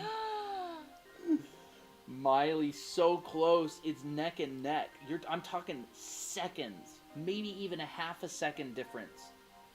What about drawing Number lives? We are drawing 3. lives. And number 4 is Noel. Should we do top 10? Yeah, number 5 is Anquil Eater. Salem. That's right. It doesn't show me your name. It just shows me your... Number 6 is Till is alive. Number 7 is Lau.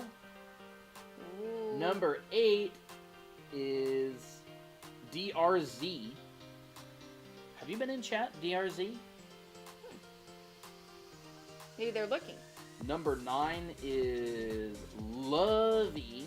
Miley says, I'm preparing to be chronically insane on the 12-hour Oh stream. my gosh, Hey, it's going to be a challenge. Elika has a system. You're going to have to try to beat that system. Number 10 is Looking to Get Choked. I don't know who that is.